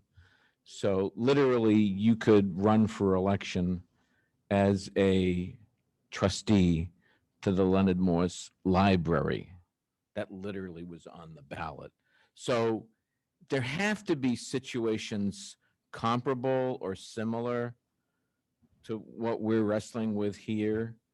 It may be that maybe council hasn't had a chance to put enough time in to find a creative way to try to address this. I thought tonight's discussion was very, very helpful. It explained a lot of things. It did, and Bob did a good job digging out a lot of the background documents, some of which the judge kind of overlapped what Yeah. Bob was doing, and I give credit to Bob Lawton because he kind of gave us a little bit of an impetus to go forward, and he said, "Hey, you know, they gave land, but we gave money. We have." Right. Implying we have a vested interest in this project. Right. There's got to be a better way through town meeting to address this and resolve it. I agree with you on that. I'm still not I'd like to see some work done on it. Yeah. Without us trying to craft the language here tonight. Oh, no, I don't mean us doing it. I think. I'd like to see council work on it. Like I said, there are other boards and groups that I know towns have had close relationships with. There's got to be something similar to this, and that might offer a pathway. That's what I'm hoping for. Do we have anything to do with the Yarmouthport Library and their trustees? Because that's a separate entity that we pay for. See, that's a very good question. Which library? Yarmouthport. Yeah, that is separate, isn't it? That's an independent library. But what, do we pay like out of CPC funds? No, We don't have any ongoing budget, do we? for them?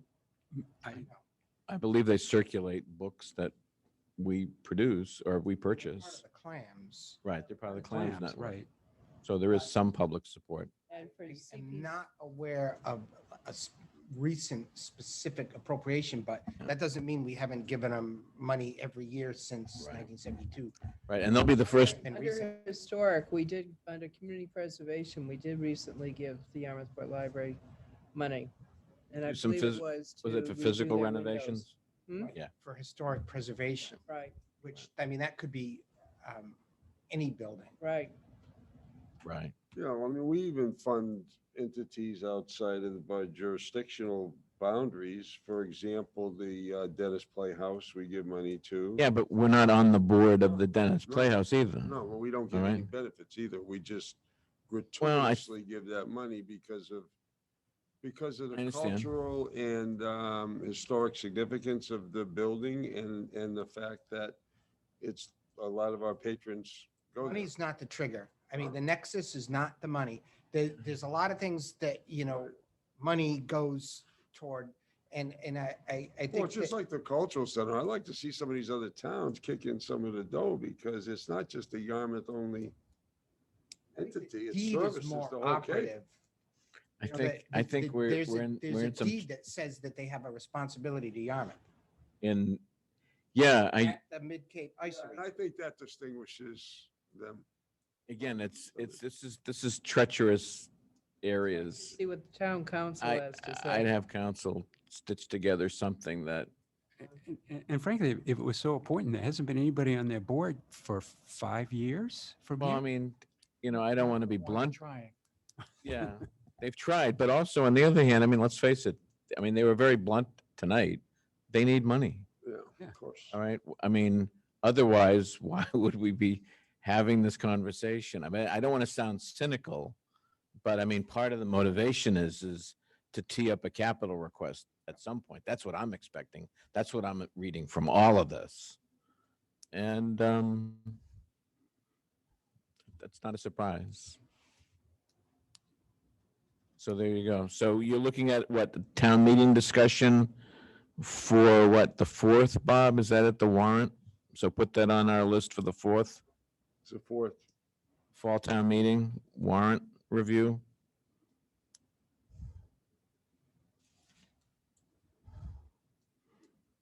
Sounds good. Mr. Chairman, could I have a quick question? Sure. Bob, Selectman Forrest sent us an article on the airport expansion, tentatively slotted to begin in March of '23. Do you know where we are on the environmental On impact? the environmental impact, I'm told that later this month, they may start the comment period that they have not yet. We've been bird dogging that every week, and that they have moved to engage a consultant to do that process, but the consultant hasn't started the process. Just the article skipped over that piece. Yeah. and- No, but what the article does is to me, it sort of, I'm glad you brought this up because it's an agenda item. The agenda item should be letter to somebody outlining our concerns with this project. And then we can fill in the blanks in terms of sending the letter to the MEPA office when it undergoes a MEPA review, or to EPA when it undergoes an EIR review. But I do think there would be some value in us having at least a statement outlining what our issues are that could easily be tweaked and twisted so that it's directed to the appropriate regulatory agency at the appropriate time. So I'd like to see something relatively soon, because I feel that we're letting time slip by here on us. We've had a consultant for a while and we haven't really produced anything that outlines what our issues are and concerns are. And I understand there's some nuances to all of this, but there may be some value, at least in having a draft letter of sorts ready to go that the board can review and discuss. Don't you think? Absolutely. And if we could just take a peek again at the consultants' reports just so that we can look at the highlights in terms of what he's identified for us. Or his letter can highlight in presenting the letter, can touch on the key issues outlined in his reports. But I don't want the public to get the sense that we've dropped the ball on it. The news itself, the reason why I circulated the press clip is that, Sounds like a done deal. well, yeah, and I think to some degree, I'm here. I'm a Yarmouth selectman. I'm saying, well, wait a second, wait, we have some issues here. Don't, is the horse out of the barn here? Now, some cynics might say, yes, where have you been? And I think we got some catching up to do. So Be something we'd have on the agenda for the 27th.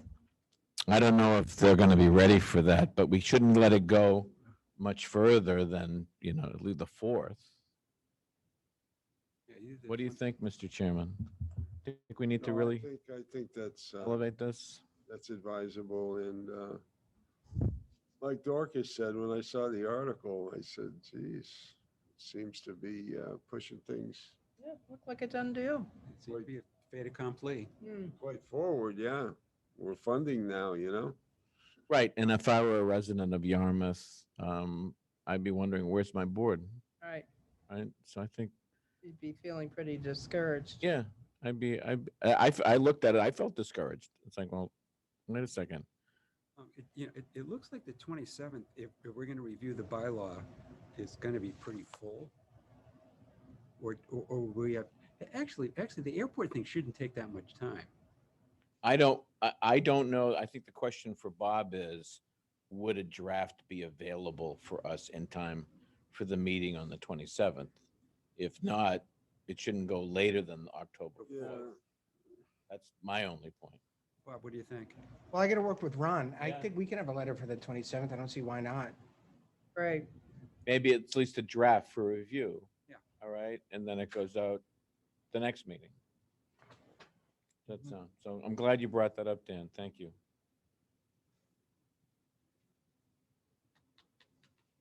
All right. That about do it for now? I think so. Individual items. Mark. I just want to thank once again the town clerk's office. I was a little bit skeptical about doing all the voting at the senior center for the primary, and I was skeptical as well for November.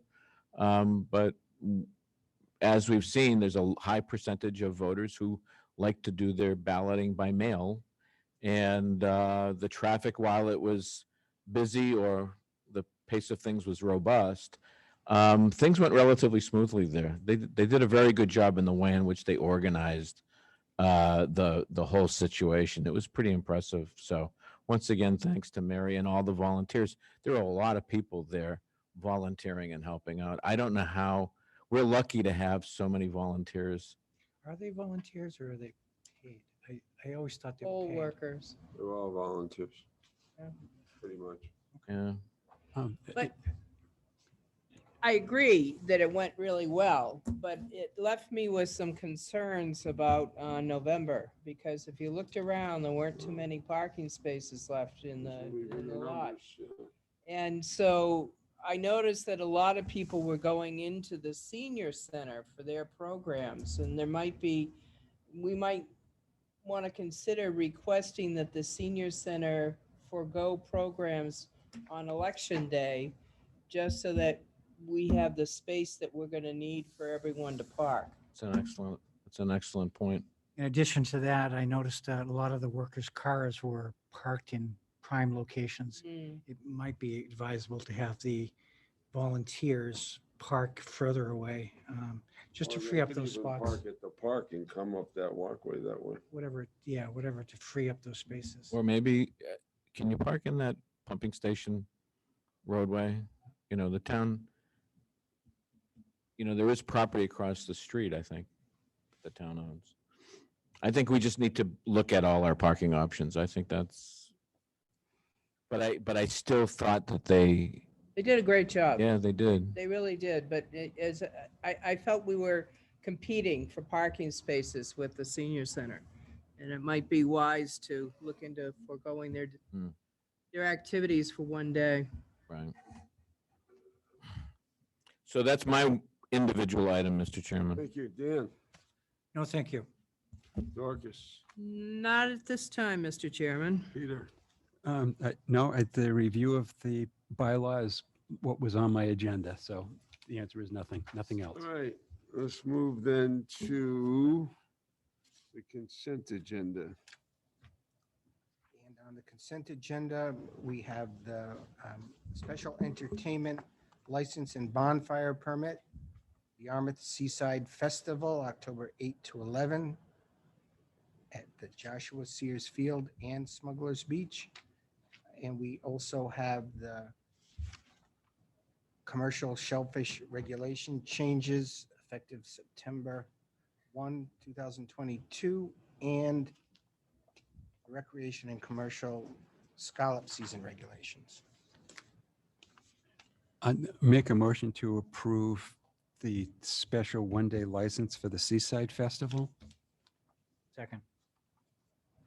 Okay, motion and second. All those in favor? Aye. Anyone opposed? Passes unanimously.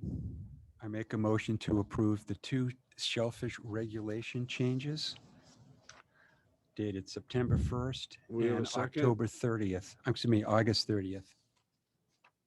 I have a second, Matt. Okay. What were those dates again? September 1 and August 30.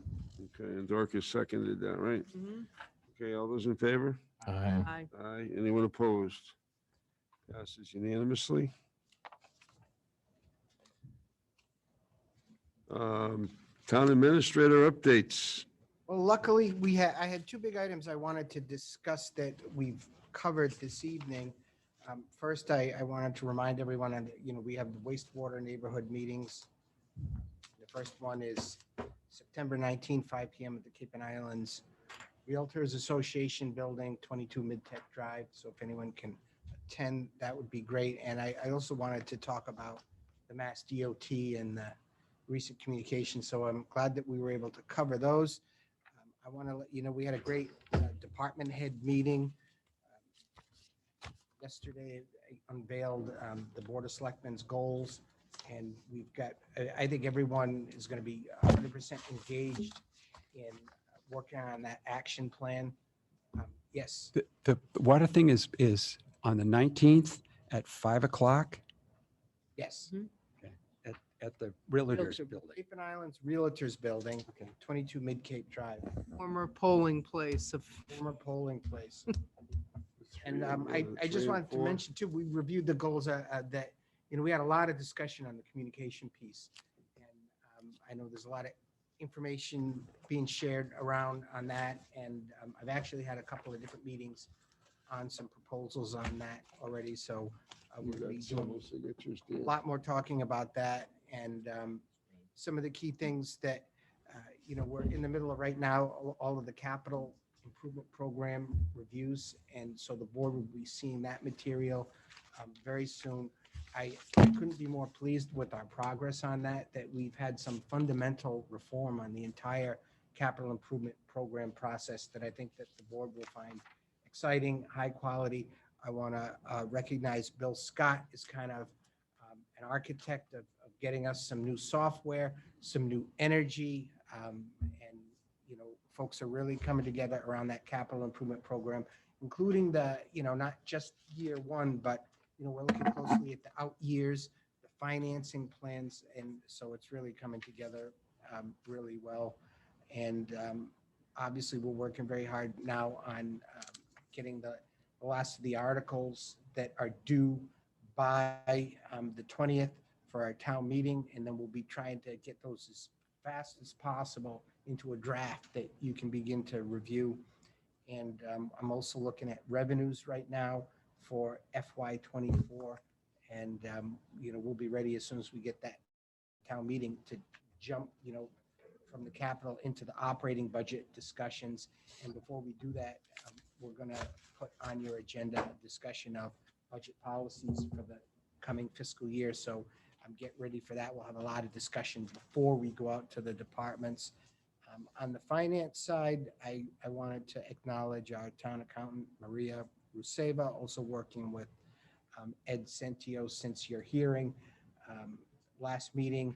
We've already got the tax rate set. We've got the free cash for the town certified. I sent out that material. I think, we've got a very solid, sustainable base. Schedule A is completed, and we're, the first in the state, one of the first in the state to have all three of those huge financial items done. So I'm real happy with that. A lot of stability there. And I would say free cash is robust. Oh, that's wonderful. Yes. It gives us, it helps a lot in a variety of areas, wouldn't you say? it does. It does. And you know what? The biggest number one area that I'm happy with is the stability that it offers us to build a sustainable base, to move forward. We're still climbing out of this pandemic, and there were a lot of things that, were taken out of the levy, putting into, these different areas. And so to have solid fund balance, I think it really helps. And that sustainability piece, to be able to weather with this economy that's going on now, something could happen with the school or something that, having that base is very, very strong. So yeah, I could not be more delighted as to where that sits. It's not a clarion bell to start spending, but we've got a new model. We're going to be a AAA community. Yeah, but I think that's how I would respond, Mr. Chairman, is that it puts us in a stronger position to get a AAA bond rating. Right, yeah. It's also a reflection of a lot of hard work goes into getting that number. And obviously the finance department, the town administrator, it means departments having made some sacrifices. But all in all, it's a huge number. It's a very, very important number. It's a very good number. And puts us, as Bob said, I think in very strong financial footing going forward. So that's some good news.